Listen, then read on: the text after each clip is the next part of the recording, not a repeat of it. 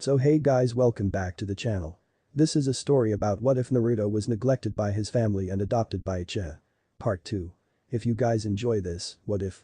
And you want the next part of this video? Comment down below. And let me know before I start. Please do support for more awesome content. And leave a like and don't forget to subscribe to my channel. And also share this video with your friends. And check out the description. And check out my playlist. So let's start the video. Chapter 7. Brackets 1 and 2.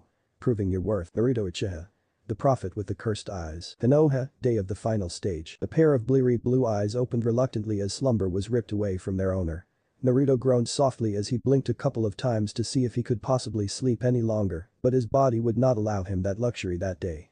Naruto sat up slowly, letting the single blanket he was using pool around his waist, revealing his bare torso. Glancing at the clock, Naruto saw there was still another 4 hours until the final stage of the Chunin exams even began.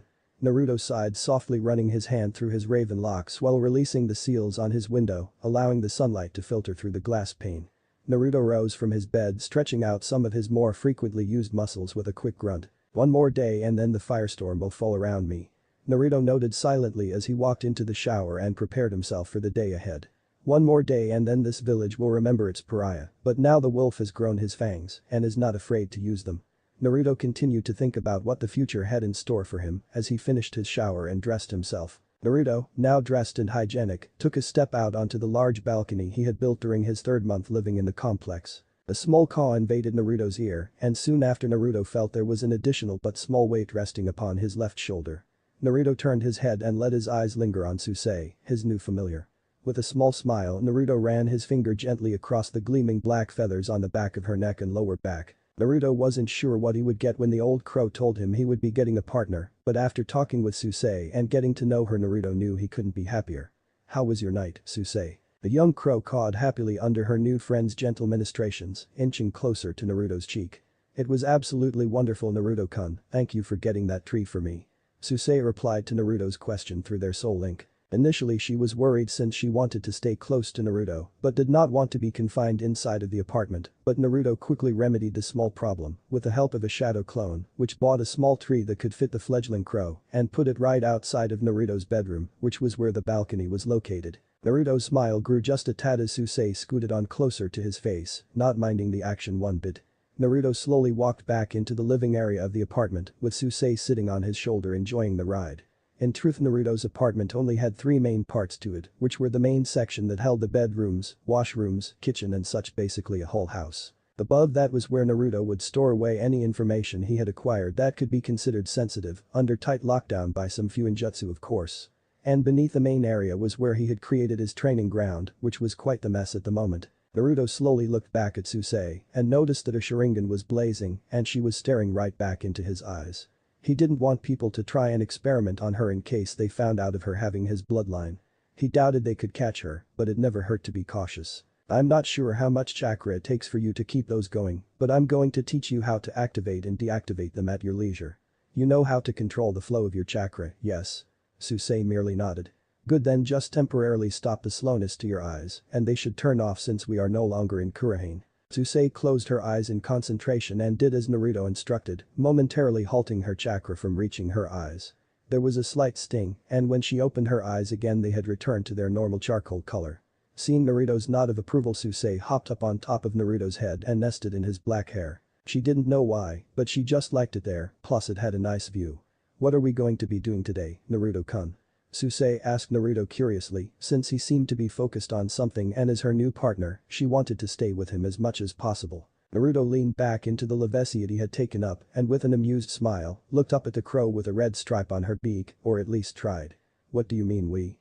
I will be going to the Chunin exams today, even though my fight won't be until tomorrow," Naruto said plainly, but that was clearly not the answer Susei was looking for if the scoff he got through the soul link was any indication.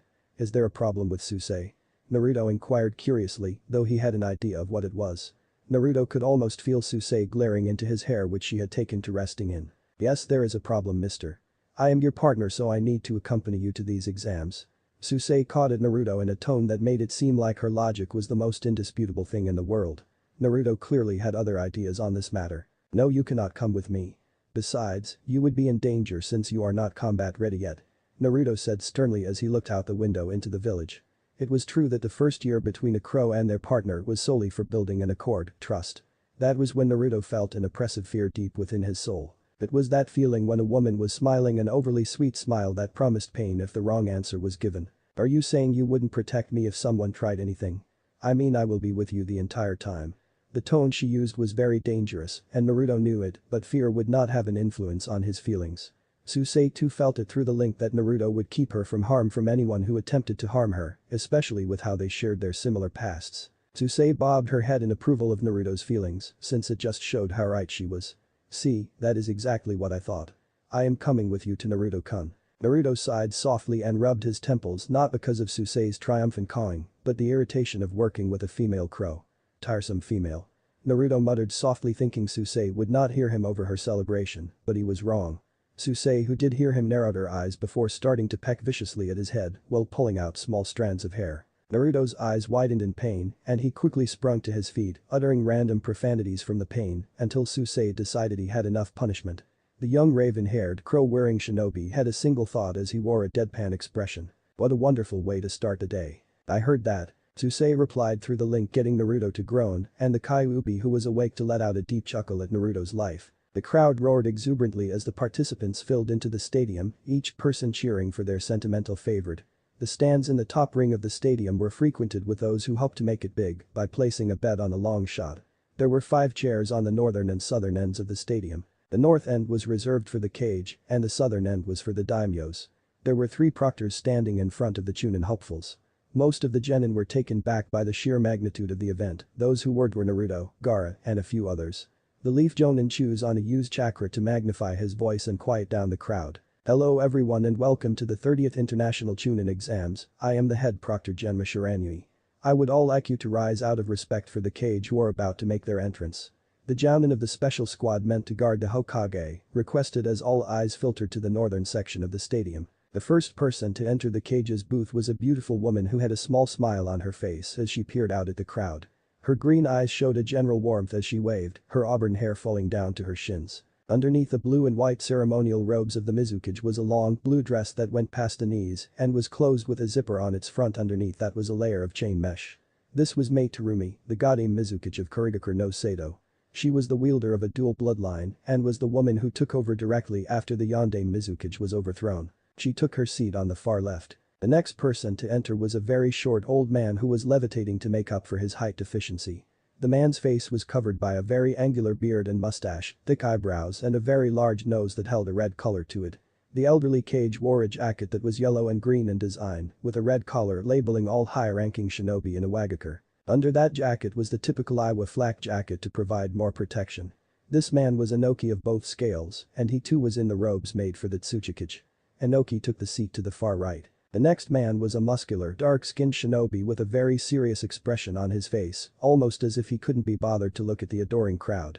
The man had a small blonde mustache and beard on his face which had prominent cheekbones. The Raikage, unlike the other cages, only wore his white and yellow cage robes showing off his muscular frame. They wore a series of golden bangles that hung from each wrist, as well as a golden belt with a boar's face engraved into it around his waist. A plopped down in the seat next to Inoki and rested his chin in his hand, clearly bored. The next man too wore a serious expression as he calmly walked into the cage's booth with his hands hidden in the sleeves of his cage robes. The man had short auburn hair that was spiky in its nature. Unlike Mei, this man's hair was closer to black than it was a vibrant red like the young Mizukage's hair. Underneath the Kazukiage robes he had closed up was a black jacket and pants with mesh armor under that. The man glanced at his fellow cage and took the seat that was next to the Mizukage with proper posture and closed eyes. Finally Minato came from the corridor and stood in front of the chair in the center in his usual clothing, except instead of his white cloak, he wore the white and red robes of the Hokage. Hello everyone and welcome to my home Konohagakure. You are about to witness the talent of the next generation. It is these fine young shinobi that will be tasked with your protection in the future and will no doubt play roles that even now we can't wrap our minds around. Before we start the first match of the first bracket, please welcome the daimyos of each land. Minato said with a hand gesture to the opposite end of the stadium, where the feudal lords soon took corresponding seats of their cages. A was the first to speak, breaking the silence he and his fellow cage fell into, while watching Genma and the other Jounin explain the rules of the exam. I already know who will win, it just a matter of formalities.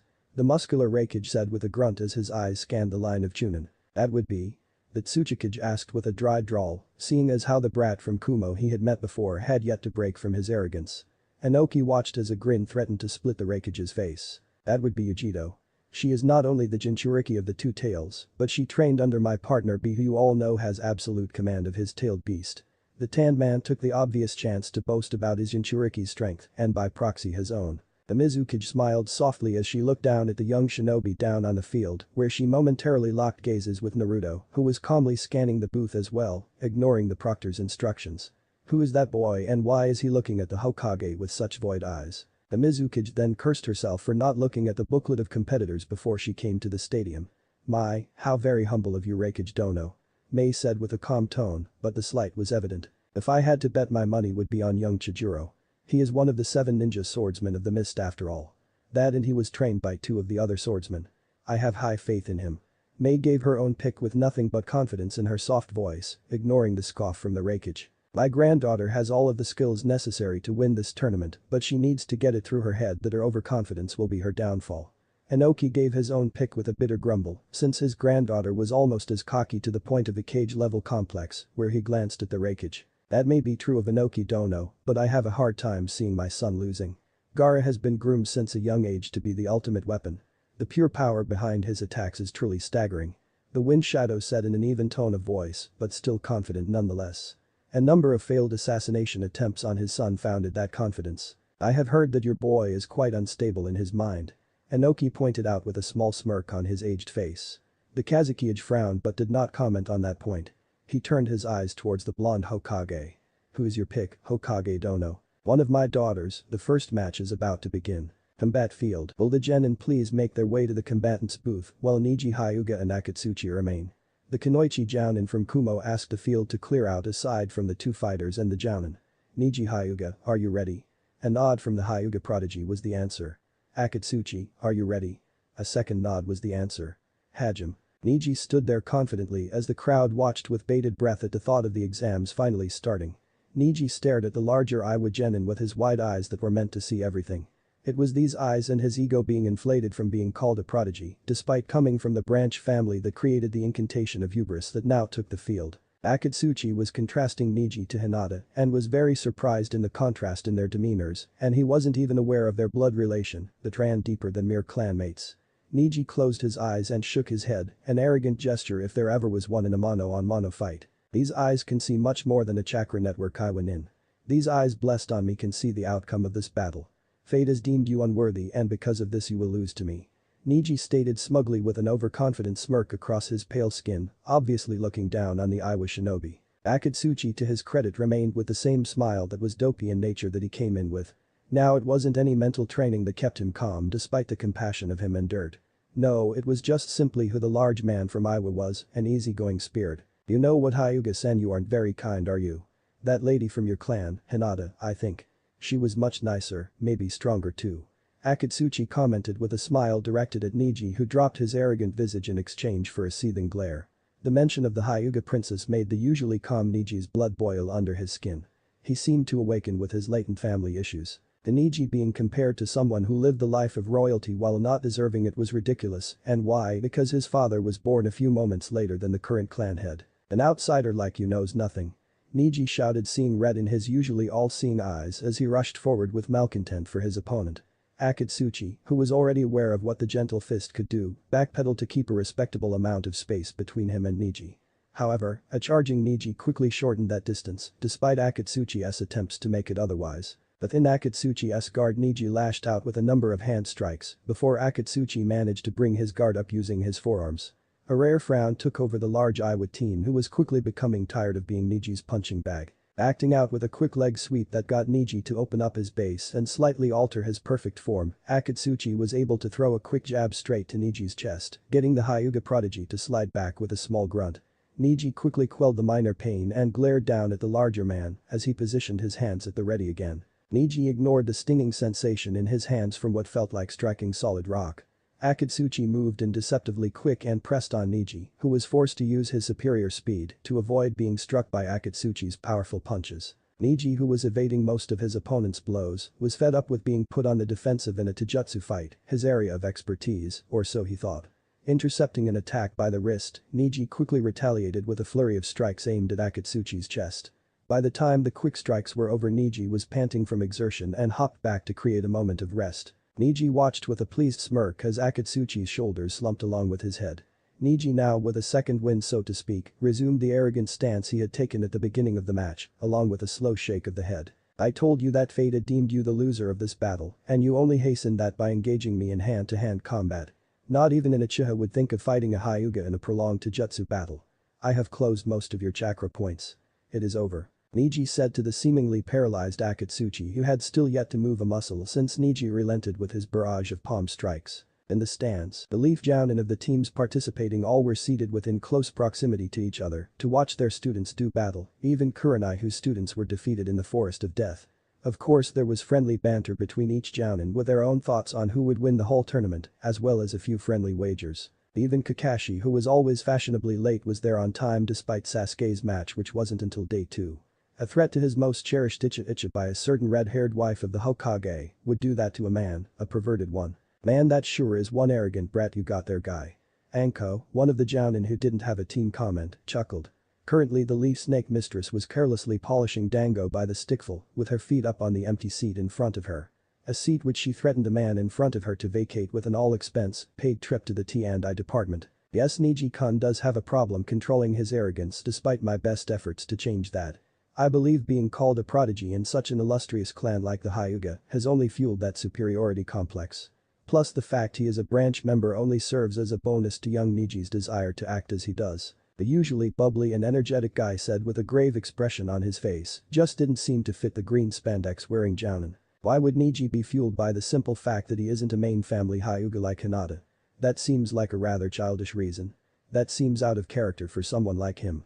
The red-eyed Jounin Kurenai asked curiously, looking over to Asuma, who was sitting next to her with a smoke between his lips as was the norm. Asuma let out a small sigh that served to release some smoke into the air as well, much to the chagrin of the people behind the chain-smoking Jounin.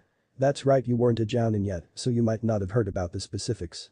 I'm sure you remember when Hinata was almost kidnapped by the Kumo advisor. Well, in the end we needed to send Kumo a corpse with the Hyuga bloodline, which happened to be Hiashi's brother and Niji's father Hisashi. Kumo was quick to deny any activity in the attempted kidnapping and made it known we struck down one of its most veteran shinobi.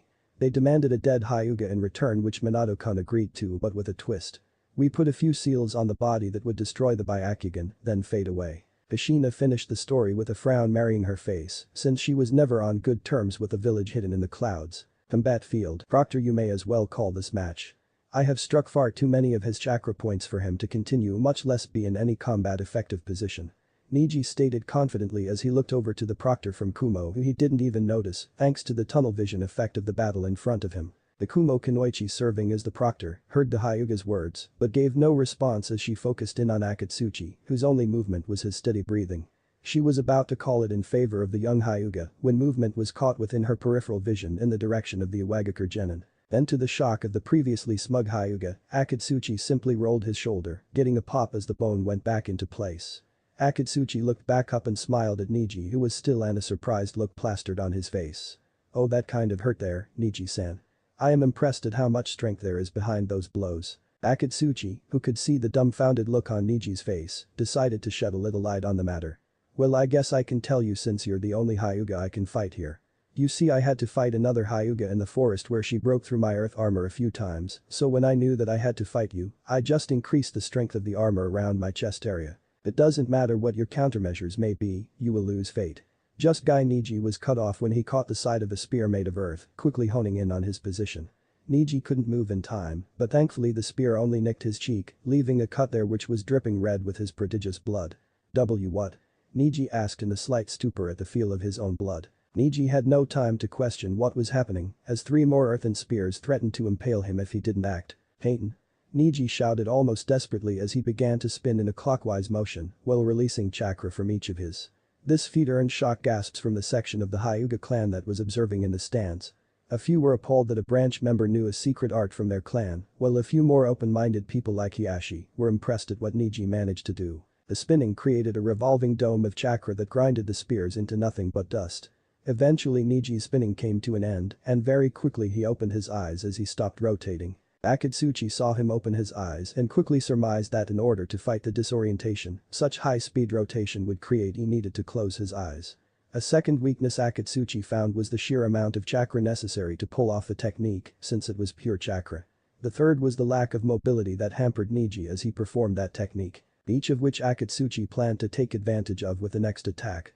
Akatsuchi stomped on the ground getting 3 spears to shoot into the air, each of which he quickly gripped and threw at Niji. Niji, who was panting, got another Kaiten fired up in time to guard against the spears that each the dome of rotating physical energy at varied times.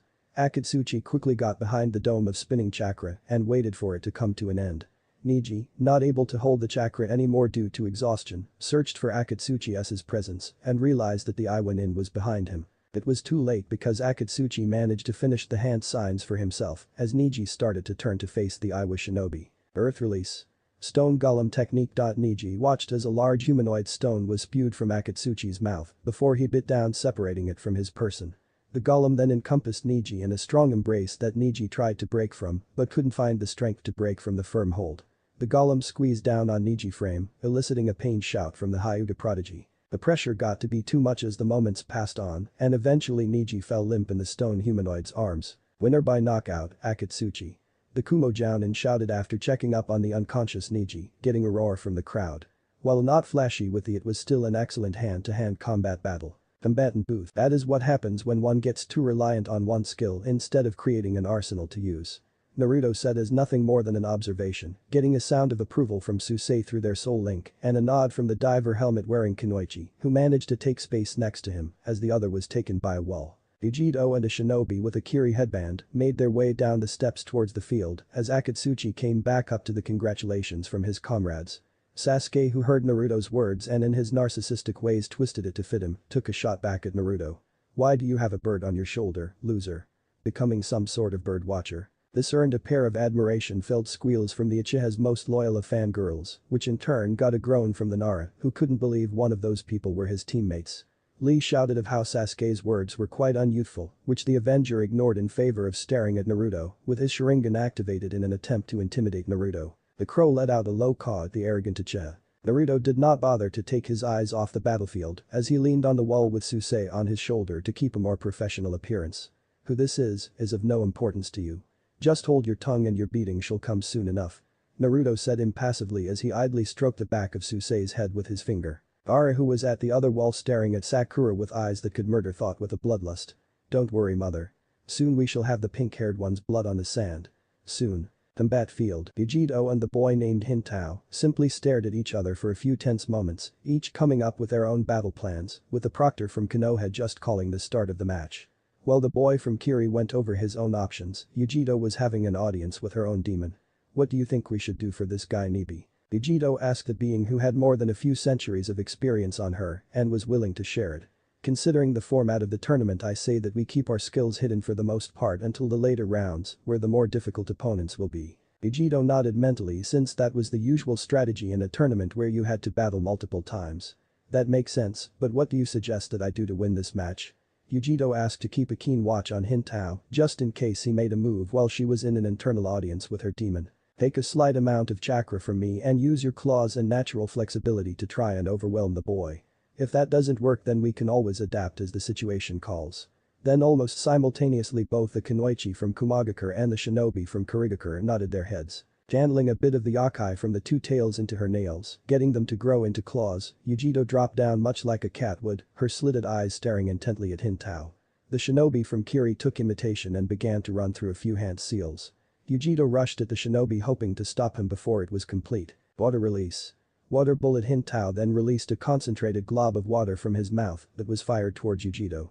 Letting out a low hiss of agitation, Uchiha flipped backwards to avoid the water crashing down on her. Hintao started to repeat his hand signs to allow another water projectile, something Uchiha didn't allow this time.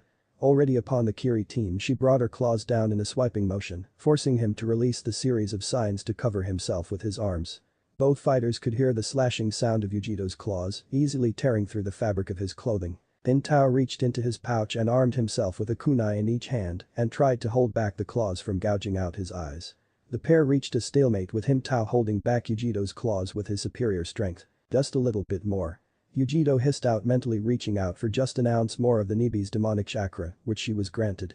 Reacting to the up in power, Yujiro's claws glowed a dark blue as they started to cut through Hintao's kunai, much to the boy's horror. With a snap, the kunai were cut clean through and the pointed ends fell to the ground, and with a quick follow Yujiro slashed Hintao across the chest, with some of the remnants of the demonic chakra seeping into the open wounds.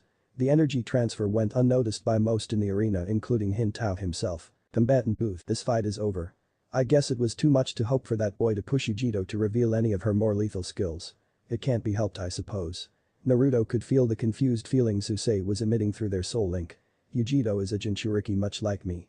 Our chakras, or should I say the tailed beast's chakras, are corrosive to anyone except a Jinchuriki. If that boy continues to try and call on his chakra, he will kill himself.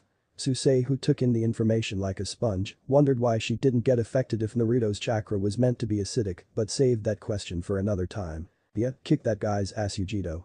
Carrie, the brash Kunoichi she was, had no problem with voicing her confidence in Yujiro, loudly. Amoy nodded his head in agreement but chose not to make him appear like an idiot like his flat-chested teammate. Plus, if he even said what he thought, Carrie no doubt would have given him a very painful beating. Samui, who was standing next to Amoy on the rail, shook her head exasperatedly since Carrie was too much like her hot-headed brother. I seriously wish you two would act cooler sometimes. Samui whispered under her breath, getting a smirk from Kuretsuchi, who was standing next to her, but no comment. Ao is just outmatched. He may have a few up his sleeve, but he can't get enough space to use them. Chijiro said with a slightly disappointed sigh in his friend's performance thus far. Haku nodded her head in agreement since it was clear that Hintao just didn't have the speed to defeat Yujiro. Sakura, who saw Sasuke watching Yujiro intently, huffed since she thought the Kumo Kunoichi was trying to steal her love. While in truth Sasuke was just trying to use the copy aspect of the Sharingan as much as possible. That Kumo girl thinks she can steal my Sasuke-kun. Well, she's got another thing coming. Sakura said with a determined shake of the fist. Ten, who saw the whole thing, palmed her face wondering if there were more fangirls than Kunoichi left in Konoha. Combat field. Hintao was panting, his breathing was much more labored than it was before as he held his hand against his bleeding chest. The Kiri flak jacket was now decorated with 4 long slash marks that ran diagonal in their course. That stings. The teen's voice was hoarse as he tried to sound serious, but the pain that wormed its way in was evident. It was clear to the Kurigakur genin that he could not defeat his counterpart from Cloud with speed, so he needed power. With that thought in mind, he clasped his hands together and started to mold his chakra like he had done 100 times, while Yujiro watched with a serious expression in play. That was when a sudden pain coursed through Hintao's entire body, causing him to fall onto his knees as blood dripped from the corners of his mouth. Hintao had to use his hands to keep himself from falling flat on his chest as another wave of pain crashed through his entire being. What's happening to me? I saw her. She didn't move from that spot. Yujiro sighed softly as she cancelled the chakra, keeping her nails up like claws as she stared at the struggling Hintao. As if she read his mind, Yujiro told Hintao of what was happening to his body. My chakra is special to the point where if it enters a foreign body it becomes corrosive. I injected my chakra into you when I cut your chest.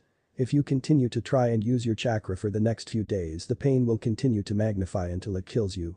Hintao frowned since it was clear that he lost, but at least he would live to try and get stronger. Yujiro walked away back towards the booth as the medics came to check on the prone body of Hintao. Winner by technical knockout, Yujiro Nai. Combatant booth. Gosh, after such a wonderful display of youth, I will need to try my best to stop my own flames from burning down the entire stadium.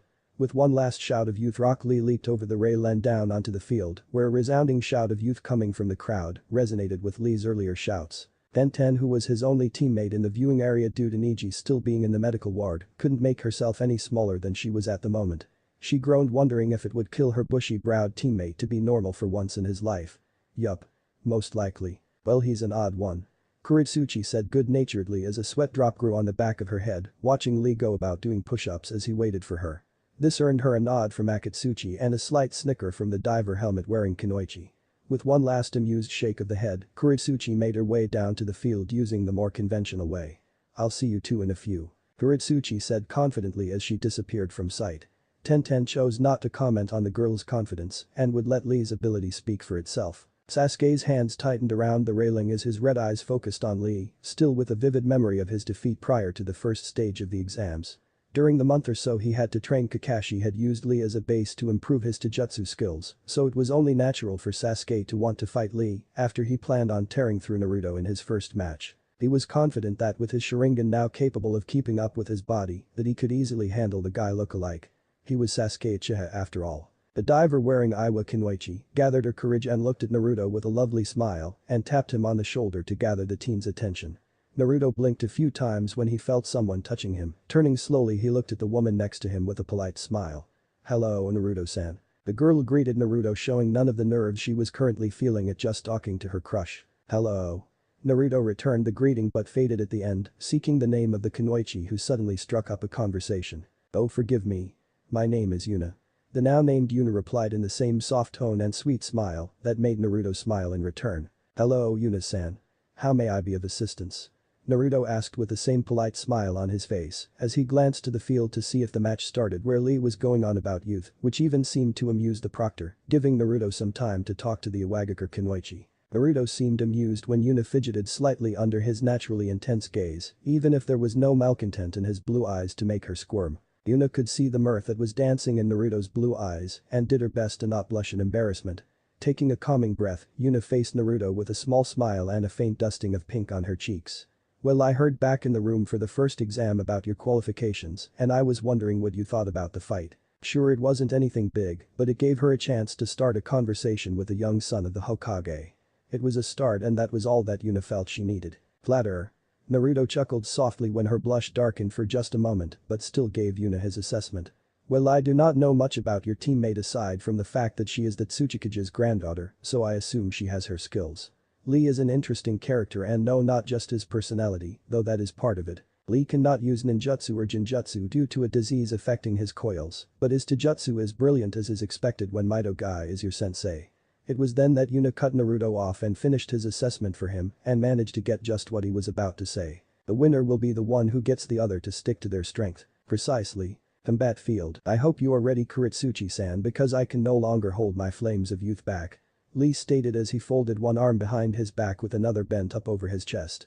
The happy-go-lucky look in Lee's eyes hardened, but the joy was still easily detectable. Kuretsuchi stood there dumbfounded at the fact that he was talking about the flames of youth even after the match started. Kuretsuchi blinked out of her stupor and dropped into her own taijutsu stance, not wanting to do more than she had to. Lee's grin widened exponentially, seeing that the Iwa princess was about to exchange blows with him. At Kuretsuchi's silent nod to begin, Lee exploded from his stance, aiming to hit Kuretsuchi with a flying kick in the face. The Iwa princess shifted at the last moment and took Lee by the shin, pulling him down into an incoming fist. However, Lee was ready and gripped the fist before it could harm him and threw Kuretsuchi into the air. The princess from Iwagakure curled into a ball mid-flight and righted herself, skidding across the ground with a small smirk. From that exchange alone she could tell Lee was fast and strong, which meant a good fight for her. Frowning, Lee rushed in again, crossing the field with surprising speed to the audience and leaping at his opponent with a number of powerful kicks. Each attack failing to make any meaningful contact, Lee spun out with one powerful kick, one of his signature moves, Leaf Whirlwind. Kuretsuchi's lips pursed into a fine line, seeing how much damage that kick could do to her head, which was where the attack was aimed. Not panicking, Kuretsuchi broke the position of the free leg that was folded away, getting Lee to cry out in surprise as his momentum was thrown off center. The small grunt escaping from Lee's gritted teeth as his back collided with the unforgiving ground, Lee looked up to see a shadow falling over him. Kuretsuchi fell with a loud battle cry as she dropped a falling axe kick straight to Lee's head. Lee was quicker, however, and rolled out of the way of Kunoichi's kick, and before she could realize that her kick missed, Lee had already delivered a powerful elbow to her gut, making her gasp breathlessly. Lee followed up with a powerful two-punch combo, knocking Kuretsuchi to the ground where she sprung back up after tumbling a few feet away. Kuretsuchi looked at Lee with a confident smirk as she rubbed away the scuff marks on her cheek from Lee's last punch. Lee, gaining more confidence thanks to his successful attacks, exploded from his spot, kicking up a wave of dust from the speed behind his muscle. Kuretsuchi looked around in alarm, seeing Lee just disappear, eyes widening when she sensed Lee standing behind her. Her instinct to spin around and be face to face with her opponent was even too late as Lee ushered Kuretsuchi into the air with a swift kick to the lower spine that had her cry out in pain. Not even a moment later, Lee was behind the airborne Kunoichi, mimicking her body positioning perfectly using the shadow of the dancing leaf. The power of Lee opening the first gate without verbalization left Kuretsuchi stunned and vulnerable to Lee's attack. The wrappings around Lee's hand slowly snaked around Kuretsuchi and encased the Kunoichi in a tight cocoon that Lee hugged to his chest. Beginning to spin violently, Lee and the immobilized Kuretsuchi began to spike down towards the ground. The crowd held their breath as the collision with the earth below created a loud explosion, knocking dust rock into the air, hampering sight. Lee was the first to emerge from the shroud of dust, kneeling a few feet from the small crater, panting slightly due to exhaustion. The proctor looked over to Lee to find him staring intently at the site of impact with an unreadable determination on his face. The stadium had fallen deathly silent as they waited for the dust to part so they may see the results of the second green beast's devastating front lotus.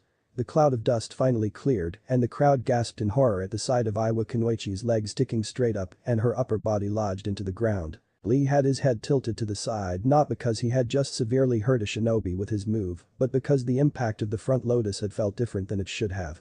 Lee's eyes widened as Kuretsuchi's legs started to stir and the earth around her upper body began to crumble away. The Iwa princess let out a small sigh as she sprung back up to her feet with an irritated expression in play. That was a pretty close to good thing. These darn earth golems are so sturdy and can take what you were dishing out.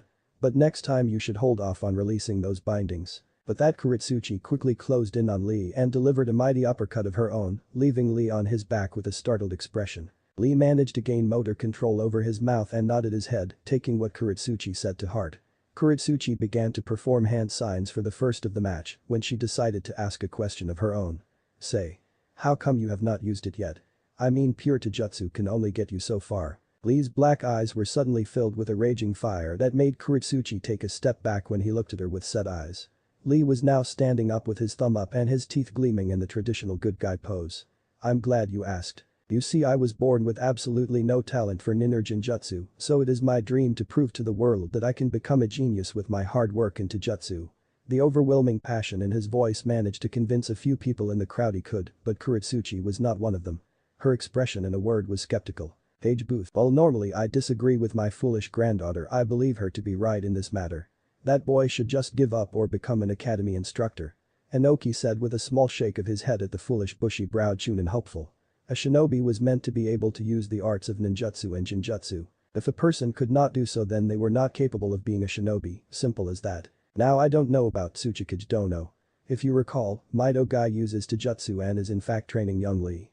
To simply dismiss the boy because of the conditions of his birth would be a foolish decision. Minato responded with a calm smile, knowing just how powerful Guy is and just how similar Lee was to the elder bushy-browed man. That is true, Hokage Dono. However, back to the purpose of these exams, neither Rock Lee nor Kuretsuchi has shown any reason to be promoted to Chunin. I mean, they are just running at each other and seeing who can hit harder and faster. The Mizukage pointed out with a small smile on her lovely face. That assessment got an affirmative grunt from the hulking Reikage, who was more than interested in the impressive taijutsu using genin. As impressive as the boy is with his hand-to-hand combat, it is not enough. He isn't thinking logically, and that could get any team he is part of killed. He needs more seasoning. That statement got a round of nods from the cages assembled. Minato looked over to where Guy was standing up with a large grin and a thumbs up as he peered down at his favorite pupil. Minato smiled when he heard Guy shout for Lee to take them off, already familiar with how Guy trained. Combat field. Lee's eyes widened momentarily at getting permission to remove the weights hidden behind his orange leg warmers.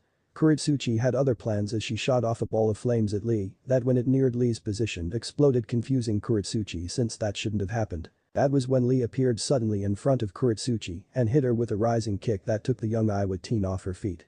Lee appeared over Kuretsuchi's rising form and slammed her back towards the earth with another powerful heel kick.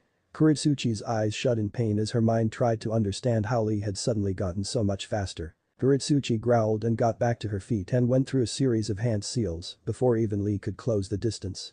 Imton. Lava globs. And true to Kuretsuchi's words, 5 globs of scorching hot lava were fired at a startled Lee. Fortunately, Lee's new speed was more than able to make up for his momentary pause at seeing a Imton user. Lee went for a straight punch, but it was blocked by Kuretsuchi and Lee was forced to retreat when he felt the skin on his knuckles start to singe. Your flames of youth burn quite hot, Kuretsuchi-san. I too shall raise the intensity of my flames. Stop moving around so much so I can douse those flames. You seem so proud of your fuzzy eyebrowed freak. Water release. Water trumpet. Because Kuretsuchi had focused on performing her technique, she missed the absolutely scandalized expression on Lee's face when she threatened to extinguish his flames of youth. Thanks to those words, Lee froze in place as the trumpet blast slammed into his forearms, but Lee managed to hold firm against the watery onslaught. Lee could see that training with Guy had started to pay off since the pressurized water had barely even shaken the nerves in his forearms. Kuretsuchi seeing Lee was unharmed after taking the brunt of her, she couldn't hurt him a shinobi with no talent, it was infuriating. Take me seriously, damn it. Take this fight seriously. Kuretsuchi demanded, angrily stomping on the ground to vent the frustration she was currently experiencing. And as a way to arm herself with a few spears of earth which she tossed at Lee, showing just how varied her arsenal was. Lee watched the spears honed in on him and gave Kuretsuchi a resolute nod, since he was not one to toy with his opponents. Sprinting out of his crouched position, Lee closed the distance that spaced Lee and Kuretsuchi on the field, interrupting Kuretsuchi from performing her imton. Rising leaf wind, Lee shouted, dare I say, youthfully, as he slammed the sole of his ninja sandal into her jaw. True to the taijutsu's name, Kuretsuchi shot into the air much like a leaf being carried by a current of wind. Lee, using the strength in his leg muscles, leaped high into the air, higher than Kuretsuchi was, but she was closing in fast. Searing tiger kick. Lee performed a spin while curled up in a ball and lashed out with a heel kick to the back of her neck, knocking her out on contact. Lee watched as Kuretsuchi spiraled down into the ground while hanging limp due to the lack of being conscious. The moment after the Iwagakure princess hit the ground, Lee landed on his feet lightly, finally being able to relax. The proctor quickly ran over to Kuretsuchi and checked her pulse and sighed, seeing that she was only knocked out, especially after that nasty-looking kick. The proctor shook his head and looked at Lee with a grin, getting a grin from the enthusiastic green-wearing shinobi. The crowd was already going crazy from an overflow of excitement. Winner by knockout, Rock Lee. Combatant booth, I can't believe she lost. Man, what a disappointment. Yuna whined childishly, seeing Kuretsuchi being taken off on a gurney by the medic squad, stationed solely for the purpose of treating the fighters. Akatsuchi, finally not wearing that eternal smile, nodded with a stern look on his face, knowing just how tough that guy could be as a soon-to-be enemy. Naruto looked at Lee, who was smiling brightly at the crowd with a newfound respect for the boy's talents and determination. Wow, I didn't know that Lee-san was that strong. Sakura exclaimed in shock, getting her best friend Ino to nod in agreement. At first look, one would cast off Rock Lee as a goof and someone who would be cannon fodder, but his display just destroyed any thought that Rock Lee was negligible. Ten huffed at Sakura's words, but there was obviously a very proud smile on her face as she watched Lee run towards the stairs. Of course Lee is strong. He, along with the rest of our team, trained relentlessly under Guy-sensei for a year and a half to be prepared for this exam, unlike you rookies. As in Mido Guy, the Leaf's noble green beast. Kakujo asked, seemingly no one still dressed in dress clothing and a bright yellow tie. Time has no real purpose when stating how ready someone is. All that matters is how much work someone is willing to put in. A shinobi who works 3 hours one day in an urgent way will outdo a man who works a whole week at a content pace. Naruto said rather blandly, since Tenten had insulted him when she insulted the rookies. The other rookies all grinned at the frowning Tenten and nodded their heads even if Naruto didn't apply. And yes, Kakujo-san, Lee is Guy's student if the clothing wasn't enough of a giveaway. Naruto said with a dry look at Lee, who had just returned to the booth. Naomi and Narumi both shivered just imagining having to train under Guy to the point where you basically became a clone. A scary thought indeed. Combat field. Gaara stood there motionless with his arms crossed over his chest and a bored look on his face that didn't quite reach the redhead's eyes. His eyes showed nothing but a cruel gaze that demanded the blood of his foe. The amount of killer intent that the Kazukige's youngest son was emitting was enough to unnerve the Kumo Kunoichi, who was lucky enough to be the mediator for this match. Despite his mother's almost reverent need to see the blood of his enemies, Gaara was able to maintain the eerie calm that just fit his character. The Jinchuriki of Shukaku was ready to kill someone. Sakura was standing before Gaara on shaky legs as the killer intent really started to affect her, even more so due to the proximity. The pink-haired daughter of the councilwoman started to seriously think about taking Naomi and Narumi's advice to forfeit the match for her safety. Being this close to Gaara, she could see the crazed look in his eyes, which she couldn't find in anyone living in Konoha, not even in Naruto's usually glacial blue eyes. She could faintly remember the proctor asking her if she was ready, even if it was moments ago. She couldn't for the life of her remember why she nodded her head. Then, like a cobra that was ready to strike the cork that was sealing the gourd on the Sunagakure's Jinchuriki shot out like a bullet. Just out of sheer luck, the small projectile missed Sakura's forehead and drilled right through her pink hair, earning a delayed gasp from the terrified Leaf Kunoichi. The spirit-infused sand wavered out of the gourd violently as it loomed around Gaara, ominously making Gaara grin bloodthirsty. Sakura's bite down on her tongue is hard enough to draw blood, snapping her out of the fear-induced paralysis that Gaara's demeanor and killer intent forced upon her psyche. I can't lose here. I can't look so pathetic in front of Sasuke, or else he will never love me like I do him. Even I can tell he values power. I just need to show him the power of my emotions. Thank you, Tsunade-sama, Shizune-san. Sakura recited to herself, her fortitude slowly increasing as she channeled chakra into her fist before striking the ground and releasing all the energy at once. Gaara showed no surprise, but was forced to leap back as the ground beneath him became jagged and upturned. Gaara snarled at the fact that he had yet to dye his sand red with the Pinkette's blood. Sakura tried to turn heel and run when she saw the sentient sand start to rush towards where she was standing. Sakura continued to avoid Gaara's pursuit for the better part of a minute before she felt a sudden jerk around her ankle that made her fall to the ground. To Sakura's growing horror, she was being reeled in towards a grinning Gaara, not wanting to go down without a fight. Sakura tried to throw another chakra-enhanced haymaker when she was close enough, but her fist was swallowed by a wisp of sand. The sand slowly crawled up the entirety of her arm all the way up to the shoulder. Sand coffin. Gaara's gravelly voice uttered with a sadistic glee as he called out the technique that would bring forth his victim's blood. The pressure of the sand quickly compressed down on Sakura's arm, creating a sickening crunch that made many of the genin up in the booth wince and writhe uncomfortably. Sakura's eyes slammed shut and her mouth opened to scream out in pain, but nothing came out showing just how great the pain was. Gaara though was not sated, and soon his sand started to advance on Sakura's body. Gaara would make sure that his mother was happy by giving her all of the blood she could ever hope for. Then he would be loved. The proctor had seen enough and knew that the pink-haired girl was in no state to continue the fight from the demon from the hidden sand. She frowned, seeing that Gaara would not be exercising any restraint, meaning she would need to act. The proctor then fired a quick lightning release technique, using the elemental advantage to force the sand to disperse momentarily. Using a shunshin to get to Sakura then to get her to the medics in the tunnel before Gaara tried to kill her once more, the Kumo Kunoichi reappeared on the field. Winner by technical knockout, Gaara Sabaku. Page Booth. That boy is quite bloodthirsty. Is your son correct, Kazukiage Dono? The Mizukage asked, watching the replay of the end of the match with a frown across her usually smiling face. It was clear that soon as Jinchuriki had no restraint and was focused on killing something that could get him killed instead. Yes, Gaara has always been like that, but I can overlook the slight abnormalities in his way of thought because he more than makes up for it in raw power. He was trained to be a weapon just like all Jinchuriki should be. The Kazukiage said, firmly letting his eyes close, thus missing the nod he got from the Tsuchikage and the sour looks from the Hokage, Reikage and Mizukage. HMPH. Jinchuriki can be used in other ways than a mindless weapon, Kazukiage. All this shows is that you have a loose cannon that can backfire at any moment, while I have the perfect Jinchuriki using normal training. The Reikage boasted truthfully, but still the arrogance in his gruff voice was unmistakable.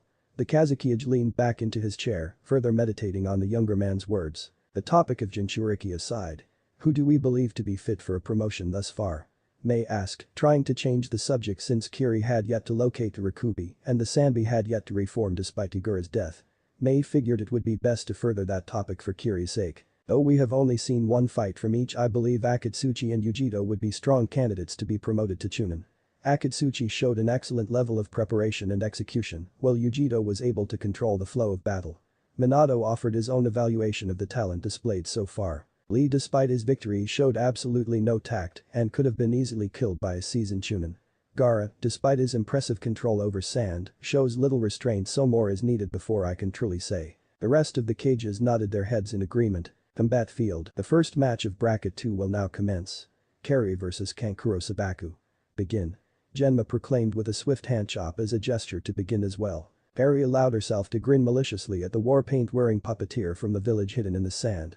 An imminent danger flashing across the redhead's amber eyes as she armed herself with the sword that was resting on her back.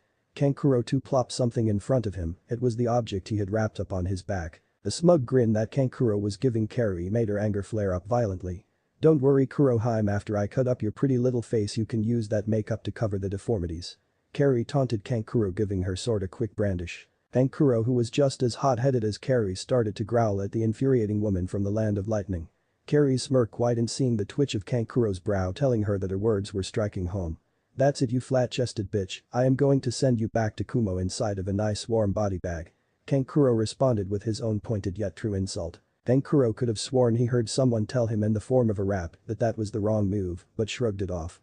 Kankuro smirked, seeing how Kari's eyes became shadowed by her red hair. I am going to kill you. Kumo front beheading. Kari's rage-filled dash caught Kankuro by surprise, since he thought the girl would be stationary. Acting fast, Kankuro attached his chakra strings to the back of a large object in front of him.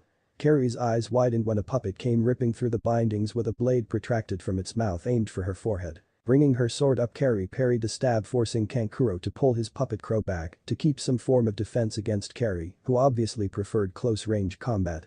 Makeup and dolls, Kuroheim, I can't say that I am all that surprised. I'll make you choke on those words, trash, actually just die. The crowd was baffled by why these two young ninja hated each other so much, since all of the matches outside of Gaara's were rather tame. Kankuro had two of his fingers twitch slightly, and the elbow joints on Crow popped open and fired a dark purple sphere from each open tube. Perry immediately identified those spheres as poisonous and leapt back to avoid being swallowed up by the toxic fog. With another slight itching of his fingers, Crow's jaw and a plethora of kunai were fired from the puppet's gullet into the cloud of hazardous fog. Perry, who was a good few feet behind the cloud of poison, heard the kunai being fired from Kankuro's doll, as she so fondly called them, and held her sword up using her training to deflect the kunai, hence saving her from life as a pin cushion. Carrie stopped her skillful movements when there was a lull in the kunai. Realizing the Kankuro was waiting for the fog to part, Carrie went on the offensive, timing her jump perfectly to come down on Kankuro, who was looking around for the red-headed swordswoman. Carrie's eyes gleamed with excitement, feeling her victory growing near. Kankuro's eyes narrowed, he could not find the foul-mouthed red-head from Kumo, which he found odd seeing as there weren't many places to hide in the arena. The puppeteer's danger senses went off, and he looked up to see Carrie falling down with the tip of her sword pointed directly at his shoulder. Cursing, Kankuro quickly manipulated Crow to not only defend him, but call upon a hidden blade to stop the Kunoichi's sword, if only for a moment. Carrie grinned since Kankuro's move was rather obvious, and with a slight change in her grip, she readjusted the angle at which her steel fell. Kumo sighed, beheading. With one quick slash, Carrie landed on her feet, and a moment later the arm with a hidden blade on it fell to the ground, cut clean off.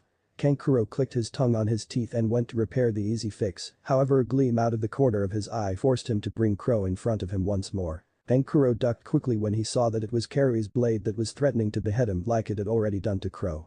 Kankuro was beginning to get nervous seeing as Carrie was slowly getting closer and closer to him, which would end with him losing. Kankuro glanced around for the arm and head that he had lost to Carrie's blade in hopes that he could somehow find them and get Crow back to full functionality. His scavenge was cut prematurely when he looked down at the shinning point of Carrie's sword at his neck. Kankuro silently cursed his luck, out of everyone in the tournament he was matched off against her, and she was a close-range fighter to boot.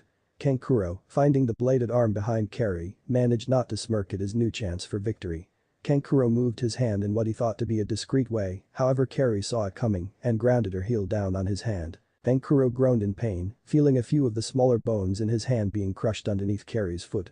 Kankuro looked up definitely only to wish he had not when he saw the smug smirk on her tanned face. Kankuro hissed lightly when he felt the edge of Carrie's weapon cut into his skin just enough to draw the crimson liquid of life. "Give up, Kurohime, or you will be the one going home in a body bag," Carrie offered, which only served to rile up Kankuro even more, but only this time there was nothing he could do aside from conceding. "I submit. Winner by verbal surrender, Carrie." Carrie quickly put away her sword and let a wide grin spread across her face as she basked under the crowd's admiration. Carrie ran around the stadium once blowing kisses to the handsome men she found in the stands with no shame. Combatant booth. Samui slapped her palm against her face and looked away from the scene of her teammate, making a fool of herself with obvious embarrassment. "I really wish Carrie would be cool sometimes," Samui stated, even temperedly getting a slight nod from her white-haired squad mate who was looking down at Carrie with a deadpan. "But with how she acts it only makes you look cooler in comparison to Samui-san," Naruto said with a small grin directed at the busty, blonde Kunoichi. Yujito chuckled, seeing Samui's eyes shimmer with appreciation. Yujito knew just how much her best friend valued the cool appearance, and having someone else compliment her coolness was greatly appreciated. Perry made her way back to the booth while Kankuro went to find his sensei in the crowd as the proctor called for the next combatants. Naomi, being one of those combatants, walked over to Naruto unsure of how this was going to go, but determined to do it. "Sen, I'd feel a lot better if you'd wish me luck," Naomi muttered slowly, looking down, still somewhat uncomfortable with Naruto's intense gaze. Naruto looked at the daughter of the Hokage whose head was bowed with an unreadable expression in play. Narumi watched on wondering just what Naruto would or wouldn't say since he and Naomi were never on friendly terms. "Luck should have no effect on your battle. The work you put into getting to this point should be more than enough to get you through this, should it not?" Naomi's eyes widened and her head flung up to see Naruto standing there with his eyes closed and no facial emotion whatsoever. Eventually Naomi nodded her head with a small smile since Naruto didn't insult her. Sure, he didn't do what she asked, but he did reassure her in his own way. The message? Trust in your training. Combat field. Tenten stood there glaring at Naomi for reasons that Naomi could only speculate since she had not even met the girl before the exams. Tenten, who was staring holes through Naomi, was going into a whole inner monologue. A girl like her is given everything just because she had the right parents. Power, popularity, a lavish lifestyle, those were all things Kami bestowed upon her and her siblings. "Well, my father and I are forced to scrape by with the funds he gets from the weapons shop. It took me hours upon hours to perfect my aim, and now it is time to show everyone watching just how true my path is." The moment the word went left the Suna Proctor's lips, Tenten had already begun her barrage of kunai and shuriken, each with a terrifying accuracy. Naomi's eyes widened, not expecting the bun-wearing kunoichi to be so gung-ho with her attack, but nonetheless she cartwheeled over to the left and out of the space of the weapon's barrage. Flashy, yes, but effective. Naomi didn't have time to press forward as a second barrage was already raining down on her, forcing her to retreat further along the field.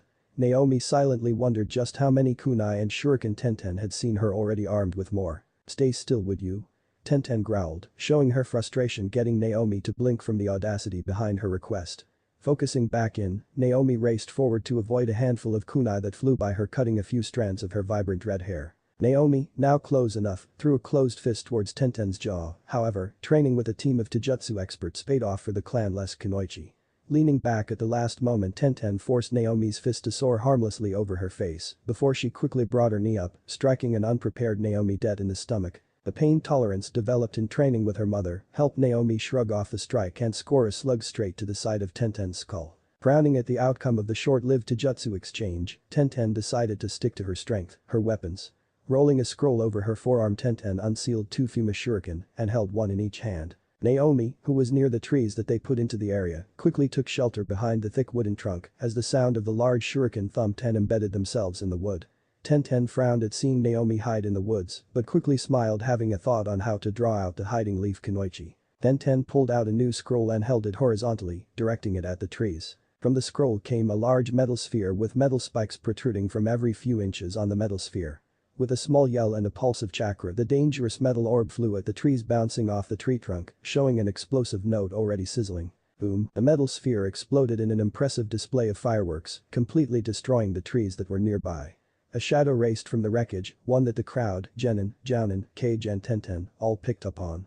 Tenten was already in pursuit, refusing to give up the advantage she had gained. Both Tenten and Naomi came to a sliding stop in unison, only with Tenten holding yet another scroll in her arms. Ninja art. Metallic dragon. Tenten stomped on the scroll and out came a large dragon, completely black, consisting of shuriken and kunai.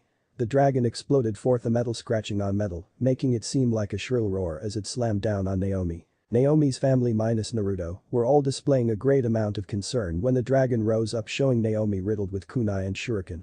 Tenten smirked as the dragon lost its form, showering an unused portion of the field in ninja tools.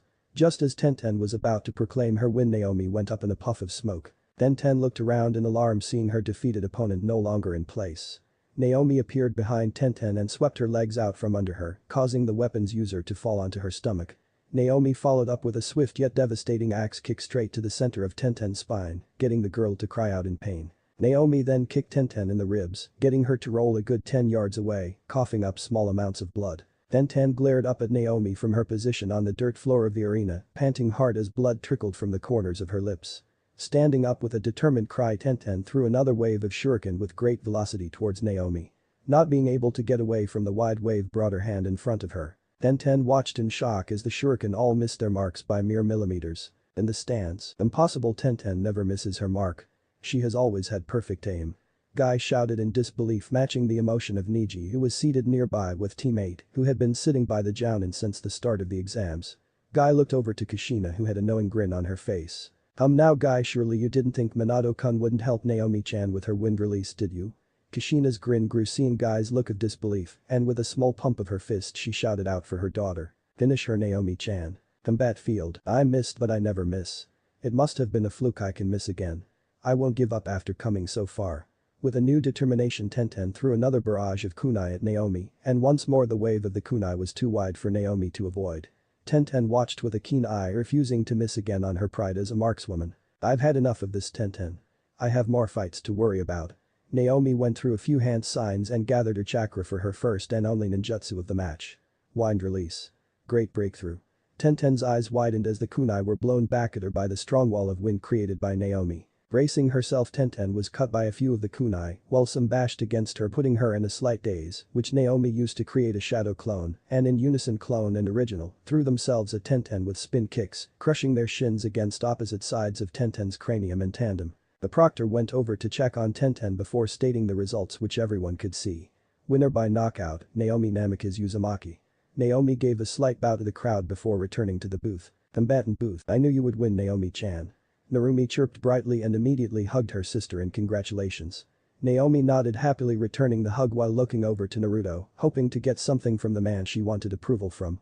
Naruto gazed at her intently, and just when she thought he would do nothing, he nodded in respect for what he had seen. And how could he nod in comparison to the other kunoichi of his village? He made note to ask Itachi if all girls were fangirls when he was a genin as well. Genma called for Fu and some mummy from the small village known as Itagakure, which had an interesting contraption on his arm. The mummy got a small pat on the back from his shinobi teammate as he walked down the stairs. Fu let a sad frown come to her face seeing her teammates shun her, and with that she followed the Oto mummy. Fu paused, feeling a hand on her shoulder. Turning around slowly, she was met instantly with Naruto's blue eyes. "You got this, Fu-chan." Fu's orange eyes brightened visibly hearing someone supporting her, and the fact that it was Naruto only made it that much better. It was this reassurance in front of everyone that made her feel even more sure about his words on the training ground. Fu acted on instinct, trapping Naruto in a quick hug before running off, not giving him a chance to respond in kind. Narumi and Naomi looked at their brother in shock since they had never seen him give any form of affection to anyone. Sasuke glared at Naruto, still waiting to tear through the first obstacle in his path. Yuna glared down at the smiling Fu, jealous that she had been able to hug Naruto, something she wanted to do. Naruto ignored all the different emotions in the booth and stroked the back of Susei's head, earning a small thank you through the soul link. Combat field. Fu raced forward, the burst of positive emotion from Naruto's support, fueling her attack style, which may or may not be a good thing. Chimei watched Fu with a small grin on his big face, glad to see what he saw as a daughter so happy. As soon as Fu got within a couple of feet of Dosu, the Oto mummy brought his arm up and flicked his fingers against the contraption. Melody arm. Tune. The muffled statement from Dosu was drowned out from the strange melody that came from the metal on his arm. Dosu watched as the chakra-infused music pulsed out towards the racing Jinchuriki. When the melodious tune invaded Fu's ears, she immediately halted her advance. With a small cry of pain, she leapt as far back from the bandaged-wrapped shinobi. Fu went down to one knee and dabbed the blood that was trickling out of her ears while looking at Dosu inquisitively. What was that? That Fu girl was music infused with chakra. He used sound to attack your body. An easy counter to that is plugging your ears with your own chakra. Fu mentally nodded, thankful for her Biju's advice and guidance. Fu did as Chimei suggested, but came up with a plan that would make Dosu think she was still vulnerable. Rushing back in with a determined expression, only faster, Fu raced in with a fist hook to strike Dosu against his bandage-covered cheek. Dosu shook his head at the futile effort and brought his arm again, only this time his other hand was holding a kunai. Melody arm. Concerto. This sound was different from the first because instead of a singular note, this sound felt like an entire orchestra. Fu paused and let her body tense before uttering a fake cry of pain to lure her enemy in, looking at Dosu with a mock-pained expression as her orange eyes shimmered with anticipation. Dosu took one more step towards Fu, and that was all the mint-haired kunoichi needed for her plan to be sprung. Fu threw her arms at Dosu, and with a small grin on her pretty face that had Dosu raising an eyebrow in curiosity. Nanabi's secret art. First hive. At Fu's command and by proxy, Chimei, the king of all insect life beetles, were flung out at the startled mummy. These beetles were even more durable and powerful than the Aburum's bug partner. Dosu waved his arm at the hive of insects, getting them to fly away from being swatted by the metal device wrapped around his arm. The once void of emotion eyes of Dosu were now filled with irritation and anger, all of which was directed at his opponent from Tokigakure.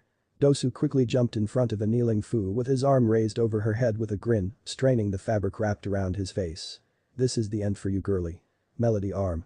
Grand finale. Dosu dropped the metal contraption on top of Fu's head, making her wince from the impact, but to his shock, there was no sound coming from his melody arm. "What's happening? Why is there no sound?" Dosu shouted, which came out muffled. Fu grinned from under his arm, looking right up at him with the look of someone who had just executed a plan perfectly. "It looks like my hive has nested inside of that musical appendage of yours." Dosu looked down to see the beetles from earlier falling out of each hole in the metal, effectively plugging up the musical device. Dosu moved to kick the bug girl for ruining his moves, but found his legs to be immobile. "And that would be my Nanabi's secret art. Second hive." Dosu looked down to see two huge centipedes wrapped around his legs coming from the ground below him, keeping him in place. When Dosu looked up, Fu was gone and then his world went black. "Checkmate, mummy dude," Fu said with a grin as she moved her hand from the back of his neck, letting him fall to the ground in a blissful state of unconsciousness. The centipedes retracted back into the ground and the beetles disappeared into the tree line. The sight of an air force of bugs was enough to make a few of the civilians watching skin crawl. The proctor went over to check on Dosu and saw he was suffering from extreme chakra exhaustion, so he hurriedly called for the medics. Fu looked up to see Naruto giving her a small smile that made her blush, resulting in some teasing from Chimei. Combat field. A few minutes into the fight, Yuna watched as the blue sky overhead slowly changed and morphed into the black sky of the night. Yuna blinked with a blank expression as smoke rose up into the air, showing a house on fire with screams of panic permeating the air. This sight was something familiar for the diver helmet-wearing Kunoichi from Iowa, but didn't startle her one bit. Yuna watched as a small child ran into the burning home with tears filling the small child's eyes. The small pond on the side of the house ran black with the soot from the ash of the burnt house. Yuna took a deep breath and turned her back on the raging inferno, taking a few steps away, allowing her to look into the star-filled sky with a longing gaze in her eyes. The focused look was replaced by a faraway look, a look of love, but also a look of loss in her gray eyes. Yuna shook her head, getting the focused look back in her eyes, as she remembered just where she was and what she was doing. This is the Jinjutsu you chose for me?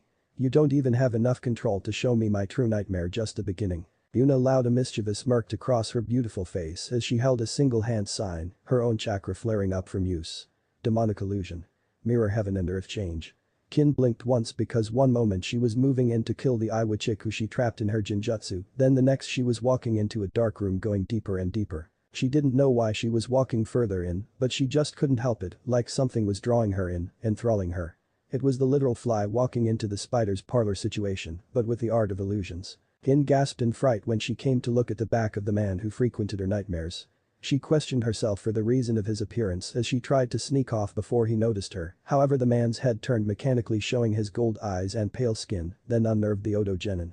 This man was the leader of a Togakur, one of the legendary Sannin, Orochimaru. The man had taken her sister figure Taiya from her when they were children, and he hated him ever since.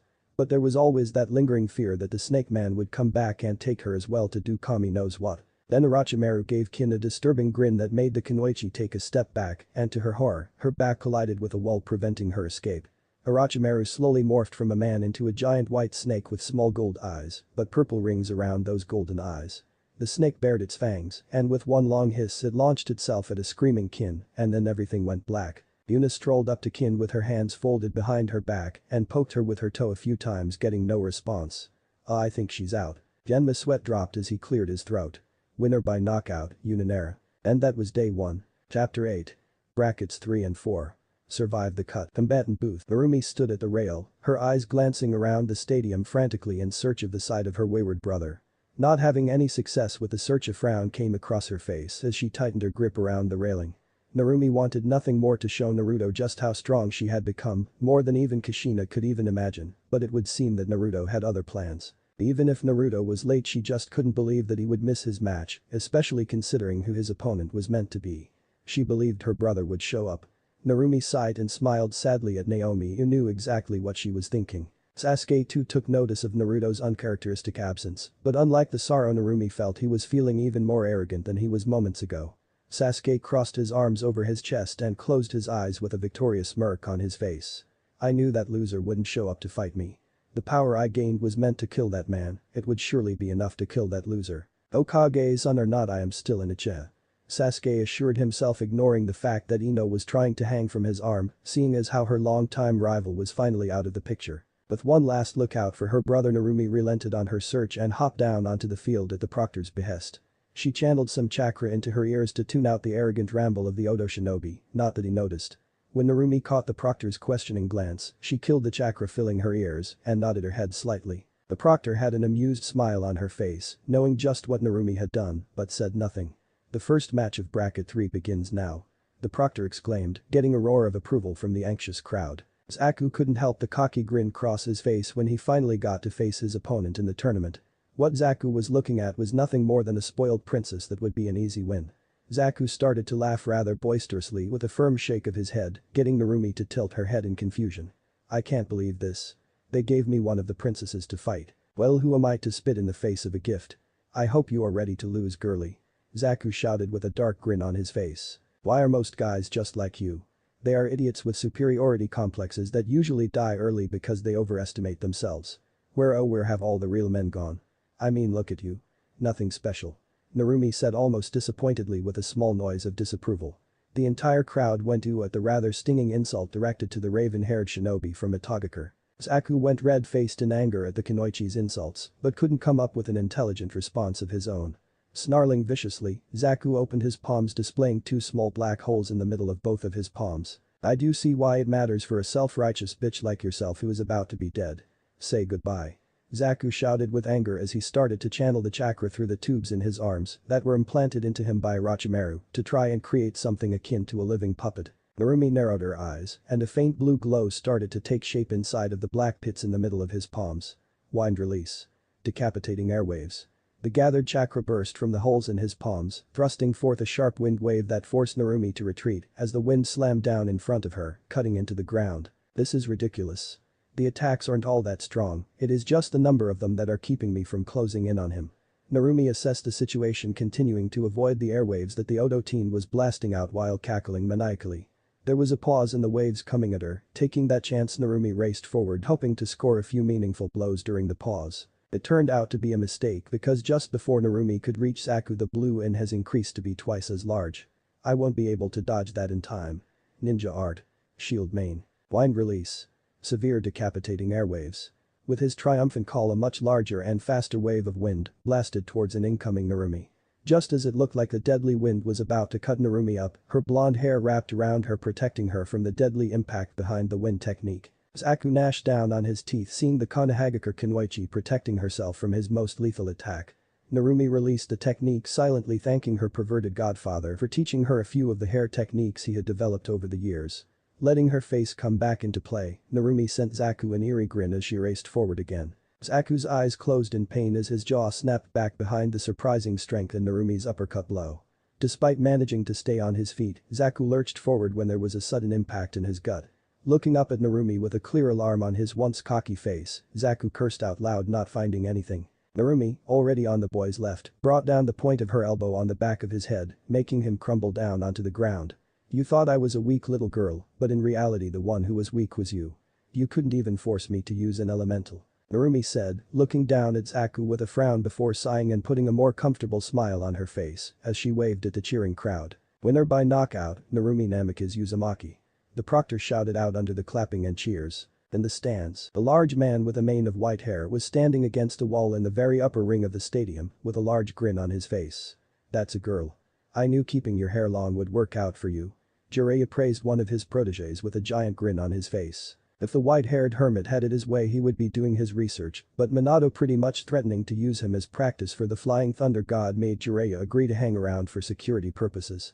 Damn, that blonde-haired student of his was a persuasive one. Sakura just got down clapping for her teammate in her seat near the jounin from Konohagakure. Or she was clapping as well as one could do with one arm in a full cast. Once Narumi had left the field, Sakura turned to face her female sensei with a curious expression in play.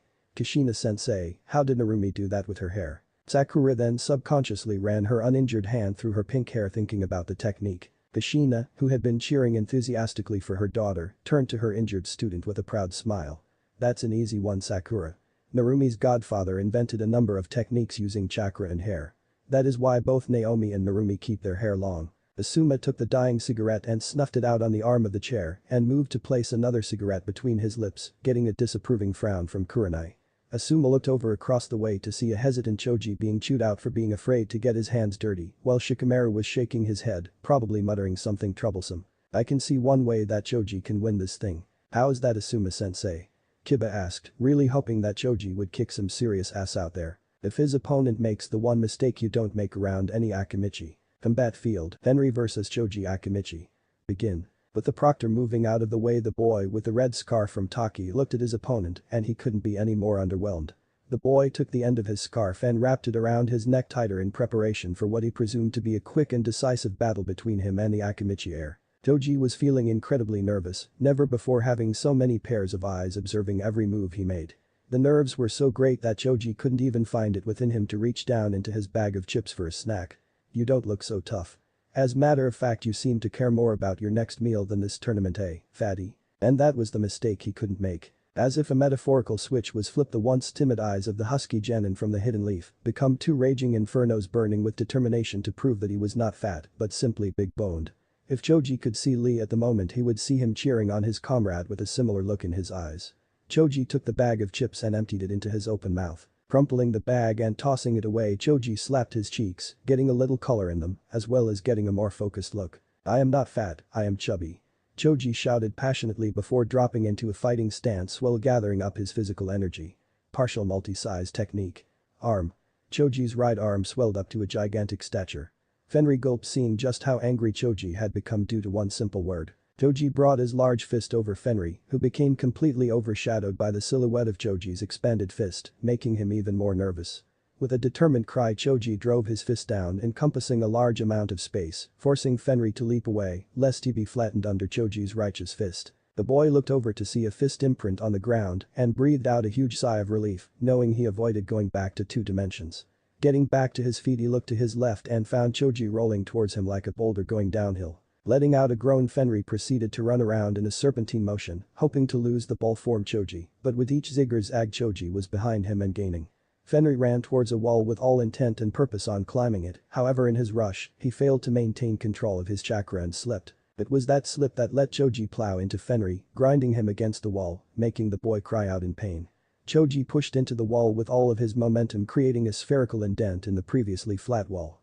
After an entire minute of rotating against the wall, Choji stopped rolling and dropped back to normal size, leaving an unconscious Tokigakure shinobi in his wake. Choji looked down at him with that same fiery expression from the beginning of the match and thumped his thumb against his chest. "I am not fat. I am chubby." With one last nod, Choji walked away from the unconscious stocky teen, leaving the proctor to proclaim him the winner. Combatant booth. Ino, who took enough time from fussing over Sasuke to watch Choji's first fight, was now left with her jaw hanging so wide a bug could easily come zooming in. She was in awe of how ferociously that her chubby teammate had fought. The Yamanaka heiress had thought for sure that Choji would lose, not making her look so bad in case she had lost, but all of that was irrelevant now that Choji won. "Oh no, what if I am the only one on our team to lose in the first round? That would be humiliating," Ino thought while bringing her thumb to her mouth and chewing on it nervously. Oblivious to their teammates' plight were the Nara and Akimichi heirs, who were chatting happily. Or at least Shikamaru was, while Choji was blushing under his best friend's praise. Choji waved his hand as if to fend off the flattering words when he turned to the team's Kenweichi with a warm smile. "Good luck out there, Ino." Ino just brushed off Choji's wish and walked down the steps leading to the field of combat. "What's with her?" Choji asked his smart friend, returning to munching on his snacks to restore the chakra he had used during his short battle with Fenry from Tokigakure. Cleaning out his ear with his pinky finger and flicking it away with a lazy shrug of his shoulders, Shikamaru answered. "Who knows, women are troublesome, especially the blonde ones." Shikamaru then buried his hands in his pockets, waiting for the next match to begin. His rather blunt statement got an angry click of the teeth from a certain sandy-haired blonde Kenweichi from the village hidden in the sand. Narumi said nothing because her focus was on searching for the still-absent Naruto. Combat field. Ino stood across from Haku, observing. No, examining her with an intensive gaze that did not bother the ice user at all. You may think that Ino was trying to form some form of strategy after being around Shikamaru, but then you would be wrong. Ino was comparing her looks to those of the ice princess from Kurigakure. She compared everything about them, from Haku's long raven locks to her own blonde hair to the nail polish each was using. Haku simply ignored the look and retained the pleasant smile she normally wore on her face. Ino finally came to a conclusion. "Kami is gorgeous. No. I can't believe that. I'll beat her." Releasing a faint growl, Ino reached behind her into her ninja tool pouch for a handful of shuriken which she unleashed on Haku. Haku reacted instantly by disabling the flying, black stars with her projectile of choice. Gritting her teeth behind her pursed lips, Ino reached for another tool, a kunai, and threw it directly at Haku. Haku, thinking nothing of the attack, threw another, but that was when she saw the sizzling explosive note tied to the loop on the kunai. The explosion kicked up a layer of dust that a swirling wind turned into a cloud of dust that encompassed the entire field. Ino brought her forearm up to cover her mouth, keeping her from inhaling any dust from her explosive kunai. Ino's eyes darted left and right, searching for Haku, who she had lost when the kunai exploded, starting the whole thing. Ino's eyes went wide when a flash caught her attention, making her stumble back, avoiding a downward slash. Ino saw that there was a blade that looked like ice with a serrated back. The handle of the blade was a dark gray with a light blue stripe running down each side with a snowflake as a pommel. What is that? Haku was now standing in front of Ino with a frigid gaze on her face, a stark contrast from the welcoming smile she began the match with, her clothing slightly burned from the intensity of the explosion. Haku knew the only reason the female Yamanaka was able to avoid the attack was because of the way that the light reflected off of her blade of ice. Haku was hoping that the cloud of dust would remove that problem, but all the cloud did was hide their battle from the eyes of the stadium. Zabuza-sama always told me to keep things hidden as long as possible. I need to finish this before the stadium becomes aware of my blade. Snowfall. Sheer cold. Haku held her sword, snowfall backwards, changing the flow of her chakra, changing the blade from a solid ice to that of a snowy wind confined to one space. Haku raced forward at a speed that overwhelmed the Kunoichi from Konoha's Team 10 and brought the snowy sword across her stomach. One cut appeared followed by a second that was spread from the first in a straight line. In the end, 3 red segments opened up on Ino's stomach that iced over from the low temperature of the sword. Ino fell on her stomach as her body temperature dropped. Haku threw her into her neck, putting her in an unconscious state. That was when the cloud of dust first kicked up from the explosive note cleared, revealing the Ice Princess standing over the unconscious Ino Yamanaka. The results were clear that Haku had defeated her opponent, even if none could see how it was done. Winner by knockout, Haku Yuki. In the stands, "Oh man, Ino lost," Sakura said, sadly looking down at Haku, who she had to admit was very pretty. During the time on the bridge, Sakura was not able to see the young Yuki's face, but she had to admit she was pretty now that she had.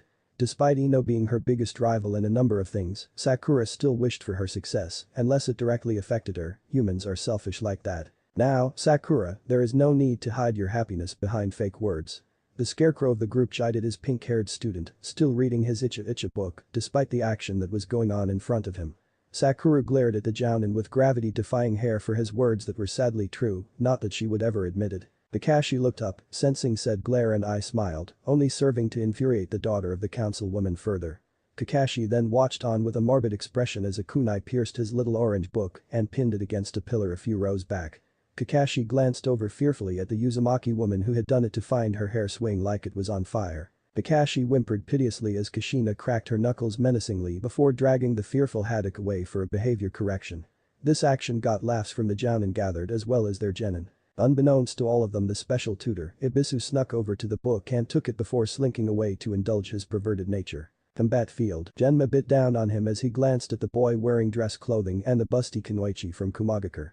Genma then took a second glance at Kakujo, or more specifically at what the boy chose to wear for the fight he was about to get into.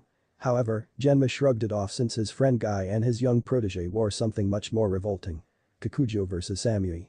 Begin. Kakujo leaned back, limbering up, taking satisfaction when he heard something in his spine crack in a good way. Turning his eyes back to Samui, he gave an excited grin as his eyes lit up with anticipation. "I really hope you can give me a good fight, Samui-san."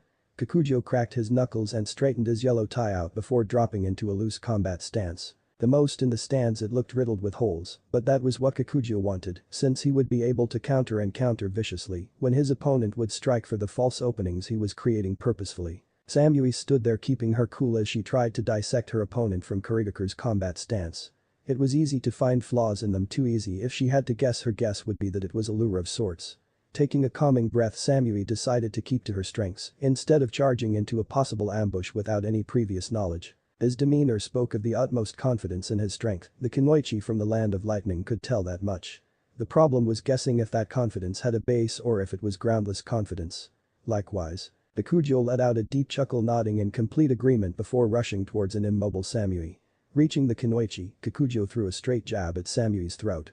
Samui swayed to the left before attacking with her own short whip-like kick to Kakujo's waist, forcing him to fall back a few steps. Not ready to throw in the towel yet, Kakujo raced forward and fired off another flurry of rapid fist strikes, forcing Samui to bring up her guard, able to evade all of the attacks. Samui ducked under one of Kakujo's overextended fists and retaliated with a quick hook to Kakujo's cheek, making his head turn with the direction of the blow. The agile blow did nothing to knock the battle-happy grin off of Kakujo's face, in fact it only served to widen the grin. Kakujo gripped Samui's fist and flipped the Kunoichi over his shoulder, but Samui was flexible enough to land on her feet. However, Kakujo kept his grip, wrenching Samui's arm into an uncomfortable position before sending a jostling kick into her lower spine. Samui rolled across the ground, unable to brace herself due to the Kiriteen's grip on her hand that wasn't released till it was too late. Kakujo giggled to himself as the thrill of battle started to pump more and more blood through his body. Samui unleashed the tanto that was latched onto the swell of her back, hoping to use her prowess with her tanto to create an advantage. Samui waited as Kakujo closed in yet again with a fist ready to deal more damage to the Kunoichi, however Samui had her tanto ready this time. Kakujo smirked as his fist neared Samui's pretty face, however Samui slashed out with her tanto, halting the progress of the incoming haymaker. Everyone watched as the small blade lodged itself in between one of the well-dressed teen's knuckles, but to the shock of almost all present the blade didn't cut his skin. What? The blade didn't even cut the first layer of his skin. The only time this has happened was when B-sensei used a Hachibi's iron hide, which is to be expected, but this guy's skin can stop my blade. The usually cool Samui was momentarily shaken from what her eyes were relaying to her brain. Combatant booth. Amoy blinked before peering down at Samui's blade, which was being pushed against Kakujo's hand as was shown by the skin pushing with a tanto, but there was no laceration of any size. What's going on? Samui has always taken care of her equipment. There is no way she let the blade become dull. No way. Amoy asked his red-haired partner, rolling his lollipop between his teeth in a contemplative gesture. Yujito and Nibi were unsure of what they were witnessing, but Yujito was sure that it wasn't because Samui was carrying faulty equipment.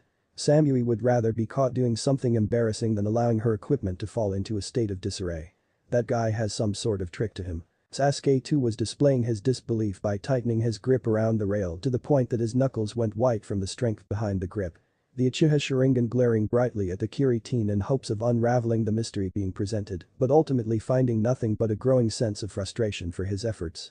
Just what is he? Shikamaru, who was standing next to the fuming Uchiha, just sighed as was the norm with a slight shake of his head, with an annoyed sigh coming from his mouth. It seems even more troublesome people are appearing.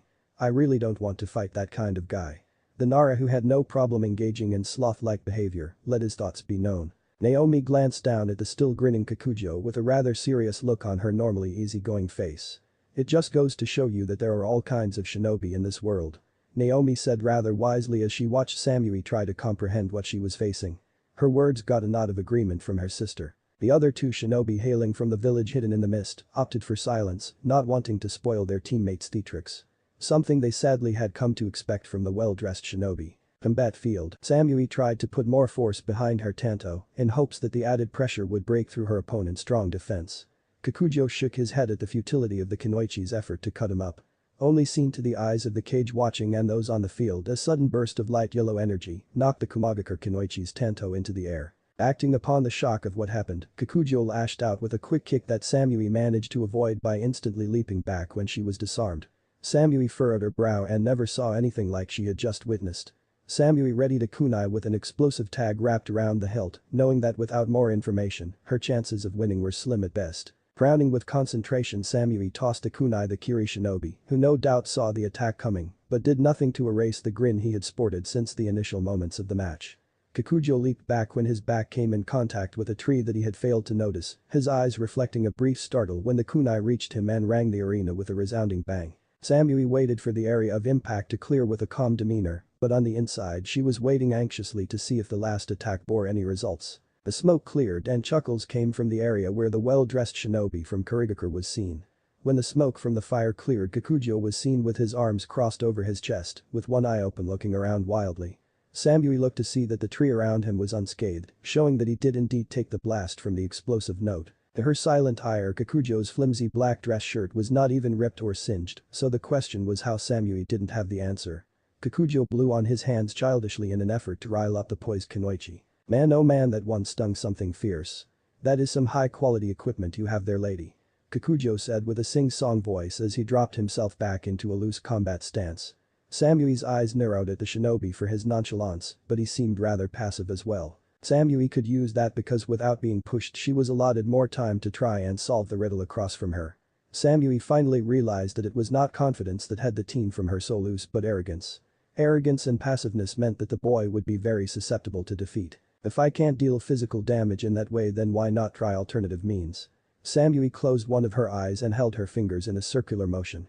Bringing her one eye to the self-made scope, she positioned her hand, which was pointed like the barrel of a gun, so that the grinning Kakujo was directly in her crosshairs. The two fingers she had pointed started to glow from the tips, alerting Kakujo as to impending danger. Lightning release. Flash transfer. There was a bright flash that blurred Kakujo's vision, however. Hearing the sound of crackling, he rolled to the left, and not a moment too soon, as the bolt of lightning ripped through the tree before striking the stadium wall. Kakujo let out a sigh of relief at being able to avoid being cursed by a large amount of volts, not a pleasant feeling, he was sure. Kakujo looked up and groaned when he saw Samui aiming it once again. Scrambling to his feet as Samui fired another shot, Kakujo ran off in a circular motion, making it difficult for Samui to keep an accurate shot on his springing figure. Samui tried to aim ahead of Kakujo, but he would make a slight hesitation in his step to throw off her aim, making her frown with annoyance. To Samui's eye, Kakujo seemed to slow down after a while of running, urging her to take her shot, which she did. The Kujo, seeing how the beam of lightning was coming straight for him, whirled around to face the oncoming rush of voltage bravely. Just when it seemed that he would score a hit, Kikujo put his hand out and the lightning died without so much as a scratch. The crowd was baffled at what they saw, but Samui's eyes shimmered with recognition, finally being able to see what was happening to all of the attacks she was performing. Kikujo grinned while shaking the hand that was glowing with a yellow film of energy. Well, now that the cat is out of the bag, so to speak, why don't I show off my arsenal? Ryuku. Tommy gun blaster. Everyone minus those from Kiri watched on in shock as a cyclone of yellow energy began to morph in front of the grinning shinobi until it took a final shape. The stock shifted outwards before connecting to the main gun of the body, followed by the creation of the barrel of the gun that stretched out a bit. There was a handle connected to the main body of the gun just behind the trigger, and in front of the trigger was a round drum, followed by another handle connected to the barrel. The Tommy gun was finished off with a brilliant yellow glow that made the crowd all admire the weapon created. Samui with the rest of the crowd, shinobi included, were all clueless as to what a Tommy gun was, but they correctly assumed that was what he had pointed at the blonde Kunoichi. The trigger on the gun was pulled, and suddenly the gun fired bullets of the same brilliant yellow hue at the shocked Samui. Shaking out of her daze, Cloud Kunoichi proceeded to evade the bullets. However, the foreign attack scored a few hits that clipped her shoulder and shins, leaving burnt skin, making the girl cry out in pain. With one eye open, Samui watched the drum get pulled from the gun and a new drum materialized out of thin air. Eyeing down the pain, Samui channeled chakra into the muscles in her legs and shot off at Kikujo, who was trying to reload the gun, a glaring weakness in the. Samui reached him before he could finish and slammed an open palm against his chest, making him lose control of the gun. Lightning release. Depth charge. Samui then funneled a bolt of electricity with enough power to blow a ship sailing in water, hence the name. Samui let a small smile form on her face when she saw Kikujo's head slump, his shadow his eyes making the Kunoichi believe it was her win. The Kujo started to laugh again, making Samui frown at him until she followed his gaze down to see her hand was planted firmly against an armor consisting of the same energy from earlier. Kuryoku. Kevlar armor. It is really a handy little thing, ain't it? I mean, it just saved me from feeling my nervous system getting jump-started by your lightning show. Before Samui could respond, Kikujo hit Samui with a rather crude headbutt, sending the Kumonin stumbling back in a slight daze. Samui tried to shake the cobwebs as Kikujo watched on with a grin, hoping to showcase more of his rather special talents for the world to see and know his name. Age booth. Ryoku. The aged Tsuchikage said aloud, tasting the word as his brow furrowed as he tried to recall from his many decades of service to find anything like he was seeing from the Kiri shinobi, but to his frustration, he couldn't recall anything like it. The Mizukage, sensing her elder counterpart's confusion, decided to inject some clarity into the situation at hand. Kuryoku honor the energy release is something special limited only to Kikujo. He has the ability to create many things with his strong body energy. It is similar to that of the Uzumaki aside from the fact his chakra does not have the sealing or binding abilities that the Uzumakas have been known for. Mei informed her fellow Kage with a demure smile and a proud gleam in her barely opened eyes. The Kazuki-age glanced over to Kage from the village hidden in the mist with an intrigued look in his usually blank eyes. Do you know who the boy's parents are? The Wind Shadow asked in hopes of obtaining a few members of the family that the boy came from, then stabilize a clan of energy release users in Suna, thus elevating his position in the shinobi world. At that, the Mizukage's smile dropped into a somber frown as she looked down at the field while shaking her head. Sadly, we do not. My subordinates found Kikujo near the end of the war with no family, and there are no records on his lineage either. We tried to have his memories searched, but the boy has repressed it all to the extent that he has forgotten they existed in the first place. Minato's blue eyes focused on the armor that the Kurigakure shinobi was currently wearing with interest. He, like most, had never seen anything like what Kikujo was creating, and he was naturally curious. The Kevlar armor looked like a flak jacket, but much more advanced than what they had. Where does he get the information on the things he creates? They are quite incredible. He said that the designs come to him in his dreams. I do not press on that matter. Mei answered in a slightly cooler tone when speaking to the Hokage, still upset with their refusal to aid them in their battle against Yugura, causing thousands upon thousands of unnecessary deaths to befall Mizu no Kuni. The Raikage was gripping his chair so tightly it started to give way to his monstrous physical strength. Come on, Samui. Combat field. Samui was grasping at straws now because it seemed that none of her ninjutsu or taijutsu attacks could crack that energy release of Kikujo's. She thought about using her Ranton, Storm Release, to try and crack that pesky armor technique, but then she wouldn't have the ace for the next round for Haku. And then to add to the problem, the few bullet wounds she had inflicted upon her were burning something rather fierce. The Cloud Genin knew that she needed to finish this and finish it right now. Samui took a deep breath before opening her eyes, shining with determination to make her home proud, ignoring the laughing Kiri shinobi. Bakujo watched with an arched eyebrow as Samui ran around his back, but he remained motionless as she circled behind him. Kakujo rolled his eyes seeing Samui go for another lightning blast like it would work or something. Kakujo waited for the lightning blast to get closer and closer before a screen on yellow energy shot up from the ground, negating the attack without problem. Bakujo chuckled at the desperate attacks that were sent against his shield and all ended up doing nothing to the shield he had created. Kuryoku. Photon screen. You should know by now that attacks of that level can't break my defenses. I think I should finish this now since I am getting kinda bored here. Bakujo gave out a dry chuckle when he felt Samui glaring at his back, but shrugged it off without a care. Kakujo's eyes widened in shock and then he suddenly coughed up some blood and fell to his knees in excruciating pain. He looked down to find Samui's tanto with electricity coursing through the blade that was lodged in his stomach. He could feel his muscles contracting as he laid there on his back looking up at a bruised and cut Samui who was looking down at him.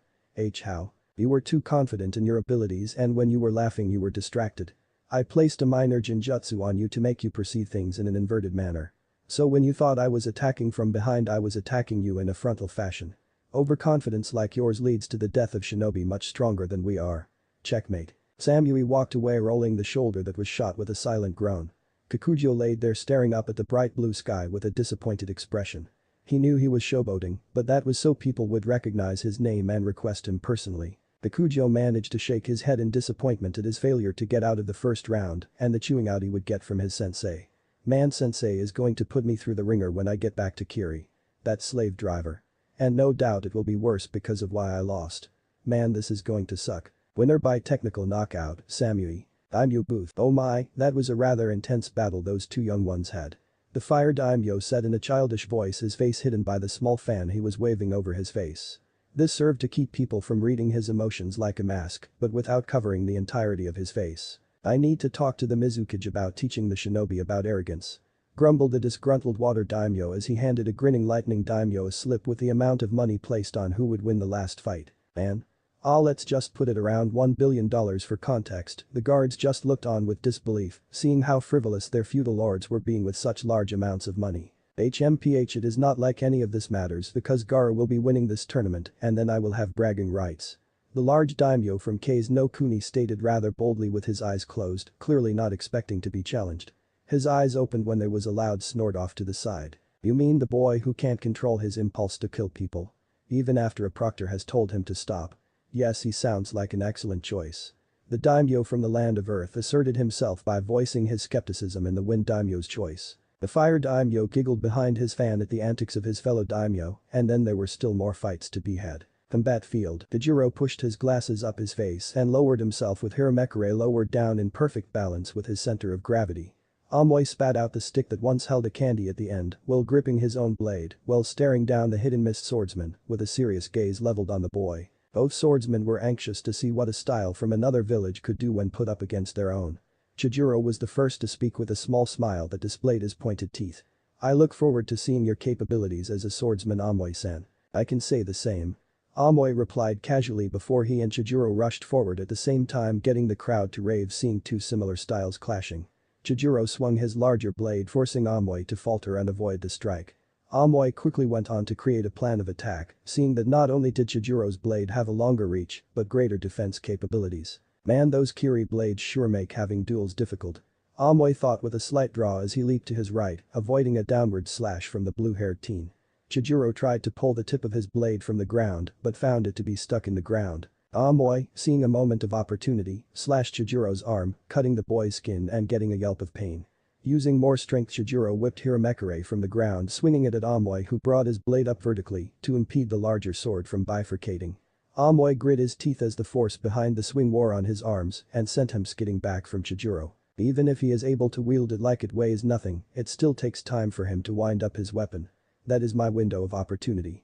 Amoy grunted and ran at the Kiri swordsman, but before he got within range he darted to his left. Chijiro tried to turn so that Amoy was within his vision again, but Amoy darted off in the opposite direction once more. Chijiro couldn't catch Amoy, and Amoy was managing to close the distance, making it more difficult for Chijiro to use his larger weapon. Amoy lunged in, however, Chijiro flipped his blade, parrying the stab with the width of his sword. Chijiro pushed Amoy back and lashed out, slicing Amoy across the stomach, or so he thought. Amoy dropped into a cleaved log in front of Chijiro. Substitution. Chijiro then sensed something behind him, but it was too late for him to put up a defensive measure against what was coming. Amoy got behind Chijiro using the substitution as a distraction. He got the point of his blade into Chijiro's shoulder, but that was it before he found himself being painfully rolled across the floor. Amoy pulled himself from the ground and tried to take a step forward, only to find a jostling pain jolt through his body. Amoy, now with a tweaked ankle, looked towards Chijiro, who shot forward unexpectedly, making Amoy try to take a step back, only to stumble as he tried to put force on his bad ankle. Chijiro sliced down on Amoy with Hiramekure glowing a faint blue. Amoy, with his only choice being rolling out of harm's way, was able to avoid the attack, leaving Chijiro to create a divot in the ground where Amoy was downed. Standing up, Amoy took a few steps back, ignoring his body as it hissed in protest. He bit down on his lip, trying to figure out what he could do now. He was wounded, and Chijiro only had a few small cuts. I need him to come in closer, then I can unleash one of my moves where he won't be able to block it. Feign weakness. Amoy turned and tried to limp into the trees with a more pronounced limp than he really had. Chijiro, seeing this, gave chase, not wanting a wounded opponent to have a chance for recovery. Amoy's ears picked up the sound of Chijiro's footsteps that were getting progressively louder with each fleeting second. Amoy tightened his grip on his handle and suddenly whirled around, getting Chijiro to fall back a step in surprise. Cloud style. Silent sundown. Amoy rushed forward faster than Chijiro could anticipate. Ignoring the pain in his ankle, he cut clear through Chijiro's ribs, leaving a nasty but not fatal wound. The attack was so quick that the blade didn't make a sound even as it cut through the air. The attack also proved too quick to allow Chijiro time to lift the heavy Hiramekure in time to fend off the slash. Amoy, who was facing the opposite direction of a wide-eyed Chijiro, let out a sigh of relief, knowing that the match had come to an end and he could get treatment. His post-match plans were cancelled when he heard a splash behind him that made him turn to find a puddle of water. That was a Mizubunshin. But when did he have time to do that? Amoy wondered aloud as he looked for Chijiro, who was nowhere to be seen, but Amoy wouldn't release his guard. Chijiro then appeared in front of Amoy with the use of a Mizubunshin, getting Amoy to focus in on him. I had time to make a water clone when I sent you tumbling away during the earlier sword exchange in the match, while I tucked myself away to learn your style. Good thing, since that cut would have put me in the hospital for quite a while. I was hoping that the clone would make him lax his guard, but it only heightened it. Chijiro let out a mental sigh since it was going so well thus far, but he also couldn't finish Amoy since he was quicker than him. Power could not do a thing if you can't score a hit. Combatant booth. Whoa, that Chijiro guy must be strong to be able to swing that huge blade the way that he does. Fu said while looking down Chijiro as he tried to contemplate how he could catch the faster shinobi from Kumagakure. Fu's mood had taken a drastic change for the better since one of her tormentors, or who others called teammates, was gone. Haku, who was standing near the mint-haired Jinchuriki from the village hidden by a waterfall, nodded in agreement with her words. Chijiro is such a timid man in daily life, but when he gets onto the battlefield that all changes. It always amazes me. Haku had no issue with serving some compliments for her teammate, who no doubt earned them. Come on Amoy, get your ass in gear. Karui shouted with her hands cupping her mouth to amplify her shout. Standing behind her, Samui and Yujito shared a concerned glance with each other, seeing the same thing. Yujito crossed her arms and shook her head softly as she looked down at the field. He really needs to do something because he is favoring his ankle more and more as the match goes on. If it keeps up like this, Chijiro-san will no doubt overtake him. Yujito said aloud, getting a small nod from the bandaged Samui and an angry frown from Kari. Shikamaru, who early had been looking very uninterested, was now watching the match with a high amount of scrutiny because whoever won the match would be his opponent in the next round, assuming he beat Tamari. They both use swords, but their styles seem entirely different. But both require them to be within close range to their opponent. Shikamaru analyzed the battle as it started up once again. Combat field. Chijiro advanced on Amoy with Hiramekure elevated above his head, and with a silent determination, he swung it down on a hampered Amoy. Amoy, not able to get away in time, was forced to brace himself and take the blow by guarding with his katana. Amoy grunted and his back was slammed into a tree and his katana flung into the air some feet away. Amoy was panting heavily as he looked at his katana buried in the earth over in the distance. Amoy rolled under a slash from Chijiro that cut down the tree and wrapped his hand around his katana and got back to his feet with a great amount of effort. But as much as he could rushed forward with his blade pointed directly at Chijiro, cried out his next attack. Cloud style. Swift skies. Chijiro, seeing the path of the straight lunge, positioned his massive weapon to deflect the smaller one's attack, but then to his shock Amoy leaped into the air and his katana fell down on Chijiro's shoulder. Chijiro cried out painfully as he felt the harsh steel impact his shoulder, making the bone crack slightly. Chijiro bit down on his tongue and flailed his blade towards Amoy, wildly forcing the Cloud team to retreat again. Amoy grunted in pain when he landed, but before he could move his injured ankle gave way and he fell to a kneeling position. Tajiro grunted when the stabbing pain spread down his arm as he thrusted Hiramekure into the ground and went through a series of hand signs. Amoy, sensing the attack was coming, tried to stand but failed as the pain was just too much to stand any longer. Water release. Stormy blockade. A violent blast of water came from Chijiro's open mouth and collided with the cloud shinobi. Amoy couldn't keep his footing and was swallowed up by the technique and washed down the field straight into one of the walls. The crowd in the front row leaned over the rail to try and see what was going to happen next. Amoy opened his eyes after being deposited rather harshly against a wall that rattled his entire skeletal structure. It seemed to see that Chijiro was already standing over him. Directing an open palm in front of Amoy, a spherical orb of water sprung from his palm and trapped the Kumagakure genin within. Water release. Water prison. It would be best for you to give up now, Amoy-san, or else you might drown inside of my prison. Chijiro advised his opponent with a friendly smile, ignoring the sweat that was dripping down his brow from the physical fight between him and Amoy. Amoy gasped in shock when he saw the orb of chakra-infused water closed in around him, letting water slide down his throat. Choking slightly, the water bubbled as he coughed up the water. Finally getting a breath he could hold, he looked around to see if he could escape. The obvious point to attack would be where Chijiro's hand was connected to the prison, but to Amoy's ire, he found moving to be impossible. Amoy silently cursed his predicament before locking eyes with Chijiro, whose words had reached Amoy's ears. Seeing no other option, Amoy begrudgingly nodded his head, conceding defeat. Chijiro lets the prisoner go, dropping Amoy to his knees, allowing him to get the oxygen he was deprived of while inside of the Hiramekure. Chijiro walked over to Amoy and offered to help him up, which Amoy gladly accepted. The crowd all applauded the show of good sportsmanship as the proctor declared Chijiro the winner. In the stands, that was pretty awesome. Say, how come we don't have shinobi who use swords like those two did? Kiba asked, still feeling the high of watching such an intense clash between the two swordsmen that had captivated the audience and most of the genins.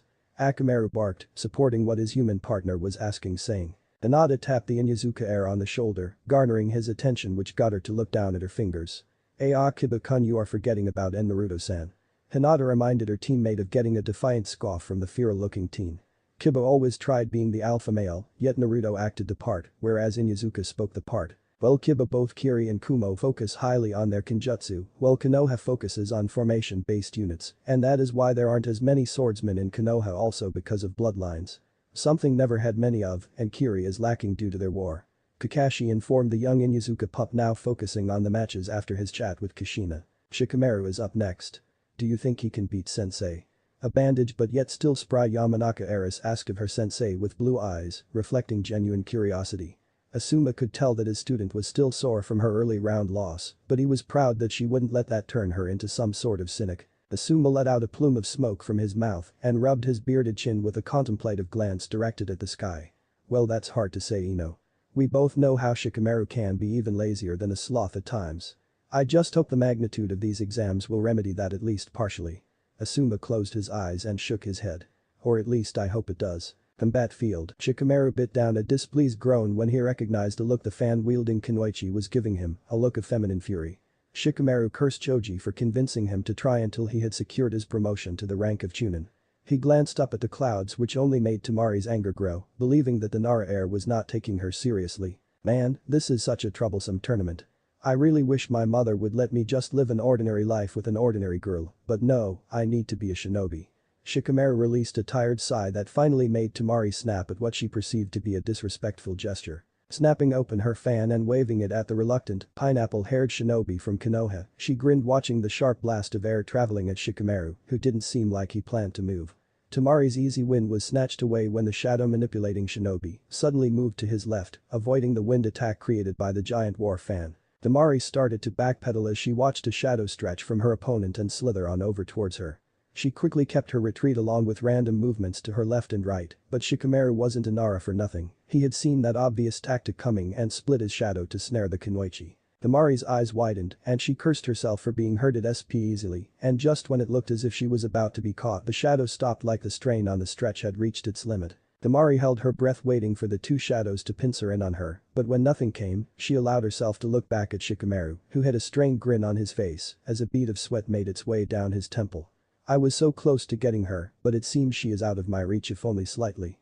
Troublesome. Tamari calmed down and leaped back just for comfort before she began to try and calculate the distance Shikamaru's shadow could reach. Shikamaru, noticing what she was doing, took a kunai dressed with an explosive tag and threw it at Tamari, hoping to break her train of thought. Temari, storing the information away, swung her fan upward, creating a rising wind that knocked the kunai high into the atmosphere where the tag went off. He wanted to keep me from learning his reach, and then when the tag went off he would use my lessened field of vision to get me with his shadow. Despite his lack of drive, he is dangerous. Temari thought with a growing respect for the resident Nara genius of her generation. Temari took the offensive, opening her fan some more to show off a second purple sphere in the middle, which had Shikamaru arching an eyebrow in curiosity. Temari with a small shout threw another wider and faster blast of wind at Shikamaru, who didn't have enough time to move, so he had to brace himself behind a cross guard. The Nara heir moaned out in pain when his body was slammed into the unforgiving ground.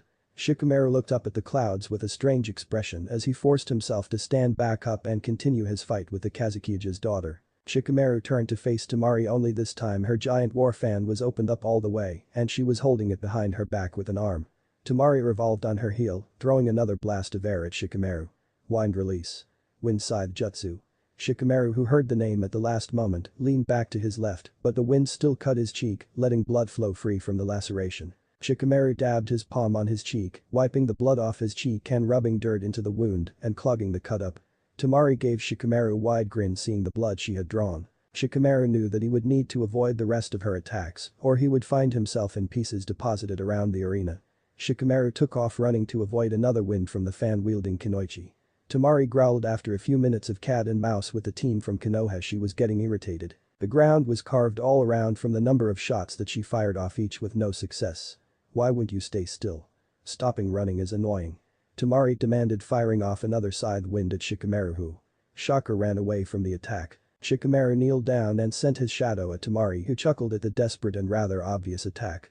Shaking her head, the sandy blonde from Sunagakur jumped back, and as she expected, the shadow stopped a few yards in front of her. Looking up at Shikamaru, she shook her head at the smirking air. For someone who is said to be a genius, you're quite dumb. Maybe genius is thrown around in the hidden leaf, usually when someone figures out an attack pattern you change it.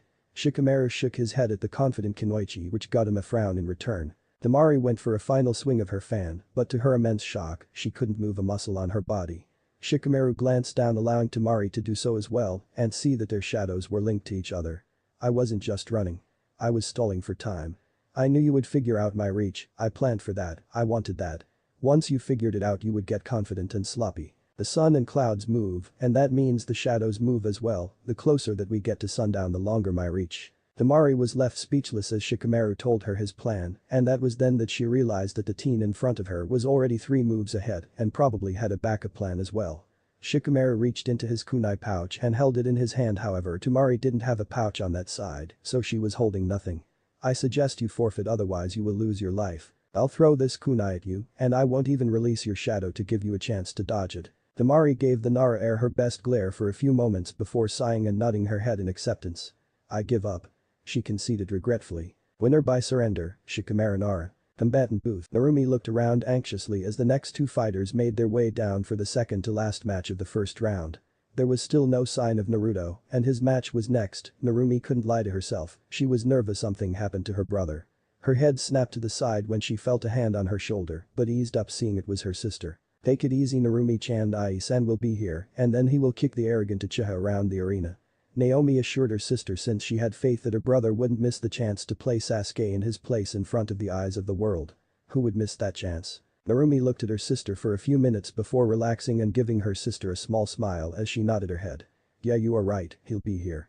Naomi nodded her head with a bright grin, and the 2 siblings walked up to the railing to watch the upcoming match. Combat field. You may as well give up now, Taki Shinobi, because you can't beat me. Look at it as saving yourself from worldwide humiliation. The Kunoichi from Kurigakure, Tara, offered her blue scarf to her opponent. Shiku scoffed at the audacity of her offer and the fact that she actually thought she could defeat him. Tara glared at Shiku, obviously not pleased by the amused smirk that was currently on his face. She was offering him a chance to go through a painless defeat, and he was amused. Do you find something I said funny, trash? Tara asked rhetorically, her face contorted into a scowl. Shiku looked at Tara and nodded his head, showing that he did find something funny. Actually, he found the whole thing to be quite the joke. Yes, as a matter of fact, I do find something funny. I find it funny that you believe you can defeat me. The idea is simply laughable. Shiku shouted while running through a series of hand signs, leaving Tara to fume at his words. Water release. Water dragon's pressure cannon. A dragon created from water came up behind the scroll that Shiku dropped behind his back. The dragon's body curled around Shiku protectively as it glared menacingly at Terra, who took an instinctive step back at its appearance. The dragon's mouth opened, and a small beam of water was fired from its mouth directly at the ground and rising as the dragon's head moved up. Terra, watching the path of the attack, leaped up to avoid the path of the beam. Yet the dragon's head was faster as the beam widened and clipped her ankle, sending her staggering. The dragon's body had become noticeably shorter, telling that it was using its own body to fire the cannon. With his opponent midair and vulnerable, the dragon burst forth and clenched down on Terra, driving her into the ground with its jaw. Shiku shook his head and started to walk away. Couldn't even take one. Shiku started to walk away with a disappointed look on his face, missing the slight twitch of Terra's hand. Getting up and glaring at the Taki shinobi, Terra went through a series of hand signs, but was slowed down by the damage done to her from Shiku's last move. Ignoring the blood dripping down her head, Terra grinned as she finished her. What a release.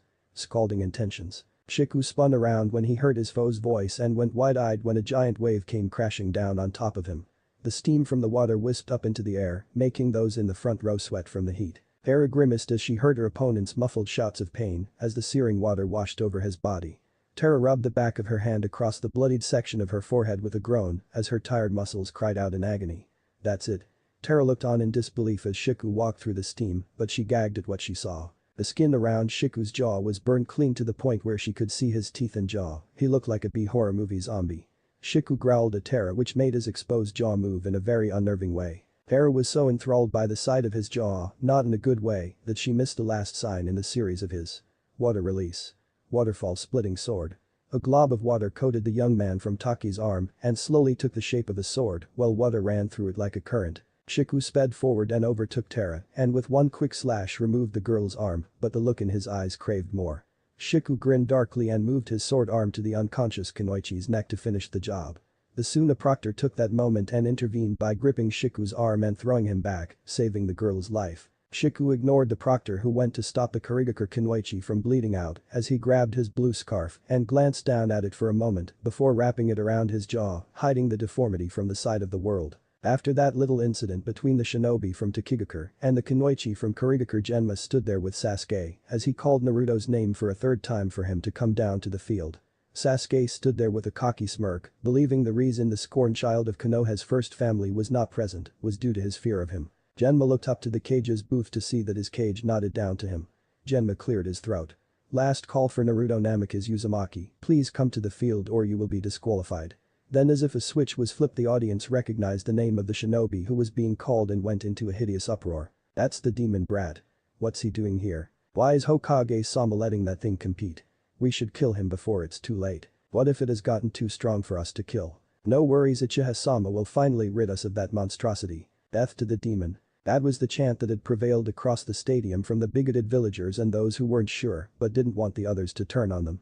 Their hate-infused movement had blinded them for serious killer intent flooding the place. Minato and A were radiating killing intent, being the two cages who were the most protective over their Jinchuriki, while Inoki and the Kazukiage looked indifferent, while Mei was frowning sadly as the blind hate seemed to spread like a disease from person to person. The hidden leaf Jonin present were leaking killing intent that kept those around them silent, especially Kushina, who was being restrained by Asuma and Kakashi, or else she would be up there killing a few foolish people. The genin from Konoha were looking around with small frowns, not understanding what was going on with the elder villagers. Jiraiya, who was not around the village during Naruto's childhood, was clearly disgusted as the chant seemed to get louder. Tsunade, who was in the medic ward, was glaring at the wall as the noise came into the ward because even if she thought Naruto was a brat, he didn't deserve a whole village clamoring for his head. Yujito and Fu were all glaring dangerously at the civilians since they knew exactly what the people were talking about, having experienced it at one point in their lives as well. They weren't really shocked to see that the Jinchuriki's curse of hatred had come to Konoha as well. Even Gaara and his mother wanted the blood of the villagers because they reminded Gaara of his own childhood when people often tried to assassinate him. Shikamaru, Choji and Lee were doing their best restraining a livid Narumi and Naomi from going into the crowd and defending their brother's honor. The rage coming off of the two sisters was palpable and made the others who weren't busy contemplating killing leaf villagers nervous and on edge. That's enough. Minato's furious voice erupted over the stadium, stopping any and all noise dead in its tracks as all eyes flitted over to Minato, who was standing in front of the cage's booth. I will not allow you to insult my son while I am standing right here. How dare you insult the young man who has kept you safe since the day he was born? He was given the Kyuubi's consciousness by my choice, but it seemed that my villagers couldn't see that it was my son right in front of them. Well, not anymore. From henceforth any and I mean anyone within the village hidden in the leaves that refers to Naruto's status as the demon or Kyuubi or anything similar will be dealt a swift death. Minato's edict got a number of smiles from the shinobi all along the arena and looks of outrage on the demon-hating populace. Okage-sama, you can't be serious. You are being bewitched by the demon. Whatever the foolish man was about to say further was cut off by a kunai piercing his throat. Behind the man was Kushina, her hair waving about with a mother's anger as she pulled the kunai from his throat and Sunshine back to her seat as the Anbu removed the corpse from the aisle. No one else had any protests that they were willing to lose their lives for. And those who were not sure about Naruto being the Kyuubi looked down in shame. Now since Naruto is not, a sudden vortex of black feathers shot up from the ground high into the sky overhead, gathering the attention of everyone in the arena. The feathers were rotating so fast around the vortex that no one could see what was going on within the eye of the tornado, but those who had known the person knew just who was behind the wall of feathers. After a full minute of roaring in the center of the stadium, the vortex died down, showing a teen who was dressed in black shinobi pants and an open vest with a chain mesh underneath. Unlike his old gray vest, this vest was a deep blue color. On the back of each shoulder there was an emblem, one for the Uzumaki and the other the Uchiha fan, separated by a black trident that went down his back. Naruto blew the traditional blank bang that hung over his eyes, and the sight shocked everyone as he opened his eyes. Because in place of his usual stoic azure eyes were two blazing red eyes with 3 tomo in each eye, the Sharingan. Sasuke's whole body started to tremble with anger as he looked into the eyes of his clan. How do you possess the Sharingan, Naruto? You are not an Uchiha. Answer my question, you bastard. Naruto raised an eyebrow behind his hanging bang as he looked into the 2 Tomo copy eyes of Sasuke, with the same bored look as always, but with the red eyes and spinning. Tomo added a hint of memorization. I awakened my eyes just like any Uchiha would. It is that simple. Naruto responded coolly, which only served to make Sasuke seethe with anger. Page Booth, your boy has the Sharingan, Hokage. How is that possible? You do not possess any Uchiha blood in your family. The elderly Tsuchikage asked, staring down at Naruto with wide eyes, never expecting to find the cursed eyes on the teen in front of him. It seemed the shinobi world still had surprises for the man who had met Madara Uchiha. Apparently he does. Was all that the yellow flash could manage to choke out as he slumped back into his chair, still in shock that his son possessed the prized eyes of the Uchiha clan. Yet here was his son wielding sad eyes against the teen who was supposed to be the last Uchiha. Mei was simply staring down in silence with the rest of the stadium at the teen that caught her eye the day before when she finally registered what the fire shadow had said. Wait, apparently. Do you mean to tell me that you didn't know that Naruto had the Sharingan? Mei asked disbelievingly, of a sentiment shared by the other Kage as well. Naruto is a very secretive individual. He says only what is necessary and lets out things only when he is ready. And if I try to force anything out of him, he will clamp up. Minato admitted with a frown as he looked down at his son, who had always been an enigma since his return. No matter what effort he or his family had made, Naruto had put up a wall to keep them a certain distance away from him. There is something going on in their family.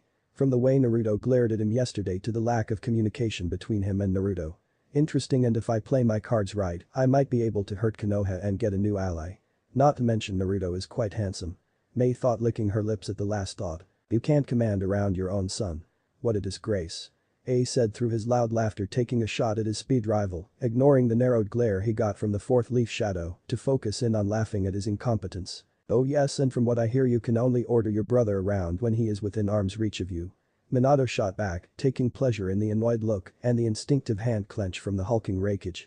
After the barbs were finished, the booth fell into a silence, waiting to see the match between the two Uchiha. In the stands, Kakashi's own Sharingan left wife behind his headband as he looked down at his sensei's son, who was displaying 2 of his own. Kikushina-sama, who does Naruto have the Sharingan? I didn't know there was Uchiha blood in him. We don't, or at least we didn't. Naruto never showed any sign of it before when he was still around the family. When did he get those eyes?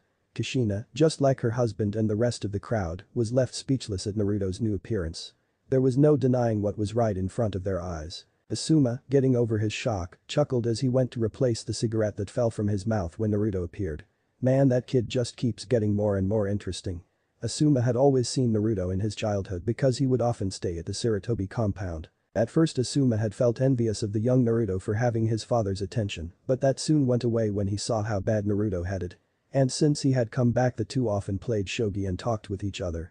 Asuma had even given Naruto some advice on wind manipulation. Combat field. Sasuke glared at Naruto, the 2 tomo in each of his eyes spinning around violently as his eyes responded to the rage he was feeling at facing down someone who disgraced his name. You dare to show me those eyes? You're no Uchiha. I could handle Kakashi having 1 eye, but you have 2. Sasuke shot forward and his speed improved from last month as he threw a quick punch straight to Naruto's face, not allowing Naruto to respond to his heated words. Naruto showed no sign of worry as he swayed to the left, avoiding the attack easily. Sasuke growled and threw another combination of body blows that Naruto was easily able to avoid thanks to the Sharingan. Scowling, Sasuke lunged at Naruto with a side kick that Naruto harmlessly brushed aside with the back of his hand. Sasuke was not done yet because he had spun with the momentum. Naruto redirected with a fist bearing down towards Naruto's face. Naruto glanced at the attack and ducked under the blow, lashing out with a kick that nailed Sasuke in the gut and sent him skidding backwards, heaving from the force behind the attack. Naruto stood there waiting patiently for Sasuke to attack again, not drawing twilight yet. Sasuke tried his best to glare a hole through Naruto's head, but Naruto was not bothered by his hateful gaze because he had become accustomed to such things. Sasuke kicked up his speed and appeared behind Naruto, taking use of Lee's shadow of the dancing leaf to kick Naruto high into the air, where he kicked up to hover over Naruto who was coming quickly. Performing a sudden flip in the air, Sasuke smashed his heel down on the back of Naruto's head, throwing him back to the ground. Just when Sasuke was about to celebrate his quick win, the Naruto he struck went up in a cloud of smoke, telling Sasuke it was one of Naruto's shadow clones. Looking around, Sasuke found nothing until he glanced up to find Naruto dropping an elbow on top of him.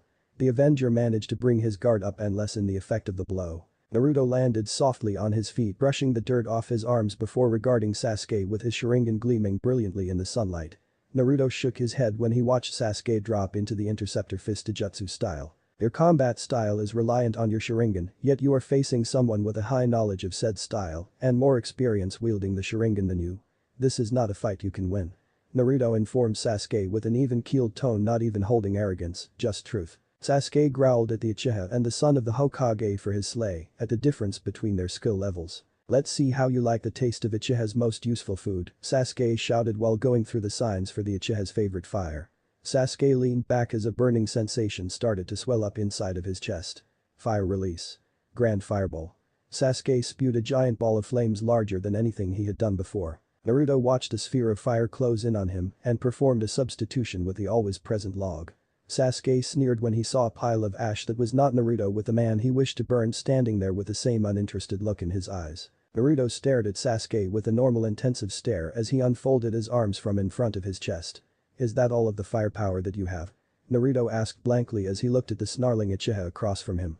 Sasuke went through the same hand signs, except at the end of this series, there was an extra hand sign that was not there before. Naruto arched an eyebrow, wondering just what Sasuke had learned from his time under Kakashi's metaphorical wing. Here, let me show you. Fire release. Dragon Flame Bomb. Naruto watched on in slight intrigue as the flames from Sasuke's mouth morphed into a dragon before swirling up into an elliptical blast of fire that raced out at the son of the Hokage. Naruto freed twilight from the bindings on his back and channeled chakra into the blade, making the white section glow a pure white and the black gleam menacingly.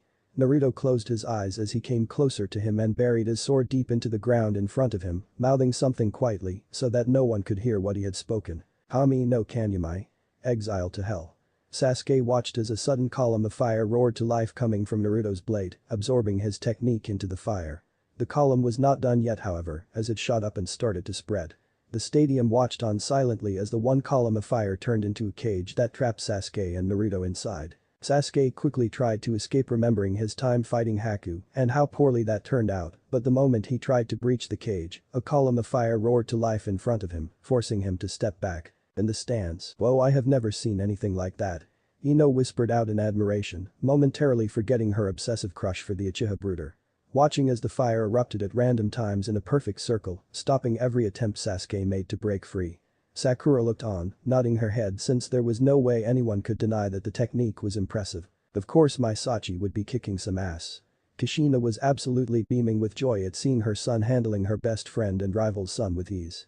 Kushina pumped her fist ecstatically as she cheered for her son, getting a small smile from those around her. Kakashi had revealed his own Sharingan to try and recreate the technique, but to his confusion, he could not see how the chakra was being manipulated.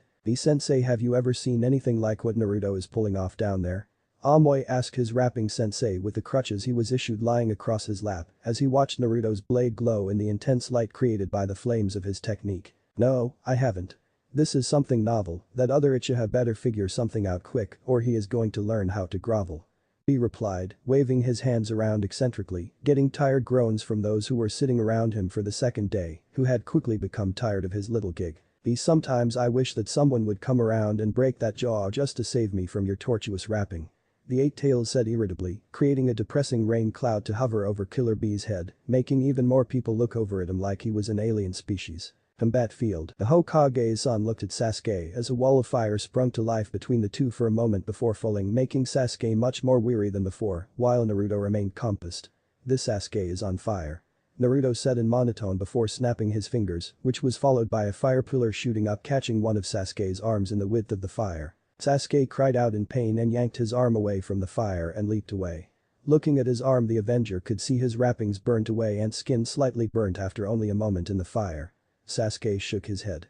He refused to be humiliated by Naruto in everything he claimed to be a genius in, and with that he pulled out a ninja tool from his pouch. Naruto watched as a Fuma shuriken flew past his side, but he could see Sasuke pull with mouth, making the shuriken loop back around.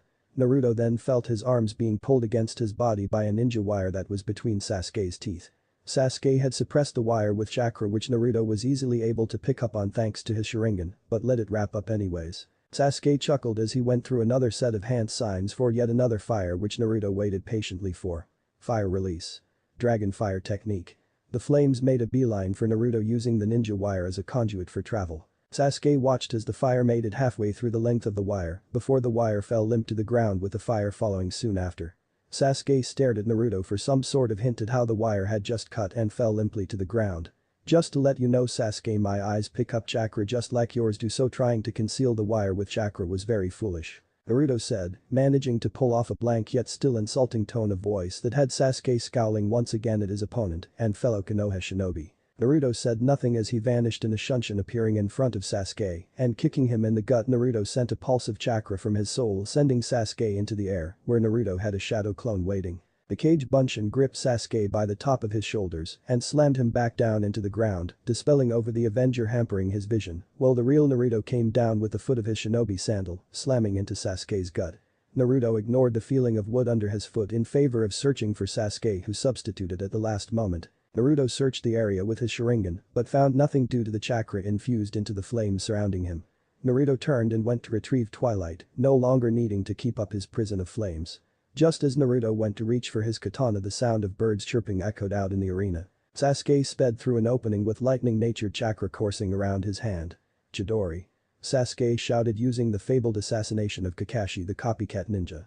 As Sasuke's lightning-encased hand went to hit Naruto in the heart, the flames surrounding the two collapsed in, creating an explosion. The crowd waited with bated breath, some of the civilians hoping that Sasuke had killed the demon, while others just wanted to see the results.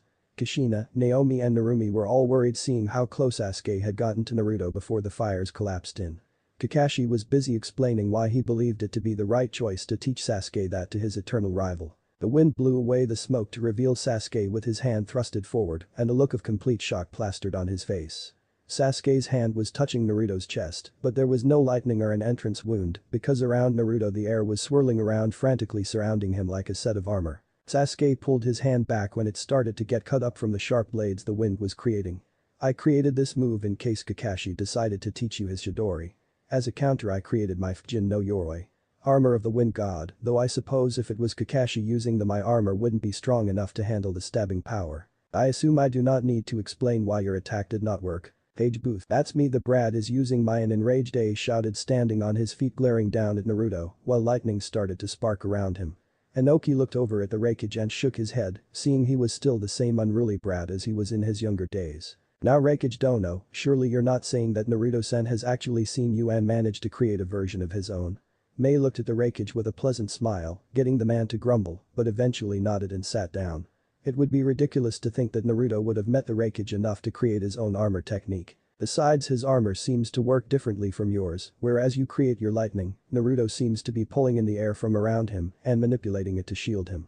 The Kazekage offered his assessment, watching the winds wrap around Naruto as if he was commanding them to serve him. Then that would leave him susceptible to the Uchiha Brat's fire release moves, would it not? Inoki mused, rubbing his chin as he looked down at Son of the Fire Shadow with a scrutinizing gaze. It was common knowledge that wind would only strengthen a fire's flames, so a well-placed fireball would mean game over. I'm sure Naruto knows of that obvious weakness, but the question is, did he find some way to cover that weakness? Minato surmised as he tried to rein in the pride he was feeling watching his son had created from scratch. Minato really wished that Naruto would let them train him now, the potential he had was almost limitless. Combat field, what is that I didn't see him even use one-hand sign. Sasuke thought angrily about not being able to copy Naruto's, which frustrated the Avenger. If that is a wind technique then it is vulnerable to fire. Sasuke leaned back as the burning sensation returned to fill his chest, exhaling all at once a massive ball of flames came forth directly towards Naruto. Fire release. Grand Fireball. The fireball slowly started to shrink before it faded into flickers, then into nothing just before reaching the stationary Naruto. Sasuke stared dumbfounded by what he had just seen happen to his ball of flames. Naruto sighed when he saw the confused look on Sasuke's face and on most of the crowd's faces, as he wondered who surrounded him with so many morons. Fire is a living entity and any entity needs oxygen. Fire needs oxygen to burn and when you take that away fire dies. Naruto said aloud, getting a spark of realization to spread across Sasuke's face. Did you really think that I wouldn't have a counter for such an obvious weakness? Your fire is not fast enough to take advantage of the relationship between our elements. Such a foolish thought. That voice came from behind Sasuke, making his Sharingan eyes go wide as he whirled around to face a closed-eyed Naruto. Sasuke moved to question the son of the Hokage when Naruto's body began to glow. Sasuke saw that all of his chakra was being pulled to the center and compressed. Before Sasuke could retreat, Naruto exploded blasting Sasuke into a few boulders that were nearby, making the boy cry out in immense pain. The Great Clone Explosion, only accessible to those who use the Kage Bunshin. A shinobi never allows an opponent to constantly get behind him. Naruto informed Sasuke while creating another shadow clone that stood at his side, glaring at Sasuke impassively with its own Sharingan. Sasuke stood up panting while clutching his left arm that was now limp from the impact against the boulder. Sasuke tried to manage his best glare, but it proved to be ineffective since Sasuke was now standing on his last legs. I will now allow you to experience what it feels like to have the air sucked from your lungs. The burning sensation that spreads throughout your body is truly unbearable. Naruto motioned for his clone to go forward. The clone armed with a Fujin no Yoroi closed in on Sasuke and locked him in a bear hug, and Sasuke gasped as he felt the oxygen being removed from his body. Sasuke shouted for Naruto to stop, but all that came out was a mangled choke as that burning sensation flooded the Avenger's body. The clone, who also was suffering from the same oxygen deprivation, dispelled, giving Naruto the second-hand effects of being suffocated. Naruto winced momentarily, but the Kyuubi was quickly mending the damage done to his lungs. Thank you. Naruto thanked his tenant, getting a grunt from the back of his mind. Naruto glanced over at Genma telling him to call the match, or else Sasuke would be more than unconscious. With just that look, Genma nodded while wondering just what Naruto would grow into as the medics came and took the revenge-obsessed Uchiha to the medical wing for treatment. Winner by knockout, Naruto Namikaze Uzumaki Uchiha. That was the last match of the second day. Tomorrow will be the conclusion of the Chunin exams. Thank you for coming. Naruto spared one last glare at Chunin Jounin for calling him a Namikaze before vanishing in a burst of black feathers, avoiding any unnecessary questioning. Chapter 9. The second round. Daimyo booth. The 5 daimyo were all chatting civilly while they waited for the second round to start, each praising their own favorites remaining in the tournament. The most vocal of the feudal lords was the Fire Daimyo, who had chosen his favorite to be Naruto after watching the boy's impressive performance against Sasuke Uchiha, who was acclaimed as a genius even among Uchiha standards, but then again very few even knew what those standards were. Oh my, everyone sure is excited today, very excited indeed. The Fire Daimyo said with a small smile hidden behind his folding fan as he looked out at his people, citizens of Hai no Kuni. The Lightning Daimyo, who had his cheek resting in his palm, looked at the crowd with an uninterested gaze before he turned to face the Fire Daimyo with a small condescending smirk. Yes, quite the difference from the death chants they were shouting from the top of their lungs yesterday. That was quite the sight. The Lightning Daimyo said haughtily, not really caring what the civilians were saying since he never trusted shinobi after the second Raikage tried to revolt against his father and bring Kaminari no Kuni under one singular rule under his reign. Ever since then he made sure to have special limiters in place to prevent such an attempt from happening under his reign as feudal lord. The Fire Daimyo snapped his fan shut and a serious look took place on his usually aloof appearing facial features as if he was looking at the monsters that were hiding under the skin of his citizens. Yes, when I asked Minato-san if there were any repercussions lingering after the Kyuubi's attack, he assured me there were none. It appears he was mistaken. The Fire Daimyo admitted, closing his eyes and shaking his head lightly. A small smile worked its way back onto his face when he opened his eyes again. Despite what they say, I believe that young Naruto did wonderfully. This was where the Wind Daimyo inserted himself into the conversation with his thin mustache curling down as his fat face contorted down into a slight scowl at the mention of the boy who was a Jinchuriki. Why does it matter what the plebeians think of our tools? That's all a Jinchuriki is, an overglorified tool used to make the hidden village stronger, and by proxy us as well. The feudal lord from Kei's no Kuni expressed his opinion confidently as he looked ahead, but at what no one could tell, due to the high degree at which his eyes were squinted. Well then, does that mean that your village is sporadic? I mean that Garabrad is mentally unstable on his best day, so what does that say about your village? The daimyo from Mizu no Kuni asked since he was irritated that they could not find his Jinchuriki, so what could he do? He could insult the other village's human sacrifices. The fire and earth daimyo ignored the other three as they got into yet another pointless argument over things that really held no relevance to the matter at hand. The two silent feudal lords watched as the three proctors made their way back onto the combat field. Combatant booth. Naruto stood there with Susei, who was not showing her Sharingan, on his shoulder, his blood-red eyes taking in the sights around him with an impassive sweep of the stadium. Naruto ignored the fact that all of the competitors left in the booth were regarding him a lot more wearily than they had done during the first 2 days of the tournament. Well, almost everyone. Naruto thought with a small sigh as he watched a mop of red hair invade his peripheral vision. Naruto glanced from the corner of his eye at Naomi, who took advantage of everyone keeping their space from Naruto to start a small conversation. I can scare her by flying at her face and dragging my talons across her face for you if you want, Naruto-kun. Susei offered her partner a contemplative hum from Naruto, but ultimately ended with him saying no and Susei huffing while muttering about not being able to have any fun. Naruto stood there silently waiting for his sister to speak, which is why he assumed she made her way over to him. Naomi stood there silently trying to find the courage to speak to her brother, while an uncomfortable atmosphere surrounded the two, at least in Naomi's opinion. Taking a deep breath, Naomi tried to start from square one, starting off the conversation with her brother. Hello Nai-san, I know you might not want to talk about it, but can I ask why you didn't tell anyone about your Sharingan? Naruto's head turned and he faced her, making her squirm slightly when the cursed eyes peered right into her soul. Naruto closed his eyes and turned back to face the field, getting Naomi to release the breath she was not aware that she was holding from the moment he looked at her. Naruto looked back out at the field, and Naomi was the only one who was able to see the bitterness in his eyes. This village and I are not on the best terms, and I certainly wouldn't trust the people here to keep my secret from the filth in this village. Naruto retorted harshly, getting a small nod from Naomi, since her opinion was pretty much the same after the fiasco yesterday. Susei, sensing Naruto's turmoil through their soul link, nudged her head against his cheek, voicing her support with a small caw, getting Naruto to crack a small thankful smile. Naruto took notice that Naomi looked like she was struggling to say what she wanted to say to him next. Naruto decided to give his younger sister a small nudge in the right direction, just so she would speak. Is there something else? Naomi? Naruto asked using her name, getting her to look up at him with surprise evident in her eyes. The surprise quickly gave way to a look of determination, which was just what Naruto wanted. I saw how you were able to use the wind to create armor for yourself, and I was wondering if you could help me with my wind training. Naomi blurted a request out as quickly as she could, while she still had the confidence to do so. She glanced up at Naruto timidly to see how he reacted to her request, but to her relief and slight unease, he showed no visible reaction to what she had asked for. Naruto remained calm thanks to his training under Mihawk and Itachi as he pondered over her request. While he had come to realize that it wasn't his sisters who had caused him pain intentionally, if he agreed to help her, it would put him too close to those who had been the primary causes of pain in his life, and those were the same people he truly could say he despised. No, I can't help you with your training. I am not necessarily a good teacher or even a competent one, besides I am sure Minato is more than capable of aiding you in training. Besides, after what happened yesterday, I don't think it would be wise for one of Konoha's princesses to associate with the demon willingly. The villagers will go ballistic. Naruto knew what had happened before he arrived thanks to Susei, who told him of what happened, and sadly, it was just like Naruto had expected.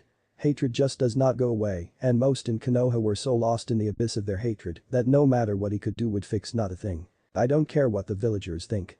They are all idiots, and I don't want Toussaint to train me. To spend time with my Nai-san. Naomi argued back stubbornly since she was tired of the unfair villagers that started to show their true colors, validating that letter Naruto left all those years ago. Naruto looked at her for a few moments and shook his head, since Naomi just couldn't grasp the bigger picture of things. As the daughter of the Hokage, she was expected to hold a certain amount of political weight in the future, and even now. Naomi, you need to listen to me. If you associate with me, the idiots in the stands will believe that I have you under some sort of spell to make you a demon lover and will call for my execution to free you. I know what Minato said yesterday, but if he were to kill a majority of the people here, then the village would become unstable, and then the entirety of Konoha would be in danger. Naruto told his naive sister the truth despite how cruel it sounded. That was just how the world rotated. Naomi frowned but said nothing because what could she say to that? It was not something she could come up with a counter to. At least not yet. But that both Naruto and Naomi fell into silence and waited for Akatsuchi and Yujito to kick off the first match of the second round, each having their own thoughts on the interaction they had just shared. Combat field. Akatsuchi gave the two-tails Jinchuriki his usual dopey smile, which Yujito returned with a small smile of her own, glad that she didn't have to deal with any of the people who seemed to be overflowing with arrogance. Alright, kitten, now is your chance to impress your future mate, so make sure that you win this match, then you and he can go celebrate your victory for the rest of the day. Nibi purred with excitement just thinking of the pleasure she would feel from the time Yujito and Naruto would spend together.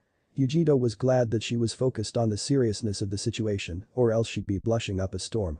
Now it is time to get serious. The large Iwagakure shinobi sprinted forward, his fist encased by a giant stone, striking first to avoid Yujito from using her advantage in the department of speed. Yujito quickly flipped backwards as Akatsuchi's fist smashed down where she was just standing. Yujito slid in front of Akatsuchi and delivered two fists straight to his solar plexus, but the larger nin shrugged off the blows, as if they were simple taps.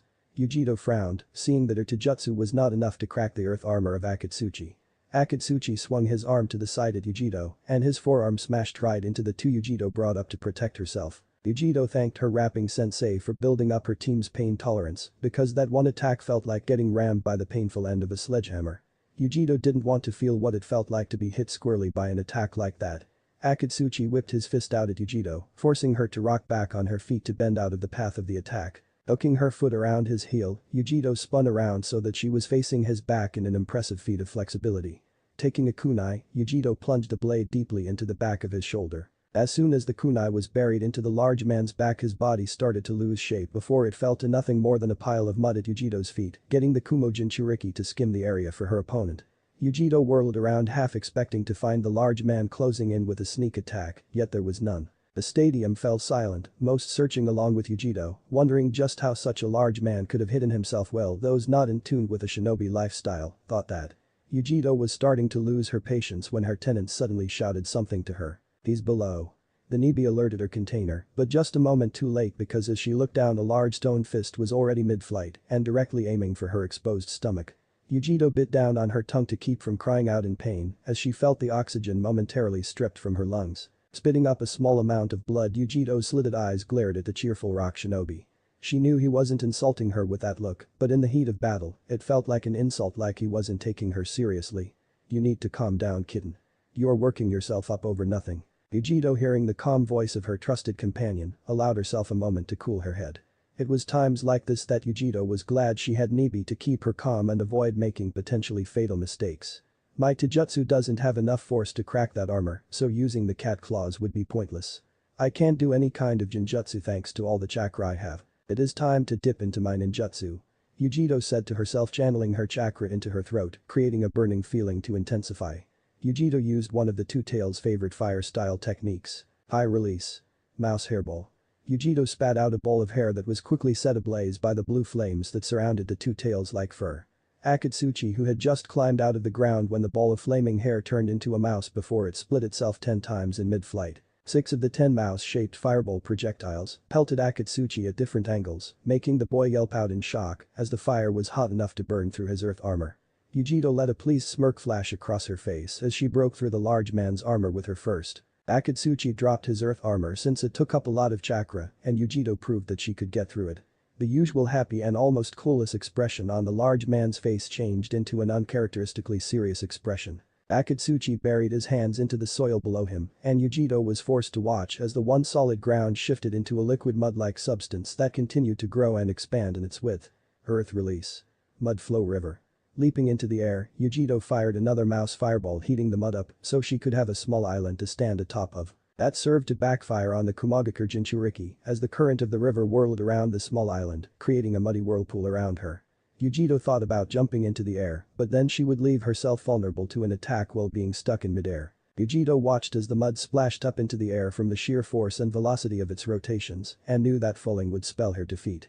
Yujito narrowed her eyes, seeing Akatsuchi still with his hands in the dirt, which was something that she could use. Cocking her leg back, Yujito focused her chakra down to the appendage, and with a whip-like motion, her leg flew outwards towards Akatsuchi, propelling a whip of fire to lash towards Akatsuchi over the muddy river.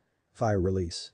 Extreme heat whip. The orange flames flew towards a surprised but alert Akatsuchi before changing into the blue flames, often associated with a Nibi at least in the village hidden in clouds. Akatsuchi released his hold over the river, getting the ground to shift back to a solid surface, and in exchange a wall of solid stone rose up in front of him, with the top half of his earth golem projecting from the middle of the wall. And just like Kakashi has the ninja hound heads. The flame whip slammed into the wall, leaving a heavy black scorch mark. Yujiro leaped forward and climbed the wall like a tree, so she was standing on top of the wall peering down at Akatsuchi, who took notice of her presence moments after she got there. Yujiro dive-bombed Akatsuchi as he tried to crumble the wall, with her claws out, and pointed at him she began to spin. Spiraling claw. Yujiro claws blurred together to look like one torpedo as she flew down at Akatsuchi, who had just gotten back onto his feet. The Iwa shinobi brought his guard up, hoping to absorb some of the impact, but his eyes widened when he felt a terrible pain on his left side. Gripping the origin of his pain, he could feel his jacket torn up and saturated with his blood, and that was when he realized that she was too fast for him to handle, now that he was wounded. Akatsuchi looked behind him when footsteps alerted him to his opponent's approach, but he couldn't find it in him to move. Yujiro spread her claws so that they were on each side of his throat just on the off chance that the large earth nin had some form of fight in him. It would be best if you forfeited the match. Yujiro started seriously, slightly pushing her claws into his skin, getting light lines to open and bleed slightly to make the threat all the more realistic. Akatsuchi knew he was done and had no plans on being stubborn about it. Give. Akatsuchi choked out the blood loss starting to affect his motor functions, and as the proctor named Yujiro the winner, the large man was taken back to medics for treatment. Combatant booth, what did you guys think? Yujiro asked with a playful smirk as she entered the booth to be greeted by her two teammates almost immediately, getting a smile from the blonde Jinchuriki. Karui was practically exploding with boisterous praise for her teammate, while Samui indicated her approval with a much cooler nod of the head. Yujiro chuckled at the quirks each member of her team seemed to possess. Yujiro glanced over to Naruto only to sigh when she saw he was not even glancing in her direction. She had really hoped to get some kind of word with the young man with the red eyes, realizing where her thoughts were going, she stopped them cold. Wait, why do I even care what Naruto-san thinks of me? Yujiro was surprised by her own thoughts, while Nibi decided to add in her own 2 cents. Why kitten? It is only natural that you want the approval of your mate. Nibi purred out, getting an angered and embarrassed blush from her container as they went to argue about how Naruto was or was not her mate. It is my turn to prove just how brightly my flames of youth can get. Soon the whole world will see just how splendid I am. Lee burst out loudly, no longer able to hold back his youthful impulses from breaking his excited surface. His eyes were ablaze with the fires of battle in the normally black orbs. Fu, who had the honor of being closest to Lee when he had his youthful eruption, could only back away uncomfortably due to Lee's intense personality. Alright. Fu stated slowly, not really sure what she was agreeing with, but thankfully it would seem that Lee didn't hear her unsure reply. Not able to stay in place any longer, Lee launched himself over the railing down onto the field below. Asuna Jinchuriki stood in position away from everyone else because most were afraid to stay too close to him. The closest person to Gaara was Naruto, who just didn't care who he was near, and neither did Gaara. Gaara watched Lee look up at him, and he let a grin flash across his face, so quickly he missed it looking right at him. Gaara disappeared inside of a sand shunshin with one thought going through his mind. Just how would your blood dye my sand? Combat field. Lee's cheerful disposition was quickly replaced by a serious and determined expression once Gaara arrived on the field across from him.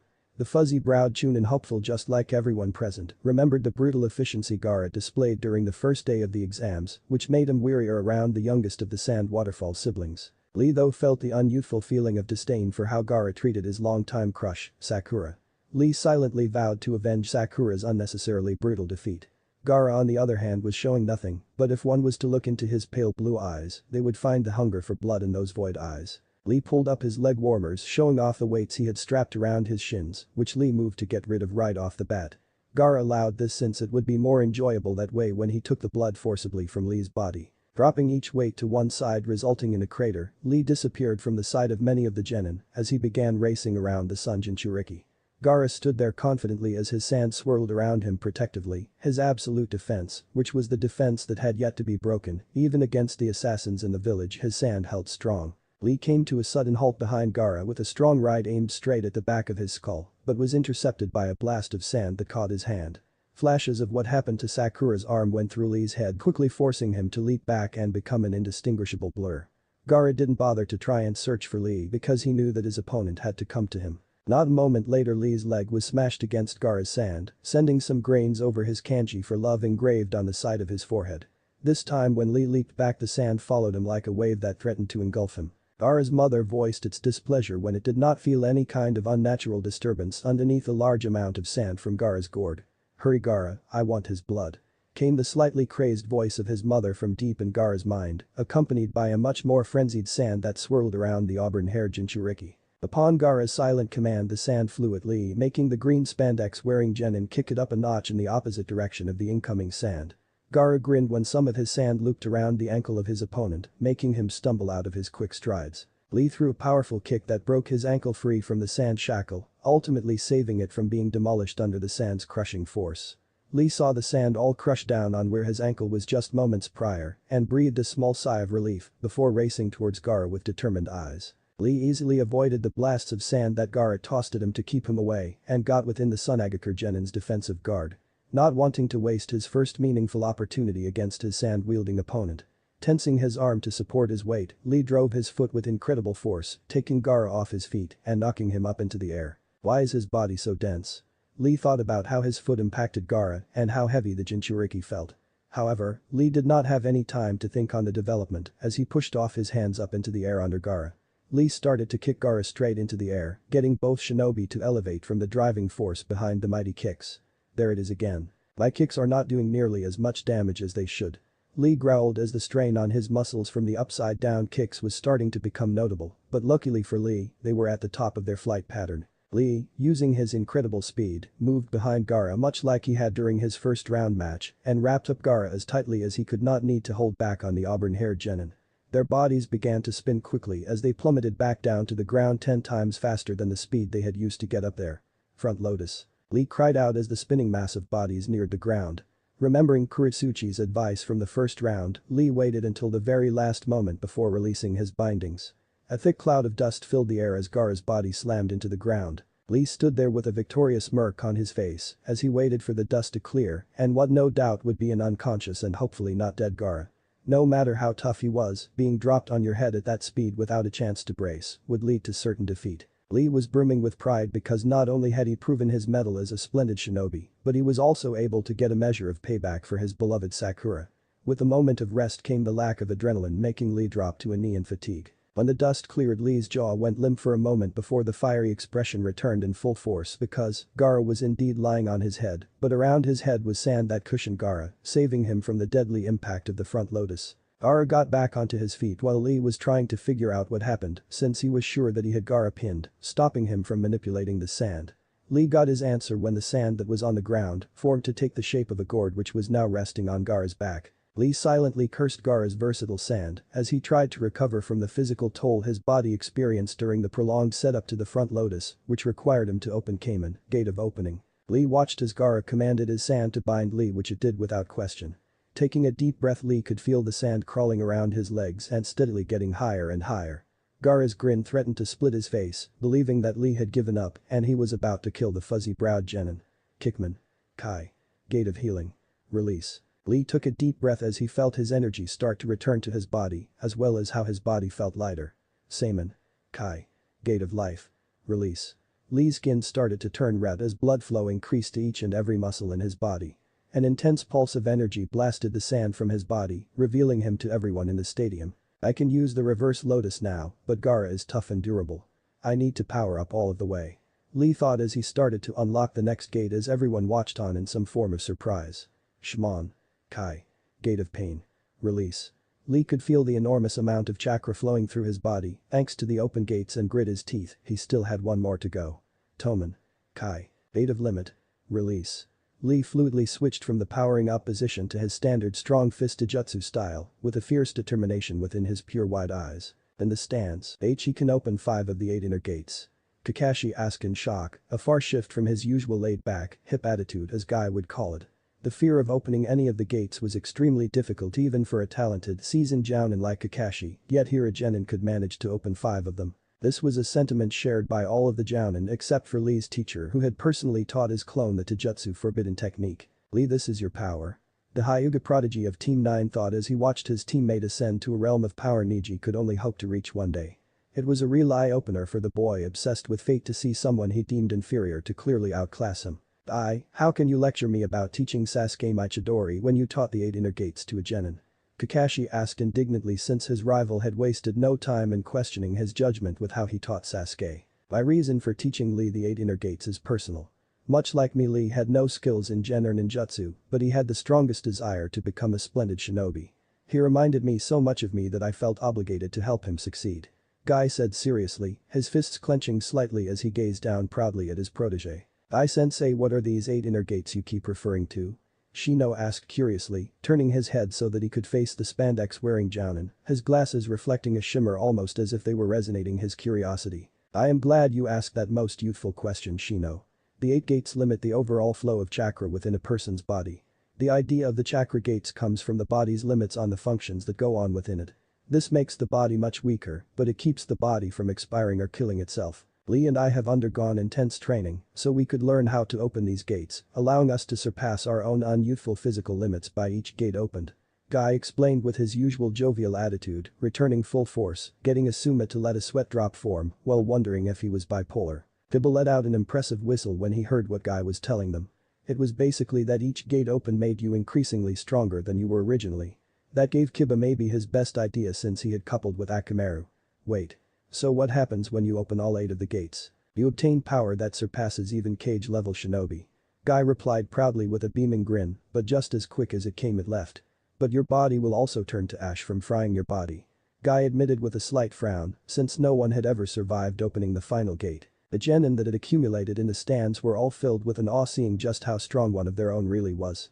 It showed them just how much work they needed to put in if they were to have any chance of surviving in the shinobi world. Combat field, here I go.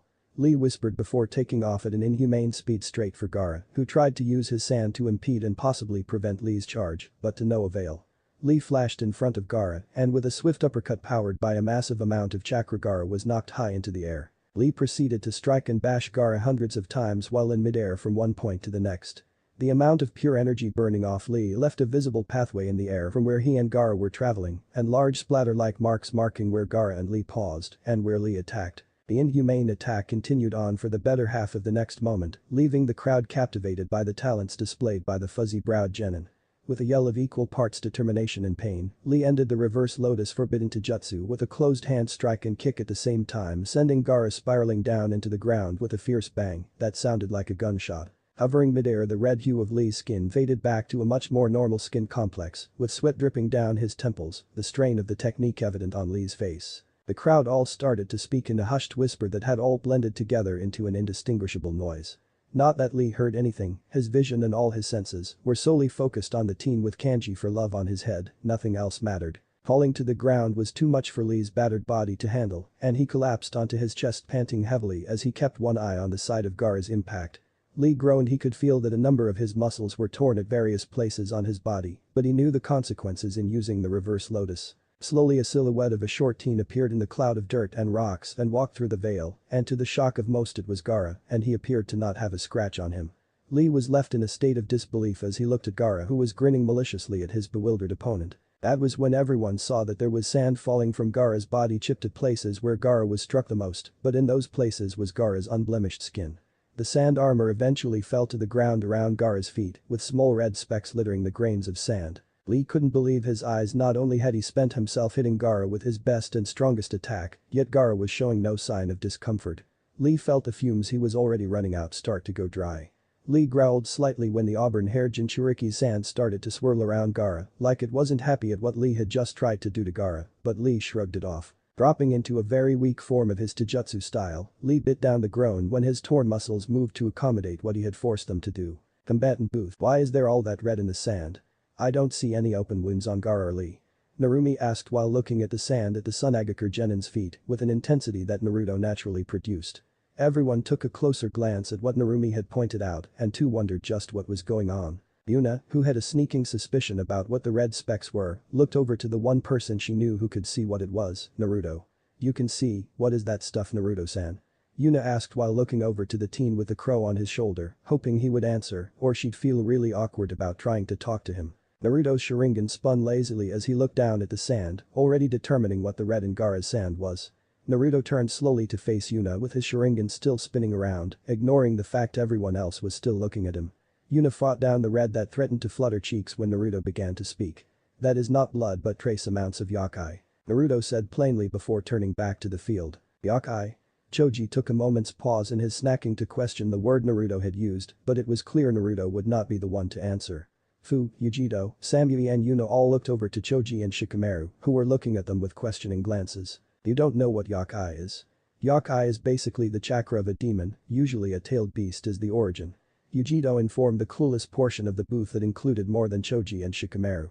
It was a matter Yujito knew plenty about having one of those so-called demons sealed inside of her stomach. Combat field. Lee watched on helplessly as the sand flew at him, but his pride would not allow him to quit the match, no matter how often the proctor seemed to ask.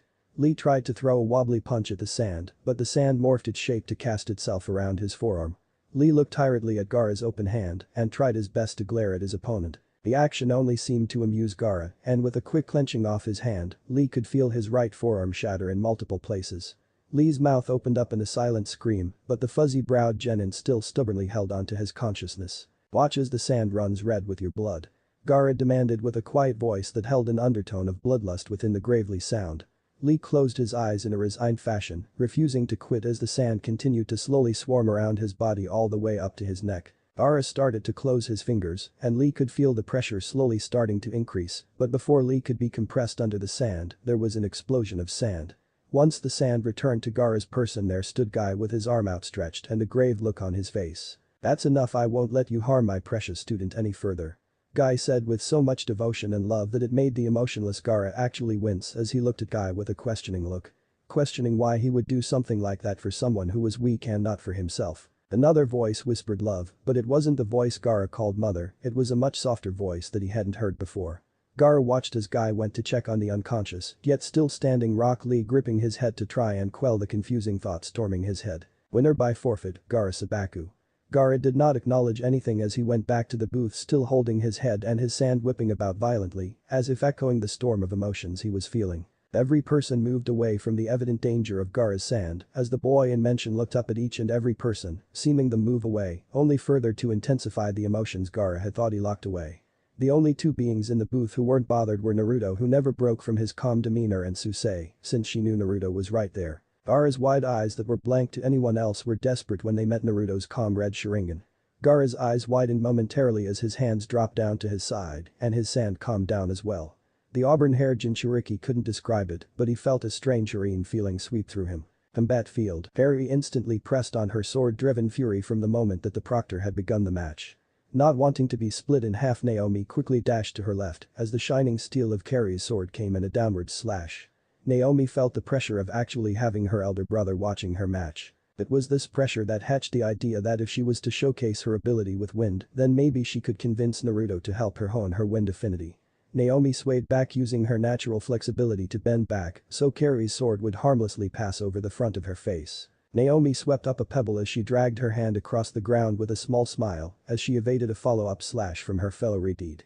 Naomi kicked Carrie in the hands, making the Kumo Kunoichi grimace and back off momentarily. Flicking her wrist, the daughter of the Hokage sent the pebble she had taken zooming past Carrie's ear, confusing the girl as to why her opponent used a rock on her. Though when her amber eyes went to where Naomi was, all she could see was a plume of smoke filling the air. Her questioning ended when there was a sharp impact at her ribs, then sent her tumbling backwards. Carrie managed to stop her momentum by burying her sword in the ground. She substituted with that rock after she threw it, knowing I wouldn't think anything of a small rock. Carrie growled to herself as she pulled her sword out of the ground and placed it on its rightful place on her back. Carrie knew that focusing on Kenjutsu like her partner Amoy probably made her shinobi career difficult, but that didn't mean she didn't learn a few to help her out of tight situations like the one she found herself in against one of Konoha's princesses. Going through a series of seals, Carrie put her hands on the ground and shouted out resolutely. Lightning release. Shocking inspiration. The lightning release technique raced towards Naomi with a startling amount of speed. However, Naomi had prepared herself from the moment Carrie began her signs. With a chakra-enhanced jump, Naomi flew upwards with her hands merged together in front of her face, hiding the grin that she was sporting. Wind release. Changing currents. The wind started to flow in one direction, which had Carrie believing a strike was going to come from there, but when it seemed like the perfect chance, the wind shifted direction at a much faster speed. This continued much to Carrie's agitation and paranoia until Naomi put one palm over the back of her other hand. Wind release. Playground of the Twister. Naomi shouted with a small smirk because she didn't think that she would ever have enough time to perform this, but it would seem that Carrie was more than glad to give her the time needed. The wind started to form into a circular wall of wind around the Kumagakure swordswoman, and soon the pressure got to be too much for Carrie to stand on her feet. If her mind had been clearer she would have remembered she could channel chakra to the soles of her feet. Carrie started to get tossed from one section of the twister, elevating her body with each ejection from the twister. I didn't want to show off this much already, but I needed to, so that maybe my ability could convince Nai-san to help me further my training, so that I can use this move without needing my first. Plus I'd be able to spend time with him. Naomi thought with a truly happy smile as the tornado started to dissipate. Carrie fell onto her back with a number of cuts littered across her body and her trusty sword nowhere in sight. Naomi reached into her pouch and flicked a kunai at the downed Carrie. The crowd gasped believing that Naomi was killing someone out of cold blood but sighed in relief when the kunai landed next to Carrie's head. The proctor walked over to Carrie and saw that she was unconscious and no longer in position to fight. Signaling for the medics to come and take away Carrie, the proctor rose back to his feet and sent a small nod to Naomi, telling the redhead all she needed to know. Naomi started to walk away, not really finding herself wanting the praise of the public that had fallen so low in her eyes over the span of the tournament. Meanwhile the crowd was clapping enthusiastically since one of their own defeated a foreign ninja. The most vocal of course was one very proud mother. "Page Booth, your daughter is quite powerful, Hokage Dono. It is always nice to see a strong kunoichi coming up in the world." The world's first female Kage said while smiling as she watched the young Namikaze Uzumaki walking back towards the booth that held the genin. Mei at first was intrigued with Kuretsuchi who could use Imton like she did, but she was too arrogant for her liking. Minato nodded with a small smile on his face as his father's persona took over his village leader persona for the time being. Yes she is, they both are for that matter. I was surprised however that she had time to perform that required her to use her final. That was something we did not count on. Minato admitted with a smaller smile as he started to shift back to his role as the Hokage. That Carrie girl was foolish to sit there and allow her opponent to create a defeat for her. If this was an uncontrolled environment she could have easily been killed. The Kazekage said sternly with his arms crossed tightly across his chest, ignoring the pointed look the headstrong Reikage was giving him. If the Reikage didn't like the truth then he was just as foolish as his genin, and that was the Kazekage's thought process. Inoki nodded his head with an agreeable hum as he looked on as Carrie was carried to the medics, where she would be until she woke up from her bout with unconsciousness. Watching as an enemy prepares to defeat you is definitely not a quality in Chunin, who in turn is a team leader in some cases. This only served to fuel the Reikage's glare, but even while cheering on his home, he could not dispute the words of his peers. Your shinobi is up next. Is she not Tsuchikage Dono? Mei asked an obvious question just to try and alleviate the tense atmosphere that was starting to accumulate around the 5 Kage level nin. The Sandaime Tsuchikage nodded his head with a small grin, since Yuna had proved herself well thus far without even revealing too much. Showing she was using a shinobi's most powerful tool, deception. That she is. Combat field. Fu stared down Yuna with a rather heated look, since she was aware of the blushing state the diving helmet-wearing kunoichi was in every time Naruto so much as glanced at her. Fu was not sure personally why she felt such an ugly feeling when she saw how Yuna was acting, and it seemed that Chimei had no comment on her behavior. Fu looked past Yuna and saw Naruto glancing down at the field, but he seemed to not be looking at any one thing in certain. The mint-haired Jinchuriki from Taki had to win because she wanted to see Naruto kick her vile teammate Sari being all around the arena. Yuna too was lost in her own thoughts about how this tournament could play out from the matchups to the final result. Eventually her thoughts drifted towards Naruto, and just the calm presence that he seemed to create by just being present was what she was looking for in a man unlike most she had seen so far. The men in the tournament either had a massive problem with energy, arrogance, or bloodlust, but not the raven-haired teen with his Sharingan. No, there was something different, something she wanted to get to know. The thought of that brought a serene smile to the Iwagakure kunoichi. However, both knew for any advancement to continue they had to go through the person across from them, and that's what they would do. Yuna moved forth and threw a moderately quick punch, wanting to test how Fu's reaction time was, and Fu was not one to disappoint as she moved her feet nimbly shifting back, keeping the fist from contacting her face. Yuna grinned behind the cage on the front of helmet and threw a quicker corkscrew-like punch that hit with a solid thud. However, that solid thud was because Fu had brought her elbow up to block off the impactful smash of Yuna's fist. Fu, seeing the grinning face of Yuna, couldn't help but grin as well, since not many of the genin or chunin could keep up with her, but here was another kunoichi, which only made the experience that much more enjoyable for the Nanabi Jinchuriki. Fu drove her knee up, but it was stopped when her opponent from Iwagakure blocked the advance with both of her hands. Using her newfound free hands, Fu threw out a hook to Yuna's throat, not wanting to smash her hand or knuckles against that helmet that Yuna was wearing. Yuna brought a hand up swiftly to catch the incoming fist, which got a smirk from the orange-eyed girl because her other fist was closing in on the opposite side. The smirk quickly changed faces when Yuna also easily blocked the second attack. Fu growled when Yuna refused to release her fists and did something she shouldn't have. Fu, without thinking about it, smashed her forehead against a part of the helmet just above the cage, getting dizzied looks in both girls' eyes. Fu because she had directly attacked the helmet, and Yuna because her head rattled in the helmet and the loud sound of Fu's head assaulting the helmet rang in closed space. Demei wasn't sure if he was supposed to laugh at Fu's dismissal of the obvious or shake his head at the stupidity, so in the end he settled with one huge sweat drop on the back of his beetle-like head. Both girls got their bearings back at approximately the same time and stared at each other with much more serious-looking faces than before. Okay, that wasn't one of my brightest moments during a fight. Fu muttered to herself with a small shake of her head, trying to chase away the slight ring filling her ears. Yuna brought her hands to the sides of her helmet and sighed when she felt that the tubes were still lodged into the docking ports on the helmet. Yuna brought her hands down and pushed off her back foot towards Fu, taking the mint-haired teen by surprise. And in that shocked state, Fu was unable to counter as Yuna buried her foot straight to where Chimei was sealed, getting Fu to gasp painfully. Growling with a slight scowl, Fu took hold of Yuna's ankle and spun her around twice, getting the Iwagakure genin to yelp out in surprise as her world spun around and around. The spin cycle Fu was creating brought back up the vertigo from the helmet rattling, rendering Yuna incapable of sticking the landing, thus making her tumble across the field. Fu quickly caught up to her opponent and before she could recover, delivered a harsh straight right of her own into Yuna's stomach, making her grimace and roll away as a second punch fell to the ground where she was prone. Yuna got back to her feet and massaged the area struck with a small frown, but there was competitive fire in her dark gray eyes. She would give it to her mint-haired opponent, she was agile and could hit with a nice amount of pop behind her strikes. But so were Yuna's attacks, and Fu could attest to that from how her gut felt from the few blows that Yuna had given her during their exchange. Both fighters came to the same conclusion that a taijutsu fight would only be a waste of energy with no winner being certain. Yuna grinned at her opponent, dusting off her clothing with an air of confidence surrounding her that made Fu bristle, but she didn't act on the feeling, she simply waited.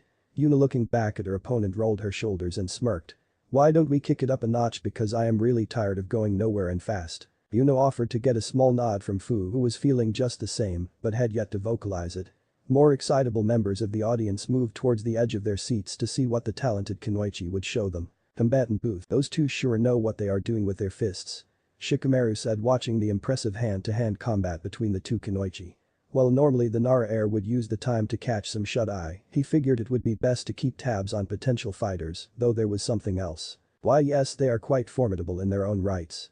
Chijuro agreed, returning to his more shy side that he frequented when he was off the battlefield. One would think that being one of the legendary 7 ninja swordsmen of the mist would bring confidence or even arrogance, not a shy passive attitude. If the Kunoichi in our village trained half as hard as those two have, instead of trying to gain some boy's attention, then maybe I would admit that allowing them to be shinobi wasn't a mistake, but until that day comes. Naruto trailed off, getting a small giggle from both Haku and Yujito and face palms from his sisters, who were just ashamed to be part of this generation's Kunoichi class in their village. "Yes, fangirls are not cool," Samui added calmly with a small frown, remembering the few fangirls that were in Kumo, but not quite to the level of the hidden lease amount of fangirls and boys, thankfully. Ara, who was standing off to the side, continued to shoot glances towards Naruto, ignoring the rants of his mother in favor of looking towards the enigma of the tournament. Naruto, who was aware of Gaara's eyes, ignored them for the moment in favor of watching the fight. Combat field, water release. Violent water wave. Fu's mouth opened wide as a swirling tide of water stormed out straight for Yuna. Yuna watched as the water traveled the first few feet on the ground before springing high into the air, still based on the ground, creating a large roaring wave of water. Yuna jumped back, going through the hand signs for her counter technique in response to Fu's offensive. Water release. Water encampment wall. Yuna hollered as a cylindrical wall of water shot from the ground around Yuna, spinning to keep its shape.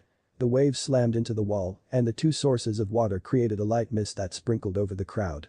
The wave of water was split when the wall proved to be too powerful, and then the wave parted around the wall of water, leaving a Mizu Bunshin to fuel the vanished in a jet stream of purple smoke from the top of her water wall. Fu, who was too indulged in watching her lose to Yuna's, wasn't paying attention as Yuna formed directly behind the Jinchuriki. "What are we looking at?" Yuna asked with a cheeky grin, getting Fu to tense when she sensed that Yuna was directly behind her. Fu tried to turn, but when she heard what Yuna said next, she knew it was a moment too late. Water release. Gunshot. Fu cried out when the concentrated orb of water blasted her behind the shoulders and through the air directly towards one of the stadium's walls. Yuna waited to see if her opponent would crash or if she could right herself before the wall did it for her. Just when it looked like it would be the latter, something Yuna was not expecting to happen, happened. Just before Fu could crash into the wall, a pair of green wings sprouted from her back and flapped, keeping her momentum from sending her crashing into the stadium wall. Fu thanked Chimay as she turned to look at Yuna with a firm frown etched on her face. The crowd was left in awe as they watched the mint-haired Kunoichi start to hover with the aid of Chimay's wings. However, Fu knew that if the villagers knew that she held a beast like Naruto did, they too would clamor for her head, as was typical for people who feared what they couldn't understand. Yuna looked at the forest, green wings that were currently coming from the back of her opponent from Takigakure with a scrutinizing gaze. That was when it clicked and she realized that she was actually fighting a Jinchuriki. Hansan told me of the tailed beasts and what village had which at the current time. If she has the 7-tailed beetle sealed within her, then I can't trade with her or she will outlast me. I need to finish this, but I need to get in close, which may be a problem with her flying. Yuna adopted a much more serious expression now, fully realizing just who she was dealing with. Secret Nanabi art. First hive. Upon Fu's command, which was basically the command of the grand insect, Chimay the small bug swarmed around Yuna, who was trying to beat the small forms of life from the air. Fu let a small smirk play across her face, because those small bugs were not normal chakra parasites, they were also created with a unique poison that would render her opponent immobile, making the fight come to, and smiled contently when she saw Yuna fall to the ground, but then her bugs fell dead, like a small bomb hit them. However, luckily one bug survived and returned to Fu with results. Fu girl, the bugs died because her chakra properties are greater than poisonous. The Chimay's urgent voice was tuned out at the last moment in favor of Yuna's voice that was suddenly behind her and way too close for comfort. Taking your concentration off of your opponent, are we? Well, that's just foolish. Fu then felt 2 fingers touch the back of her neck at its base, and then the mint-haired Jinchuriki's world went dark. Her wings dissipated as her body shut down and her mind wandered into the realm of unconsciousness. Yuna landed on the ground lightly with a small sweat adorned on her brow from what she had to use in the fight, but she managed to save enough for the next rounds.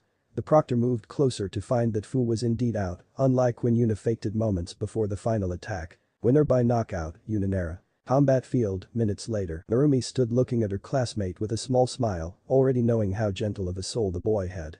The blonde-haired Kunoichi knew that he was probably already having his doubts about fighting her, and the reason he got to this round was because the idiot Choji fought the round before calling him fat. Narumi almost chuckled, remembering how funny it was watching the boy from Taki flee from Choji's righteous anger. Narumi let out a small sigh before regarding Choji with a much more serious look. I know you don't want to fight me, and I don't want to fight you. So please give up. Choji looked down into his bag of chips, his lips pursing down into a straight line as he contemplated the offer he was given. It was true that he really didn't wish to hurt any of his comrades, it was always like that, even since the academy. Plus the young Akimichi wasn't even sure he could beat the Hokage's daughter. It was these kinds of situations in which Choji really missed the absence of Shikamaru. Plus he wasn't even positive that he could make the rank of Chunin this year, because even his clan techniques were lacking. I don't know. He only needs one little push. Narumi thought with a small, internal grin that she hid behind a calm visage. That grin would even make Naruto, when in his prankster mode, proud of his sister. Narumi was going through a small checklist of things that could tempt the snack-loving boy. She stopped dead when she realized that she was actually thinking about what she needed to tempt the snack-loving shinobi. I'm sure that Asuma-sensei promised you a barbecue for winning your first round match. Wouldn't you want to go there and enjoy your reward as soon as you can, instead of being stuck in the medical ward where they won't let you eat? Choji's eyes went wide when he realized the grave consequences of being stuck inside of a hospital bed. Not only would he not be able to eat, but he would also have to wait to go to his precious barbecue. His hands clenched slightly over his bag of chips, getting a small smirk from Narumi, seeing as how the gears were going in Choji's mind. Narumi stood there waiting patiently for the Akimichi heir's decision, as was the proctor, since she had yet to move, seeing as the 2 comrades were being rather friendly. Alright, Proctor-san, I give up on the match. Choji said with a small smile, obviously not all that beat up over forfeiting. The entire stadium sat in absolute silence at Choji's rather easygoing way of surrendering the match. Even the Kunoichi from Kumo, who was acting as the proctor, was looking at the Akimichi like he had grown a second head, and that head belonged to Orochimaru. Every soul was thinking how he could pass up the chance to prove his worth. The only person who didn't seem shocked was the Nara in the competition, who wore a fond smile as he shook his head lightly. The proctor was the first to break from the shock that had descended down on the stadium, but not before giving Choji one small disbelieving glance. Winner by verbal surrender, Narumi Namikaze Uzumaki. In the stands, did that just happen? Konoha's snake mistress asked in shock, even stopping from eating her dango so that she could try and figure out if what happened was real. Her best friend Kurenai wasn't all that sure either and even thought to check to see if it was a genjutsu. Kushina however couldn't help it as she started to break out into laughter, even going so far as to grip her ribs as her body shook with laughter. While it may have seemed like Narumi was trying to help Joji, all it really did was save her from a fight and conserve chakra. That's my girl. Asuma took a new cancer stick, replacing the one that dropped to the dirty ground when Choji quit without lifting a finger. Shaking his head, the bearded Jounin knew it was a mistake to promise his student Barbek before he was done fighting. What can you do? Asuma breathed out a sigh with a small shrug. Sakura was giggling, but not at Choji, no, she was giggling that her rival was wearing such a dumbfounded expression. Wiping the imaginary tear from her eye with her one good hand, Sakura turned to the Yamanaka heiress with a sly grin. So that's your teammate Aino? Oh, that's rich. The platinum blonde-haired Kunoichi's brow started to twitch hearing her rival's words, she couldn't help but sneer with displeasure. It was also the anger that made the words come from her mouth that she hadn't spoken in quite a while. Shut up, billboard brow. Sakura gasped, her eyes going wide before her hair shadowed her eyes, her one good hand clenching into a fist as she spoke. No, you shut up, Ino pig. And like that the two were forehead to forehead growling at each other. Combat field. Aku stood silently watching as Samui pulled out her weapon of choice, the Tanto, and brandished it a few times underneath the sun's intense spotlight. Haku watched on silently, not intimidated by the display, but silently admitting that it was cool. Haku responded in kind by drawing the handle of Snowfall. This action caught the Kumagakure Kunoichi's attention as she watched on as a long, slightly curved blade sprung from the hilt. Samui allowed a frown to grace her beautiful face when she saw she was already at a disadvantage. Haku's sword was longer and could be augmented with chakra. Samui decided to try and use an unsavory tactic. You know that my sensei is an expert with a sword. Challenging me would most certainly lead to your defeat. Aku looked at her blonde opponent with a slight tilt to her head, since it didn't seem like Samui was the arrogant type. No, it had to be that she didn't want to have to deal with the challenges Snowfall provided her.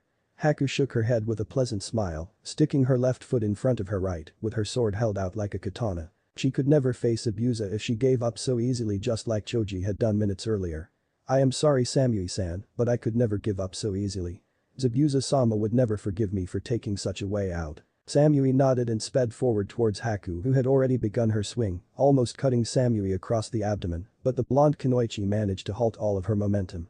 Haku smiled, ignoring Samui's discontent expression, opting to step forward with a downward slice with her blade made of ice. Samui stopped the ice sword with her Tanto, holding her metallic blade against the base of the ice-natured weapon. Growling slightly, Samui lashed out with a swift kick for Haku's midsection. Haku's eyes glanced down the moment Samui's foot started to move, giving the ice Kunoichi plenty of time to dodge. The blonde from Kumo decided she would take the attack to the raven-haired girl from the village hidden in the mist. A quick slash from the short blade towards the long ice blade was easily blocked, but Samui had another trick ready this time. A sudden charge of electricity ran through the blade, shattering the ice and cutting across Haku's forearms when she blocked her torso from being stabbed. Haku shook away the tingling feeling in her arms in favor of channeling her chakra back into Snowfall, creating an exact copy of her first weapon. Haku lowered her blade back down, assuming the ready stance once more. Samui's eyes narrowed at her opponent, confused as to why she would recreate the same weapon when the outcome was obvious. Shrugging away that thought, Samui went forth, but this time ready to score a more debilitating hit. Her lightning charge Tanto descended towards the ice blade, but just before the weapons came into contact, Snowfall shifted. The blade shifted into more of a snowy breeze, and the wind killed the lightning charge, and the ice crystals cut across the top of Samui's arms. The two Kunoichi shared a relatively heated glare before starting to go through hand seals simultaneously. Naruto's mindscape. Naruto's Sharingan glanced around in a momentary stupor, finding not a combat field, but crimson stone masonry. Looking up, Naruto saw the same crimson faint light diluted in the air, and Naruto knew just where he was, his mindscape. Of course his resident demon had something that he needed to tell him. Naruto started to make his way down the dimly lit corridors with a small sigh. I guess I will see what Kyuubi needs from me. It didn't take long for Naruto to come to the familiar cage that the Kyuubi resided in. Naruto stood there silently as the large slitted orbs came to life. The raven-haired shinobi stood there motionless, waiting for the large fox to reveal himself. A large chuckle blew the sour water up, getting a light soak on his cloak, earning a scowl. Naruto was just glad that the water didn't have any kind of stench to it. Naruto asked, slightly miffed he was about to miss a promising fight unlike those prior. Tell me Kyuubi, why did you call for me? The Kyuubi, who could sense Naruto's irritation, just laughed a little louder and longer than he would have under normal circumstances. Kyuubi's three tails swayed around in what Naruto would guess to be amusement. A terrifying streak of white signaled Kyuubi's malicious grin. Oh please, I have been watching those pesky flies fight and there was nothing entertaining about this little spectacle. Anyways, I have some information that may or may not interest you, Ninjin. Naruto's eyebrow rose since this was a new interaction with the Kyuubi after months of on and off again conversation. Never had the Kyuubi been forthcoming with information, no Naruto would have to go and ask if the Kyuubi had anything that could be helpful. Noting that he might have to return this for a favor, Naruto decided to take this gift he was being given. Okay then, what is it? Naruto asked, easily forgetting his irritation. One of my brothers, so to speak, has been reincarnated into this world. And from the sense of it, I would say it was the Three Tails. Kyuubi said with one eye open regarding Naruto to see what his pseudo-container's reaction would be. As the Kyuubi expected, Naruto's only visible reaction was a gentle nodding of his head. Naruto nodded, taking the information because it was clearly valuable, but the problem was where the Sanbi would show up. Do you have an idea as to where the Sanbi could be? Naruto asked curiously since the Kyuubi was like a vast wealth of knowledge and it couldn't hurt to try and dip his hand into it. Kyuubi grunted slightly, closing his other eye, letting his tails fall to the ground, almost giving off the vibe that he had suddenly fallen asleep. Naruto waited patiently as Kyuubi started to think about his question. Well, when a tailed beast shows back up, it is like a brief beacon flash to the other Biju before we fall into hibernation, so we regain our power. When tailed beasts are reincarnated, we often show up in the place where we are most in tune with in accordance with nature. So I believe the turtle will be somewhere watery. Naruto closed his eyes and thought about that comment. It was very clear to the shinobi that the Three Tails would come back to the world within the land of water, but sadly Naruto didn't have any kind of influence within that land. Naruto shrugged softly since maybe in time he would, but not now. He did believe that the Biju sensing power was indeed convenient, but why complain about that? So what can I do for you then? Naruto asked, opening both of his red eyes, getting the Kyuubi to look directly at Naruto. Well, you can change the mindscape from this damnable sower to something more hospitable, because as shocking as it may be, I don't always wish to watch your life unfold. Kyuubi snorted, forcing himself to put a little venom behind his words, getting a light chuckle from Naruto. Nodding his head, Naruto stepped back and sat in a meditative position to focus his mental energy. The Kyuubi watched on as the bars slowly slammed back into the ground and the water drained away. Slowly green grass grew across the now field, followed up by a vast forest growing in the background. The flat ground the two were standing upon started to elevate up into the sky, creating a large hill where the Kyuubi was now basking on. Naruto focused on creating a few minor details within the forest for the Kyuubi to enjoy later. There, I hope you enjoy your temporary home. Kyuubi grunted and whipped his tail through Naruto's midsection, but it phased through like Naruto was intangible, something that happened often. In the mindscape, the Kyuubi couldn't harm Naruto unless Naruto openly accepted the confrontation. Just get out of here. We have been here too long and now you are needed outside. And with that, Naruto was forcibly ejected from the mindscape, much to Naruto's amusement, fully knowing that the Kyuubi just didn't want to show positive emotions. Combatant booth, Naruto-kun. Naruto's eyes snapped open hearing that feminine shout coming back to reality. Naruto looked to see everyone in the booth looking at him, but it was Susei that got to him through the soul link. Naruto-kun, it is your turn to fight.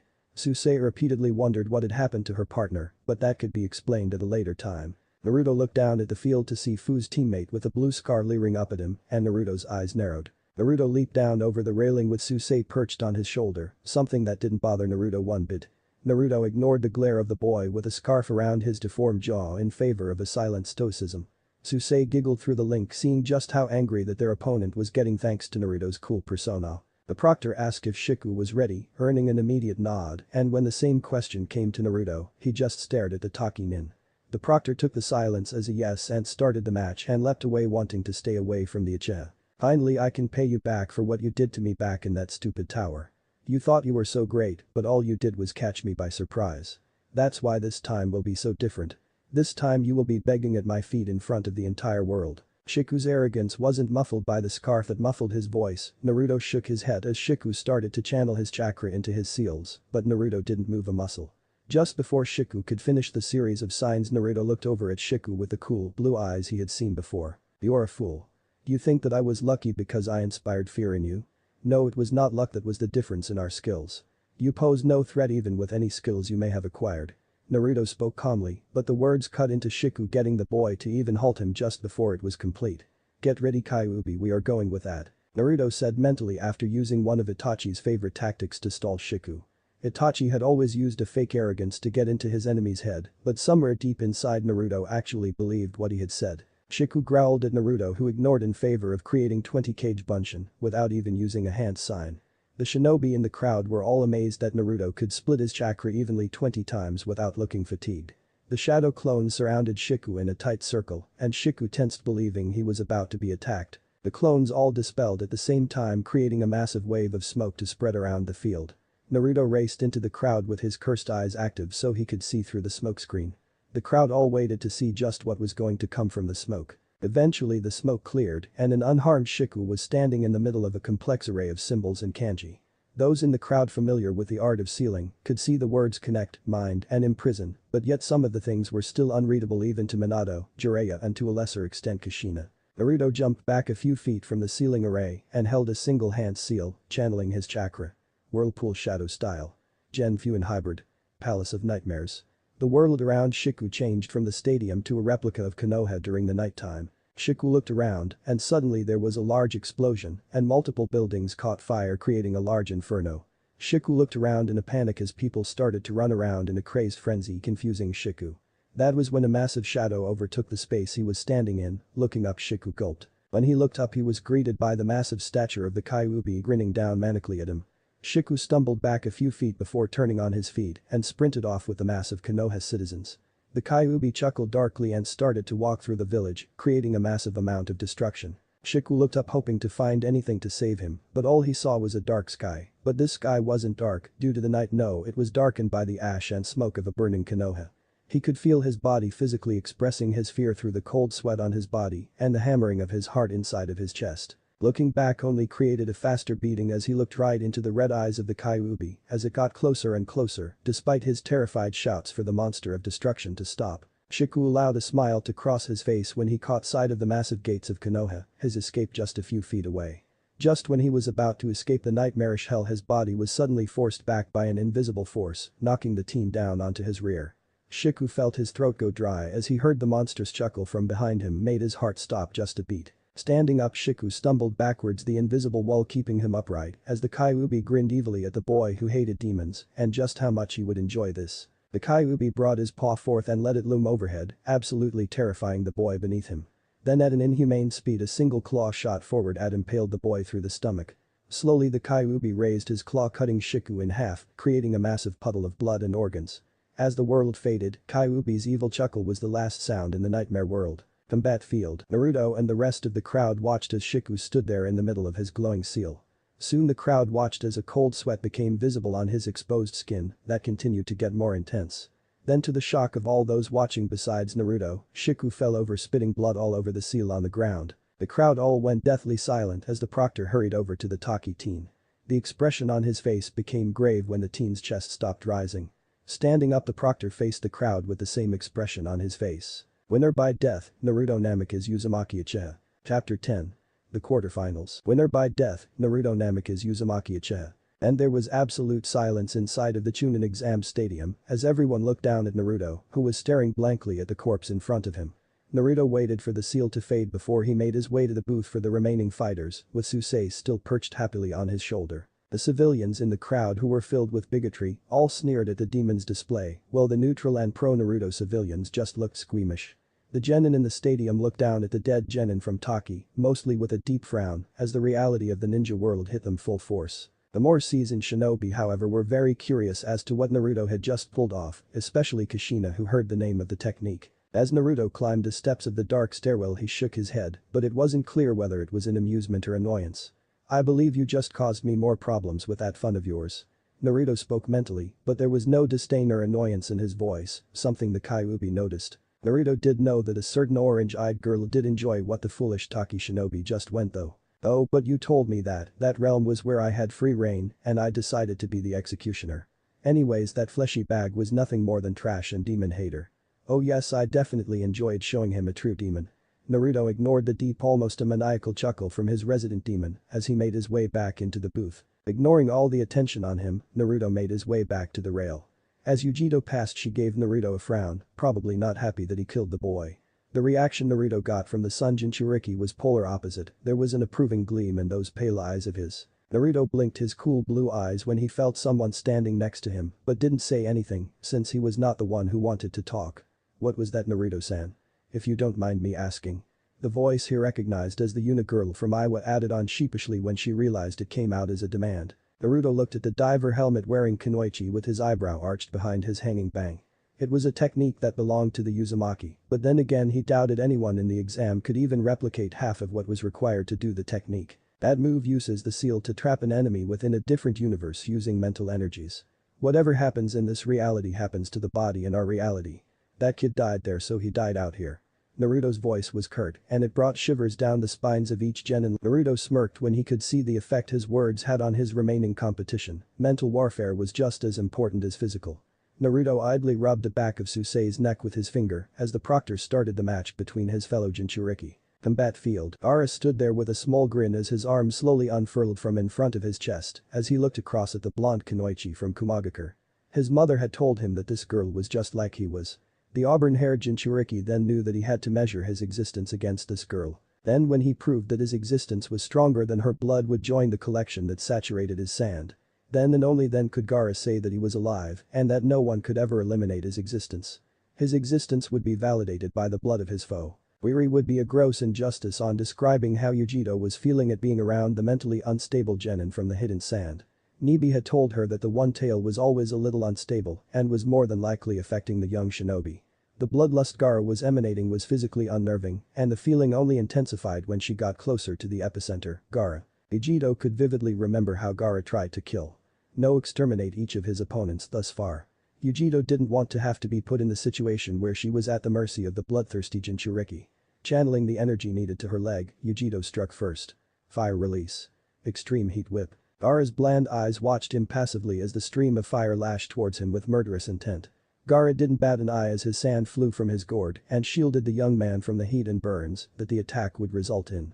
The chakra infused in the sand kept the fire from turning the sand into glass, but Gaara in his battle manic mode didn't care in the least. Once the sand cleared from the shield, Gaara commanded it to rush forth to quell his craving for the red life liquid of his enemy, which the sand did faithfully. Yujiro, much like the cat from hell sealed inside of her, hissed at her opponent's sand-based attack. Sliding back as the sand crashed down after her, Yujiro replaced herself, leaving the sand to crush the log that took Yujiro's place. Speeding forward, Yujiro tried to send a sidekick towards Gaara's head, but a wall of sand interfered. Hard-reeling back, Yujiro saved her shin from being turned to nothing as the sand attempted to grab her leg. Yujiro frowned, seeing just how formidable her opponent's defenses were. It was one thing to see it when he fought Lee, but it was another thing entirely to experience the sheer stopping power fist hand. The ground behind Gaara, which was now firmly grinded into a fine powdery sand, was being manipulated by the youngest of the sand waterfall siblings for his next attack. Yujiro watched as the sand was elevated into the sky above as the original sand went back to defend its owner. The cloud of sand formed overhead and small lumps started to form and project in the cloud. Sand drizzle. Then those lumps started to fall like small drops of rain drizzling on top of the blonde Jinchuriki. These small drops were much quicker and proved deadly when they cut into the ground. Growling, Yujiro began the signs for her next and counter-move to the sand-styled rain cloud. Fire release. Hellcat stream. A small blue stream of fire shot out of Yujiro's mouth, swallowing up the drizzling sand and continuing on towards the cloud lingering above. Yujiro's blue eyes watched on as a few glass orbs dropped from her fire stream, shattering upon contact with the ground. The fire quickly swirled around the cloud, creating a blanket of glass that shined in the intense sunlight. Yujiro leaped back to keep from being punctured by the falling, jagged glass, while Gaara's sand just caught it and threw it at the wall, which was where the proctor happened to be making Genma leap away. The sand from Gaara's personal stock formed into small shuriken in front of him, getting Yujiro to tense in preparation for the upcoming barrage. The shuriken cut through the air with an alarming speed, catching off guard, which resulted in the cut she was now sporting on her cheek. Now aware of the velocity of the projectiles, Yujiro made use of her flexibility to deftly weave through the deadly sand-based weaponry. Yujiro growled slightly because Gaara had only taken maybe a step this entire fight, while she had to be on the move almost constantly. That is indeed a fearsome defense. He doesn't even need to command it to defend like he needs to do for offense. Yujiro's lidded eyes narrowed at Gaara, trying to find some way to break through that absolute defense she had heard about. The blonde knew Taijutsu wouldn't be possible, since the sand would just crush any appendage that it would catch. Jinjutsu, while a viable option to defeat Gaara and his tunnel vision, was out of reach because of her status as a Jinchuriki. She didn't know Fuinjutsu like Naruto, so that left her with ninjutsu. Fire release. Spindle flames. A small jet of fire came from Yujiro's mouth, spinning until it hit its point where it speared out right towards the sand defense. Gaara didn't even show any worry as a wall of sand went up in front of him, stopping the flames a few feet short of hitting him. Gaara's eyes widened momentarily when he saw the sand glow, but the Sunanin quickly acted by reinforcing the sand before it could be destroyed. The sand filtered away so Yujiro could see the grin Gaara was wearing, getting her to raise an eyebrow out of curiosity. Didn't gets down. Not questioning her companion, Yujiro dropped to all fours like a cat, and not a moment later the shuriken she dodged earlier came flying over her. The sand shuriken kept on going until it reached the auburn-haired boy's sand, where it harmlessly formed back into the mother source. Yujiro got back onto her feet and wiped the small amount of sweat that adorned her brow, while Gaara just looked on with a slight frown. In the stands, man, they haven't even spoken all that much, and this is so damn intense.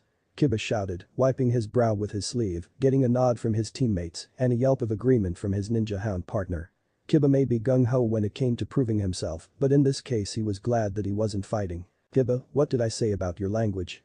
Kurenai scolded her loud-mouthed student, getting him to shrink under her disapproving glare and gulp nervously. Having lived with a rough mother and elder sister, Kiba learned a healthy fear of women. Man, am I glad I gave up fighting after that Chijiro match. It would be too troublesome. Shikamaru drawled out with a sigh as he watched on as the clouds just drifted on by, ignoring the glare from his blonde teammate, but decided not to say anything, referring to a certain troublesome blonde. Shika, why can't you be more like Ino's insult and comparison was cut off by an annoyed Shikamaru who took his eyes from the clouds to snap towards the Yamanaka next to him. Like your Sasuke? He got beat in the first round easily. Shikamaru asked with a slight distaste in his mouth and the mention of the village's most arrogant genin, getting a small chuckle from Choji, who pulled out another bag of chips too much on while he watched the competition proceed. Ino frowned at her lazy friend but couldn't dispute that Sasuke did get beat pretty severely in everything he was thought to be good at. That brought up another question in her mind, and that was just who Naruto really was. Because it was clear that no one in the stadium knew just what Naruto was capable of. Combatant booth. Naruto watched his fellow Jinchuriki with his analytic blue eyes as they traded with no one coming on top. While Yujiro had the speed and flexibility to avoid Gaara's, Gaara had the pure stopping power to keep Yujiro from gaining an advantage.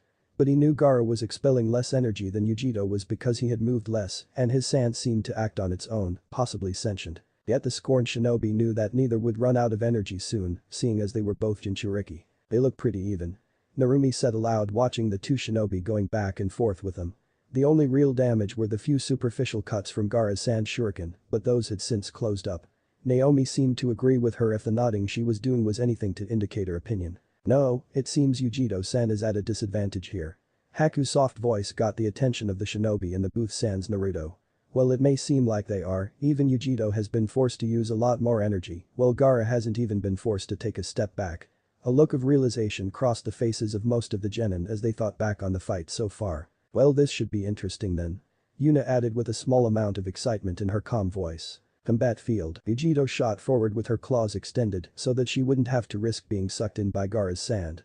Swaying to the left and shuffling her feet, Yujiro avoided a burst of sand Gaara sent after her.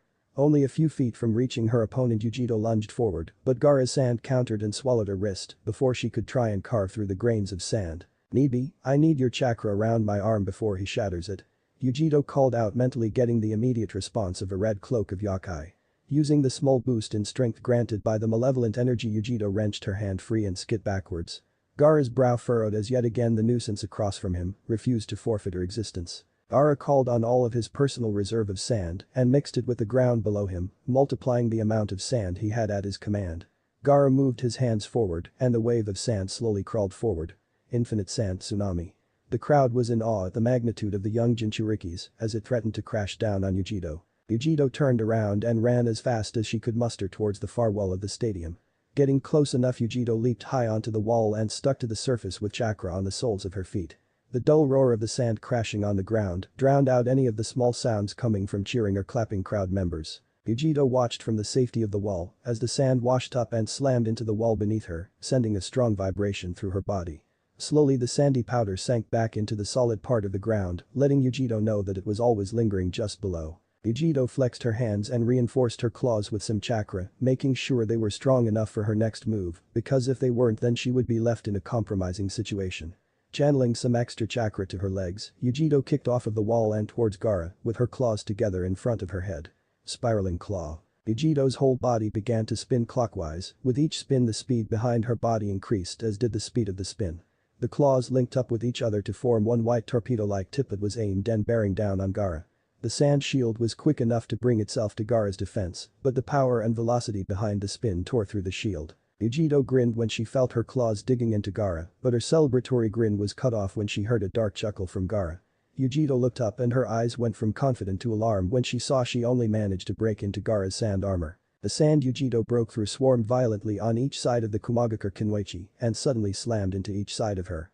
Thankfully for Yujiro, she managed to avoid the painful experience by flipping back and out of the close range of Gaara and his sand. Panting slightly, Yujiro got back to her feet, watching as the sand near Gaara's heart fell away, long after doing its job of absorbing the impact of her last attack. As infuriating as it was, Yujiro could admit silently that maybe there was something to calling Gaara's techniques the absolute defense. However, the Kunoichi knew now was not the time to admire an enemy she was currently in combat with. Gaara was reading his next move when he heard the voice that chilled his blood every time it spoke. "Gaara, what is taking so long to kill her?" An angry voice bellowed out inside of the auburn-haired Sunanin's head, making his eyes get a few more degrees cooler. "I'm going to kill her mother, just please be patient. It won't take much longer." Gaara's usual dark voice sounded nothing more like a child seeking acceptance. Gaara was able to stop from cringing when he heard a deep scoff from the recesses of his mind. Gaara waited what seemed to be a millennia before he got a response from his mother. "Gaara, you don't want to make me angry, your mother, but that's okay because you can use my power to kill this nuisance. Just like always." The voice sent a very disturbing coup to its container, but Gaara's mind was too distorted to be unnerved by this. Instead, he grinned because it was finally time to prove just why he existed. The sand that swirled around Gaara suddenly came to a halt and hardened around Gaara, forming a cocoon around the boy. Just as the dome was about to close, the last thing Yujiro could see was Gaara's sickening grin. Then inside of the sphere of sand, Gaara's chakras started to get more potent and more demonic, getting some alarm bells to go off inside of the two-tails head. "Hidden, you need to give up and do it now before he can transform." Yujiro's blue eyes widened in shock hearing that Gaara planned on transforming. "But even if I can't handle two tails of yokai, I can still manage one just like he can, shouldn't that be enough?" Yujiro asked because she trained with her sensei B just so she could call upon Anibi as a hidden ace, and this would seem like the perfect time to call on that little extra. Yujiro frowned when she felt Anibi shake her head negatively, but she would wait for an explanation. "Hidden, if you maximize the amount of the second tail of yokai, you would transform into my body. That is what that boy is doing now. And a full-blown Shukaku is much stronger than your one-tail state. This is a losing fight." The two tails informed her container regretfully, since she knew just how much she wanted to prove herself, but she wouldn't let Yujiro get killed because of a need for validation. Yujiro nodded her head and looked over to Genma and raised her hand to get his attention, which she did. "I give up. You might want to stop, Proctor-san." Yujiro warned the Leaf Jonin before she used a shunshin to get to the stands where the rest of her team was staying. "Gaara, that is enough, the match is over." A deep booming voice came down from the higher echelon of the Chunin exam stadium, getting the sand to freeze any movement. Gaara's sand slowly retreated into his gourd, and Gaara glared up at his father before disappearing in a sand shunshin. Combatant booth. The sand shunshin that filled the booth signaled the arrival of the victorious combatant from Kei's no Kuni. The remaining genin wasted no time in giving Gaara a wide berth out of fear or caution. Gaara looked over to see that the only one to not move was Naruto, who didn't even seem bothered by his presence. It was different from anything Gaara had ever experienced and it confused him. Ignoring his emotions, Gaara walked over and stood between Naruto and the wall without so much as a word. Narumi was glancing towards her brother, slightly worried by how close he was to the dangerous entity from Sunagakure. The blonde daughter of the Hokage shook off her concern in favor of silently cheering for sister as she made her way down to fight the Kunoichi from Iwagakure. The girl had proven herself to be proficient with water-style ninjutsu as well as in the field of genjutsu. The girl was a serious Kunoichi and would prove to be a strong challenge for her sister. Though she was also trying to come up with a way to combat Haku, who proved she was very capable as well. Narumi sighed because the path to Chunin was clearly not an easy one. Tajiro was also thinking about his next fight against Naruto. One would think that having dueled with each other once already would help, but there was the game changer. The Sharingan. The duel in Nami no Kuni was just a duel between swordsmen, but this next fight would be between ninja swordsmen, and he knew it. He would give it his best shot, of course, but the blue-haired teen had to wonder if it would be enough against the renowned power of the Uchiha clan. Chijiro subconsciously went to reach for the hilt of his Hiramekure, but caught himself at the last moment and got ready to watch the next match. Naruto was silently creating an inventory of the dwindling number of opponents that were left in the tournament. There was the indomitable Jinchuriki from Suna, his sisters, the mystery girl from Iwa, a ninja swordsman from the Hidden Mist, and an ice release user. Each opponent had their strengths just like they had their weaknesses. While Naruto didn't care who won this next match, he did hope to learn more about Yuna's capabilities, and who better than his more tenacious sister to do that. Naruto closed his eyes for a moment before opening them again, revealing his Sharingan alive and spinning. Naruto didn't believe in copying ninjutsu just like Itachi, but it did help in dissecting and understanding, thus helping to find the weakness. Combat field. Naomi looked to Yuna with a beaming smile as she bounced on the heels of her feet, and the tune-in around her could feel the excitement rolling off of her. Yuna too was hoping for another fight with a serious Kunoichi, just like her last fight with Fu. I hope we can have a good fight, Yuna-san. Because then when I win it will be all the more impressive. Naomi said with a cheeky grin, getting a small chuckle from the Iwa Kunoichi. It was the same thing Yuna was thinking, so she couldn't find it in her to call out the confidence behind that statement. I was thinking the same, but of course I don't plan on losing here either. I want to keep going and win the whole thing. Yuna said with her own bravado coming through, getting an understanding nod from her excitable opponent. It was then that both fighters knew that they would be in for an excellent fight because neither would be giving in easily. It didn't have to be a fight to the death like the one only 2 matches ago, but it was going to be a tough one that would make both Kunoichi stronger in the end. It was their kind of fight. Having enough with the pre-fight banter, Naomi went through a series of signs at a moderate speed, ending on the ram sign with a small smirk. Wind release. Godly wind from the mountain. A vortex of wind blasted forth from Naomi's hand straight towards Yuna, who was too close to the Namikaze Uzumaki to avoid it. Biting down on her tongue, Yuna brought her forearms up to take most of the damage from the sudden wind attack. Naomi lowered herself into her defensive Taijutsu stance, fully anticipating a counter-strike from Yuna. Yuna, getting into a readied stance of her own, glared at Naomi for getting the first strike in. Taking a handful of shuriken, Yuna flicked her wrist in an effortless motion, sending a wave of black spinning stars. Naomi scoffed and waved her palm, sending the trajectory of each shuriken off track, just enough to make them miss comfortably. Naomi blocked a fist from Yuna with her forearms and ducked the follow-up kick aimed at her head. Using her lowered stance, Naomi drove the point of her elbow into Yuna's gut, but the attack was easily batted away by Yuna. With her balance slightly disturbed, Naomi didn't have the chance of blocking a knee strike to her ribsage, making her groan slightly. Naomi replied with a quick hook towards Yuna's throat, but Yuna was quicker and slid away from her opponent, creating space between the two. Yuna gave a small smirk of her own as she began to go through her signs. Poison release. Cloud of toxins.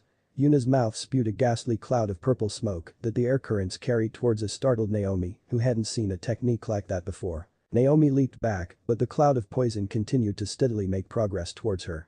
Naomi really did not wish to test the limits of her lungs by holding her breath, so she needed to clear the air. The Konoha princess's hands, ending with the snake seal, took a firm stance as a strong squall blew over Naomi's shoulders and hit the cloud of poison head-on. The upward current of wind knocked the cloud poison into the sky overhead, where the chakra-infused wind scattered the poison harmlessly into the atmosphere, where it became too diluted to be effective. Naomi took a moment to sigh in relief, since that stuff looked pretty nasty to her. Despite having the yin half of the Kyuubi's chakra, there was no intelligent conscience to use the chakra and filter out the poison if she ingested any of it. You did good to keep the poison away from your lungs, but how would you stop this technique, I wonder? Poison release. Venomous serpent.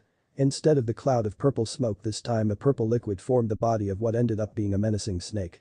Naomi took a step back at the sight of the poisonous snake, opening its mouth, literally baring its fangs. Coiling around Yuna, the snake hissed, then lunged at Naomi, who brought her hand up into the clone seal, creating a cage buncheon that saved Naomi by throwing her off to the side and out of the range of the snake's jaw. What do I need to do to kill that thing? It probably can form back if its body is made of a liquid, and that is a problem. I guess I can try this. Creating 3 more shadow clones, Naomi had them put their hands near the side of its body while it tried to reform its head. The 3 clones started to redo the first step of wind manipulation, but using the snake's body instead of a leaf. It took a few moments even with 3 clones, but eventually a clean cut appeared down the center of the poison snake, leaving the 2 halves to splash down on the ground.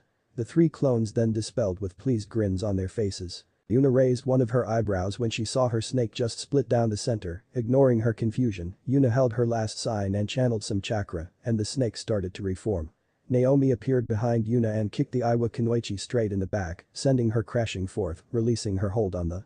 Naomi grinned at Yuna when she got up and sent a glare her way. Yuna rubbed the swell of her back before dropping back into a more alert posture. Yuna was glad that Naomi had not disappointed her by not providing a challenge, because this was what she came here for. Oh, I was totally right about you having a good fight. After my first fight I wasn't sure what to expect after fighting that Odo girl, but you and Fu have really made this trip worth it. Yuna said happily as she rolled her left shoulder with a large grin. Yuna, taking a few moments to take a breather, which Naomi did as well, looked back at her opponent. The feeling is mutual. I haven't had this good of a fight since I had an intense spar with my sister after our first air rank mission. Naomi admitted, cracking her knuckles with an excited grin plastered on her face. Her violet eyes were alive with happiness and an intense determination. She wouldn't lose because this was just too much of a fun battle for it to end with a loss. Combatant booth. Naruto watched on keenly as Yuna created her poison, noting how she changed the state from gas to liquid seamlessly. It was different from the few people he had encountered with poison release, who just stuck to using it as a cloud of smoke, but then again they didn't call it the poison release. If anything, Naruto was glad that Naomi forced more information out of Yuna because it was slowly making the picture all the more clear. Narumi tightened her grip on the railing as she watched her sister avoid the hazardous snake of poison by using her cage bunshin. Her lips twitched up into a smile when she used her training in splitting a leaf to cut the serpent in half, giving her time to strike at Yuna. Her worry was washed away when her sister's eager attitude came back full force even in the middle of her fight despite the danger. Aku glanced down to see how the snake was consisting of a liquid substance that made the ice wielder wonder if she could possibly freeze that liquid. Then there was Naomi, who was using wind that could possibly cut through her ice mirrors now that she actually had some training in the element. Just like Samui's storm element was dangerous but was beatable because of Haku's advantage in wind over lightning. Ara looked down at the two fighting in the arena and was making plans on how to kill them should either of them end up fighting him. Their blood, no matter whose it was, would run across his sand because both he and his mother were tired of being denied the blood they craved, the blood that would validate them. Naruto shook his head when Susei asked him who he thought would win, since unlike others Naruto would refuse to jump to conclusions on a blind faith. He didn't have the proper information on either of the fighters, so any judgment was reserved for a later time in the future. Combat field. Naomi flowed her chakra to her right hand, creating a small blue chakra flame, but that was just the way the chakra showed it was present. An exact copy of Naomi came into existence and started to claw the space over the energy, randomly compressing into a spiraling sphere of chakra. The citizens of Konohagakure cheered, seeing one of their princesses using the fable of their beloved Hokage, not that Naomi or Minato really cared for their praise after their ugly display on day 2. Naomi grinned and burst off her back foot, accelerating quickly enough to close the distance between her and Yuna. Rasengan. Naomi drove the spiraling ball of pure chakra into Yuna, driving her into the ground with a powerful force. The ground exploded behind the powerful blast, knocking dust and rocks into the air around Naomi, hiding her from view. When the smoke cleared, Naomi was on the ground with her palm inside of a crater created by the powerful technique. Naomi sighed and ran a hand through her vibrant red locks, looking around for Yuna. Getting back onto her feet, Naomi turned around and was looking at a smirking Yuna, who showed no signs of damage from the spiraling sphere of chakra. Phew, that was a close one. You almost got me because I froze seeing your father, but then again I had time because it wasn't in a flash. Lucky me. Yuna muttered sarcastically as she brushed off her shoulders, ignoring the small glare from Naomi for brushing off her most damaging technique. Yuna, seeing the glare she was on the receiving end of, waved her hand, shooing away the glare without much of a thought. Don't be like that. I am only being honest. Seriously, why is everyone so tense in things like this? Yuna asked with a small sigh as Naomi didn't relent with her glare. I can tell you really want to shut me up, so why don't you come and try it? Yuna goaded Naomi with a cheeky grin, getting a growl from her red-headed opponent. Yuna didn't have to wait long as Naomi rushed forward with her fist cocked back, ready to do harm to Yuna. Yuna easily leaned back, avoiding the fist thrown at her neck, but was blindsided by a kick to the ribs, making her wince from the jarring impact. Yuna slammed her elbow against the shin of Naomi, making her cry out in pain and retract her shin. Naomi twirled around and threw 3 punches into the ribs on the other side of Yuna's body with a ferocious intensity. Hissing in pain at the first few punches, Yuna turned to face Naomi and caught her fist smashing her helmet against Naomi's head, taking advantage of her headwear. Naomi stumbled back a few steps and would have fallen over if Yuna wasn't holding her up by the arm so that she could deliver a rising strike to her gut. Naomi lurched forward, gasping as the air left her lung. Not wanting to be a punching bag, Naomi stomped on Yuna's foot, making her leg buckle under the pain. Naomi took her opponent from Iwagakure's wrist and twisted it, making her cry out in pain, thus freeing her own arm. Each kunoichi took a pause to nurse the sore areas on their bodies from their opponent's strikes during the hand-to-hand exchange. Naomi wondered what she could use to put down Yuna, because aside from her playground of the twister, but that would take too long to set up and Yuna wouldn't give her the time she would need. The Rasengan was an option for a quick knockout, but she would need to use a distraction. Her Yuna could easily avoid the wide motion of the chakra sphere. Well, I need a distraction, so I guess I will need to use some shadow clones. Yuna, whose hands were resting on her sides, also was going over how she could end this fight before she had to use more chakra. It was clear that Naomi had a counter to both her poison and water release by utilizing the wind element's cutting properties. Sighing in disappointment, Yuna brought her hands up to the tubes that had green liquid flowing through them lodged in the docking ports in her helmet. Twisting them free, she pointed the ends towards Naomi, who had stopped just before she had to make a quick dash to avoid whatever Yuna was planning. Blaring her chakra, the poison release user sent the green liquid shooting from the tubes towards Naomi. Acid release. Abrasive imprisonment. The acidic liquid quickly formed into a circular dome-like jail cell that surrounded Naomi, keeping her in place, glancing around hurriedly for a means to escape. The green liquid dropped onto the ground, instantly killing any grass that it came in contact with. You should be very careful in Namikaze-san, any drop from the acid will burn straight to the bones. Yuna's sing-song voice caught the attention of her prisoner. True to her word, a small drip landed on her ninja sandal and slowly began eating at the fabric. Acting quickly, Naomi removed the shoe before the acid hit her skin. Naomi thought about blasting the acidic structure with her wind, but then realized that it would spread the acid and possibly hit her body, which most certainly would be fatal. Naomi saw the drops were getting larger and more frequent, meaning she didn't have time to formulate a plan. Sighing softly, Naomi raised her voice so that she could be heard. I forfeit. Yuna nodded her head approvingly, and the acidic structure lost its chakra and it slowly lost its green hue till it was just water. Naomi let out a relieved breath and stepped over the puddle of water towards Yuna, where they shook hands with a promise to fight once more, of course under more friendly circumstances. Winner by forfeit, Yuna. Page Booth. That was an excellent match if I must say so. Came the proud voice of the wise elderly Earth Shadow, who saw no reason to try and hide his nationalistic pride, seeing how one of his own beat one of the Yellow Flash's daughters in Konoha. Closing his eyes, that Tsuchikage nodded his head in agreement with his own statement. Tsuchikage dono, may I ask for you to explain what the acid release is? I mean, you did have me explain young Kakujo's abilities. Mei finished with a polite smile as she looked over towards her peer from the land of Earth. The Tsuchikage grumbled, cursing his own curiosity, but found no harm in some gloating. Yuna's father came from the clan of poison release users here in Hai no Kuni. He settled within our village and married a Jounin woman who had a fairly powerful water affinity. The two genetics linked where the ratio of poison to water ended up creating the acid release. The Tsuchikage gave the bare minimum of the story, not finding the need to tell them that Yuna was not in a clan. It wouldn't hurt to let his peers believe that there were more acid release users living in Iwagakure. Minato released a small sigh, clearly disappointed that his daughter had lost, but was glad that she was unharmed. A victory or a loss meant nothing if the safety of his daughter came into question. It looks like Naomi just ran into an unknown factor that she couldn't adapt to. Irakage grunted in agreement with his rival for the title of fastest shinobi as he looked on, barely paying attention, since he no longer had the proverbial horse in the race. The Irakage glanced over to the blonde Hokage with a small smirk. Yes, your daughters are quite skilled, just like that son of yours. At least those two just don't kill helpless genin. Irakage took a small shot at Minato, hoping to rile him up. Sadly for the Kazukiage added his opinion into the idle chatter before Minato could give his response to his words. You call him a killer, but I call him a shinobi. The Kazukiage said with his perpetual scowl. The Wind Shadow was impressed that Naruto at his age was able to go to such extents. Leaving opponents alive often led to enemies and regrets in the future. Minato chuckled at A's disgruntled expression, clearly not appreciating the timing of the Kazukiage's interjection. Combat field. It seems we have to do combat once more, Narumi-san. Haku's soft voice was friendly, seeing as how the fighting had yet to start. Haku kept Snowfall on her hip because she knew that she was going to be in a long-range fight where her blade would be of no use. Rushing in with a sword to force her style on Narumi would also lead to a quick defeat. That is Haku-san. At least this time it isn't a fight to the death because of a scummy businessman though. Narumi added with a soft chuckle, remembering just how money could change the dynamics of everything. Money could even put those in a position of power and a bind by someone who otherwise would hold no influence. I think it is time we start our match. Haku's friendly visage turned more frigid going into her hunter nin persona, getting Narumi to become more serious as well.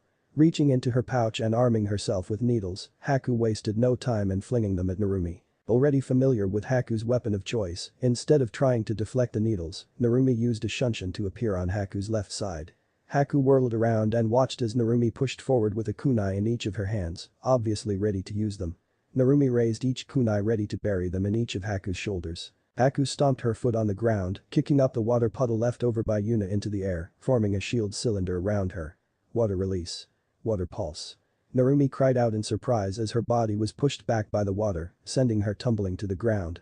Getting back to her feet no longer armed with her kunai, Narumi looked up to see Haku looking at her coldly as she growled. Narumi recalled her battle in Nami no Kuni with Haku and knew that if she got caught in the ice mirrors, she would be in trouble. Shaking her head, Narumi focused back on the present. Water release. Water javelin. Narumi made use of the water already provided using her chakra using the water to make a deadly javelin. With a flick of the wrist the javelin sped forward towards Haku, and when it looked like it would hit her, the ice release user jumped back into an ice mirror that she created to make a quick escape. Narumi tensed seeing the reflection of Kiri Kunoichi in the mirror like she was the first time in Nami. Slowly the upper half of Haku's frame came out of the mirror as needles of water levitated in front of her. Ice needles of death. The needles of water quickly froze over creating deadly ice needles that Narumi knew all too well. The frozen needles flew towards Narumi who tried to roll out of their path, but the speed behind the projectiles was too great, leaving a few needles stuck in her arm. Hissing to herself Narumi pulled the needles out of her arm, throwing them to the ground where they shattered into an icy dust that would be quite beautiful if they hadn't tried to kill her moments prior. Cracking her neck, Narumi regarded the ice Kunoichi with a heated glare, not happy being a pincushion. Haku propelled out of the ice mirror towards Narumi, throwing an open palm strike at Konohanin's neck. Narumi managed to maneuver herself so that the blow only hit her shoulder, providing minor discomfort. Narumi manipulated her hair to wrap around Haku's waist, pulling her into an uppercut delivered to Haku's delicate jaw. Haku's head snapped backwards, then she was slammed into the earth below the two by Narumi's blonde hair. Just when Narumi thought Haku to be incapacitated the fake hunter Nin launched the soles of her feet into Narumi's stomach, sending Kunoichi into the air. Haku jumped away creating space as Narumi landed back on her feet holding her stomach with a small glare. The two Kunoichi continued their silent standoff. Haku threw another handful towards Narumi with frightening accuracy, striking Narumi in spots that disabled her left arm. Another handful were lodged into the blonde's right leg dropping her to a knee. Haku put away the other that she planned on using in case her aim was off. Walking up to Narumi Haku gave her a hopeful smile as she got closer. I would recommend that you give up Narumi-san this way so I won't have to hurt you any further. Haku advised him not to want to cause any lasting damage to the Kunoichi in front of her. Oh you mean this? This is nothing really. Narumi said with a labored chuckle as if she hadn't had 20 or so sticking out of her body. Haku frowned at what she perceived to be useless stubbornness. Each of the needles struck chakra points and nerves to shut down the muscles in her arm and leg. Not saying another word Narumi held a hand sign and closed her eyes to enhance her concentration. Soon a faint red glow wavered off of the Hokage's daughter as tapped into the yang chakra of the Kyuubi, healing all of her minor nerve pinches and chakra points. Haku, who still was unaware of what Narumi was doing, was left vulnerable to the sudden uppercut and jarring kick that sent her tumbling away with a cry of pain. Haku looked into the sky, her face crunching up in pain as she gently rubbed the bruise she felt on her delicate jaw. Narumi stood there with a victorious smirk on her face as she waited for Haku to get back on her feet. Haku looked over at Narumi with her brows furrowed and a confused expression on her face. Narumi ignored this in favor of smirking at the girl and running her hand through her hair, enjoying the confusion on Haku's face. Now what was that about this being over? In the stands, oh Narumi-chan. Kushina and Naomi both shouted in the same exuberant voice as they stood on their feet cheering for their family member to come out victorious in her fight. It was clear to the other Konoha genin just who Naomi took after leaving her parents. Kakashi just smiled and smiled at Namikaze Uzumaki's. I and Lee were both looking at the two shouting women with fiery expressions, both spandex-wearing shinobi clenching their fists. Tenten and Niji both inches away already knowing what was coming from their teammate and sensei. Gosh, they are both so youthful, guy sensei. Lee cried out passionately, getting an equally positive response from the youthful jounin. Narumi has gotten a lot stronger since the mission to Wave. Before not even the three of them could really harm Haku-san, but now she can hold her off all on her own. Sakura commented seeing just how much her teammate had grown over the past few months. It also fueled her desire to train more with Shizune and Tsunade once her arm was healed up efficiently. Jiraiya, who was still lingering around the top ring of the stadium, was glancing down towards his goddaughter with pride gleaming in his eyes but was still watching each and every mistake she was making so that they could begin to correct what could be exploited. But let it be said that the white-haired man still really wanted to perform his research. Combat field, Narumi and Haku both were slouching slightly as they tried to catch their breath after another intense exchange between the two. Narumi was thinking just what she needed to do to catch the speedy Kunoichi, while Haku was wondering what she had that was strong enough to put down Narumi. Both decided they needed more time and lunged forward throwing a fist, but one strike was blocked by the other's fist, creating a slight cracking noise. Both girls winced and leapt backwards, trying to shake the feeling back into their fists. Taking a deep breath, both girls knew that any more taijutsu would be a pointless endeavor. Narumi started to gather her chakra to call on her next move, which she hoped would catch Haku, disabling her. Going through the seals needed to form that she would use for her next move. Water release. Water dragon. The dragon released a watery roar that sounded like a deep gargle before speeding forward to trap Haku within its maw. Narumi eased herself onto one knee watching as her watery creation was brought forward with a driving force. Haku gasped and used a shunshin at the last possible moment, making the dragon splash into the ground losing its head. Haku came back into Narumi's vision on the other end of the stadium, with her eyes half glaring at the dragon as it formed back and went back to swing behind Narumi's back. Haku ignored the intimidating sight as she went through her own hand signs at a furious pace in an attempt to protect herself. Hyoten. Tundra dragon. Much like Narumi's water dragon, a light blue dragon made of ice started to be crafted behind Haku's back. The dragon howled, forcing an icy breath up into the sky, making the spectators on the rail shiver from the temperature drop. The Ice Princess locked eyes with one of Konoha's guardian princesses, both showing a tremendous amount of determination in their respective eyes. The water dragon released a watery growl which the ice dragon responded with another chilling roar. Whereas the water dragon's movement was followed by a swish, the ice dragon's body scratched on itself. Both dragons launched from their coiled positions at the same time, rushing for a collision in the center of the field. Just when it looked as if there would be a tremendous collision, the more agile water dragon spiraled around the ice dragon, continuing on towards Haku, leaving the ice dragon on a straight beeline for Narumi. There were simultaneous crashes as each dragon slammed into the wall opposite of them, shrouding the impact site in a wall of smoke. The crowd held their breath as they waited for the field to clear to see who won the final collision. When the smoke cleared, there was a collective gasp as both Narumi and Haku were lying on their chests unconscious. The Kumo Kunoichi, who was the proctor of the match, checked on both of them before signaling for the medics to come onto the field. Clearing her throat, she raised both of her arms into the air, getting the audience to quiet down. The match ends in a draw. Combatant booth. Naruto rolled his shoulders, getting annoyed by a call from Susei, which made him roll his eyes that were still burning with the Sharingan. Once the combat field was cleared away, Naruto walked past the other three people in the booth and down the staircase. Chijiro watched Naruto disappear and gulped silently because he could feel the intensity radiating off of the Hokage's son. Steeling himself, the blue-haired swordsman followed after his fellow swordsman ready to do battle. Yuna, who was pretty much recovered from her fight with Naomi, glanced over to the other end of the booth where Gaara stood. The acid release user stood on guard since it was just she and Gaara, and the Jinchuriki was clearly unstable and could attack her at any moment. Just great, they had to knock each other out last match and leave me alone with the psychopath. Gaara paid absolutely no mind to the Kunoichi who was sharing the booth with him, instead keeping his gaze firmly on Naruto. The auburn-haired boy didn't know what it was about Naruto that put him at ease, but now Naruto would be able to prove himself in this match by winning. That was the only acceptable result in Gaara's mind. Show me Uzumaki. Combat field. The Tomo in Naruto's eyes spun about in a circular cycle as he reached back and readied Twilight for the battle. Chijiro tightened his hold on Hiramekure as he was lulled into a comfort, but remembering the stage, Chijiro shook away the fog. Naruto was already upon him with his katana coming down over the top of Chijiro's shoulder. Chijiro hurled Hiramekure up to fend off Naruto's smaller blade. Not wanting to be thrown off of his center of balance, Naruto spun his body with the momentum. The gray hue of Twilight filled Chijiro's vision before it fell down to his waist. Chijiro suddenly grimaced when he felt the flesh on his stomach being dug into by the sharp end of his opponent's katana. Chijiro jabbed the pommel of his twin sword into Naruto's shoulder, getting the space he wanted so he could reassess the situation.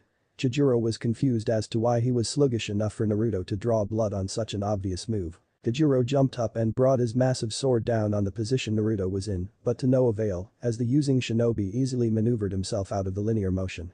Chijiro slashed out backwards, sending the side of his blade on a direct line towards Naruto, who calmly put Twilight up vertically and braced for impact. Naruto could feel the force being absorbed by his forearms, and knowing his guard couldn't keep the larger sword at bay, he flipped over the swinging blade. While upside down traveling through the air, Naruto slashed at Chijiro's head with his katana with frightening accuracy.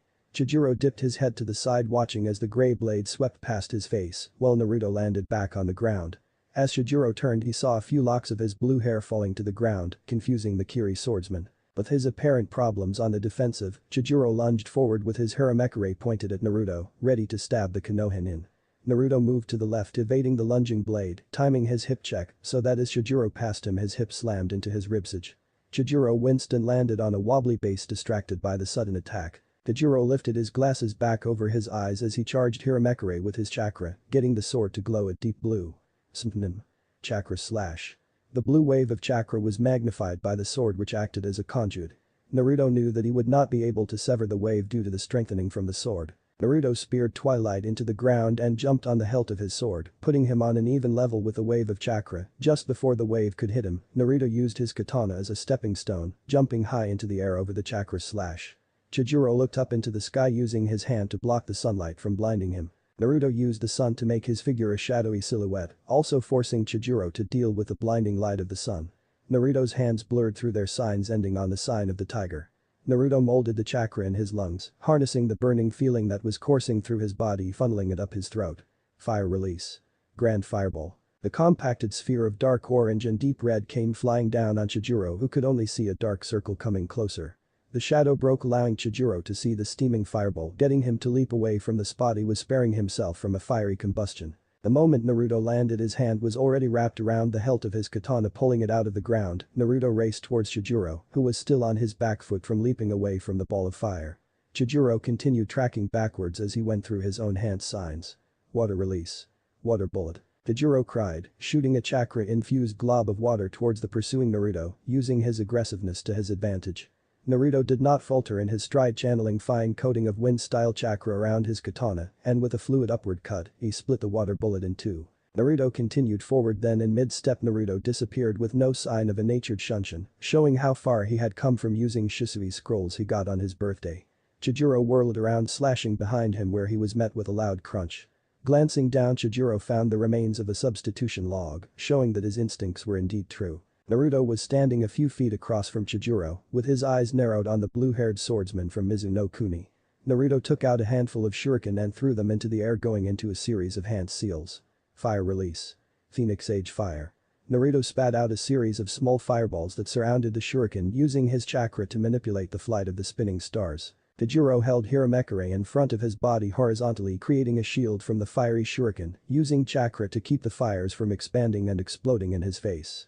Once the shuriken were resting against the metal of his twin sword, he swung his sword, sending the shuriken back towards Naruto. Naruto easily wove his way out of the shuriken barrage using his Sharingan. Chijiro tested his body to see if his movements were back to their normal speed, when he caught something abnormal in his muscle movements. Chijiro's eyes widened when he realized what was wrong with his body. He casted a genjutsu on me when I looked into his eyes at the beginning of the match. Chijiro put his grand blade back in the holster on his back, needing both hands for what he was going to do next. Slapping his palms together, Chijiro cut off his chakra flow temporarily, before releasing a concentrated wave of chakra out. Chijiro glanced back down to see that his muscle movements were no longer altered. It was only thanks to the intense muscle memory training that swordsmen go through that he was able to spot the minuscule change to his body. Chijiro hefted his large twin sword back into position with a grin that showed off his pointed, shark teeth, a trait shared by the swordsmen of the mist. In the stands, it's about time that kid realized he was under a genjutsu. Asuma muttered while leaning back into his chair, ignoring the disturbed frown on Kurenai's face from his smoking habit. Rubbing out the lid end on the arm of the chair, Asuma looked down at Naruto standing there calmly, like he was planning every step of the battle. Why didn't Naruto just finish him while he was under the Sharingan's genjutsu? He was never one to toy around with his opponent. Kurenai asked aloud, getting nods from the other Jounin sensei that had Naruto on their teammate at one point. Kiba scoffed at the fact that Naruto was the center of attention yet again. No one knows what's going on in that lunatic's mind. Kiba said rudely, not noticing that he didn't get the bark from Akamaru as usual because he had hopped into Hinata's lap for comfort. Kiba failed to notice Naomi getting behind him and bash him over the head with her fist. "Don't you insult my Nai-san, dog breath." Naomi shouted with a twitching brow and hair that was swaying like death itself, getting a few people around her to take a step back in fear for their safety. Kushina started to laugh happily, seeing her girl act just as she would, while the scarecrow of the group just sweat dropped at his students' antics. Combat field. Chijiro, now knowing his body was back at full operating speed, rushed forward, thrusting Hiramekure towards Naruto, who moved to evade the stabbing lunge, but was caught in the ribs when Chijiro swung the flat side of his blade towards Naruto. Naruto growled at himself for falling for a feint as he used chakra to stop himself from tumbling around the floor. Naruto propelled off his back foot towards Chijiro, slicing down with his katana, but Chijiro's original speed proved enough for the Kurigakure shinobi to parry the direct assault. Breaking the assault, Chijiro swung his larger weapon down, forcing Naruto to drift to the left, throwing off an upcoming slash. Naruto and Chijiro continued to thrust and slash their swords, resulting in a clang each time their steel met the others. Naruto looked to see his vest had a number of cuts on it, all from the past few exchanges with his opponent. Naruto scolded himself for falling behind Chijiro in swordsmanship. Even if he was in a group known for swordplay, it was still unacceptable. Naruto brandished his two-colored katana and began to channel his chakra into the metal of the katana. The white section gleamed brilliantly while the black section glowed menacingly, meeting in the middle, where a dull gray was illuminating the blade. Hami, severance from the material world. Naruto swung his glowing katana, and a thick wave of energy flew towards Chijuro, who was in the process of swinging his sword around in a circular motion. Suddenly a large hole of chakra opened up in the air in front of Chijuro. The attack from Naruto was swallowed up by the hole created by Chijuro, getting Naruto to narrow his eyes in agitation, seeing his attack fail. Chijuro let his Hiramekure slump down, showing that creating that chakra hole took quite the hammer to his chakra reserves. Standing up, Chijuro willed himself as he went through his hand seals to push on the attack. Water release. Shark bomb. The water coming from Chijuro's mouth slowly formed into a great white shark that was looking at Naruto like its prey. Naruto didn't have enough time to dissect it before it swam forth towards Naruto. The Sharingan user found that the chakra was too concentrated for him to slice through the. Naruto brought off his guard just as the shark's powerful jaw ripped into his arms and drove him straight into the wall behind him. Chijuro, seeing the success of his attack, waited to see if he had done any serious damage with his last move. Naruto got back onto his feet, and everyone could see the sleeves of his vest were shredded with blood dripping down his hairline and forearms. Naruto tapped into the soul link he had with Susei. "Hey Susei, are you still flying overhead?" Naruto asked with a slight pant as the damage to his body was a little more severe than he had expected from the water style. Naruto glared down Chijuro, his Sharingan seeming to burn through the swordsman's very soul. "I'm here, Naruto-kun. What do you need me for?" "I can't really do anything significant," Susei admitted bitterly as she flew around Chijuro high in the sky, escaping his attention. Naruto almost laughed when his partner admitted she couldn't help, but he had other plans. "Yes, you can just shed a nice amount of feathers around my opponent and I will take care of the rest," Naruto said, watching as the black feathers from Susei's wings started to fall all around Chijuro, garnering his attention. Naruto smiled as he went through a few hand signs and focused on the space around Chijuro. Wind release. Shadow hurricane. The wind around Chijuro started to swirl violently, taking the feathers around Chijuro, turning them into small swirling blades. The feathers also made the wind dark at night, hiding Chijuro from the eyes of the arena. Naruto knew that the feathers would be sped up by his wind release, making them very dangerous. Naruto started to go through the signs for the last step of his plan, his hands ending in the tiger sign. Fire release. Grand fireball. Naruto, holding the tiger seal, added a different variation to the traditional fireball.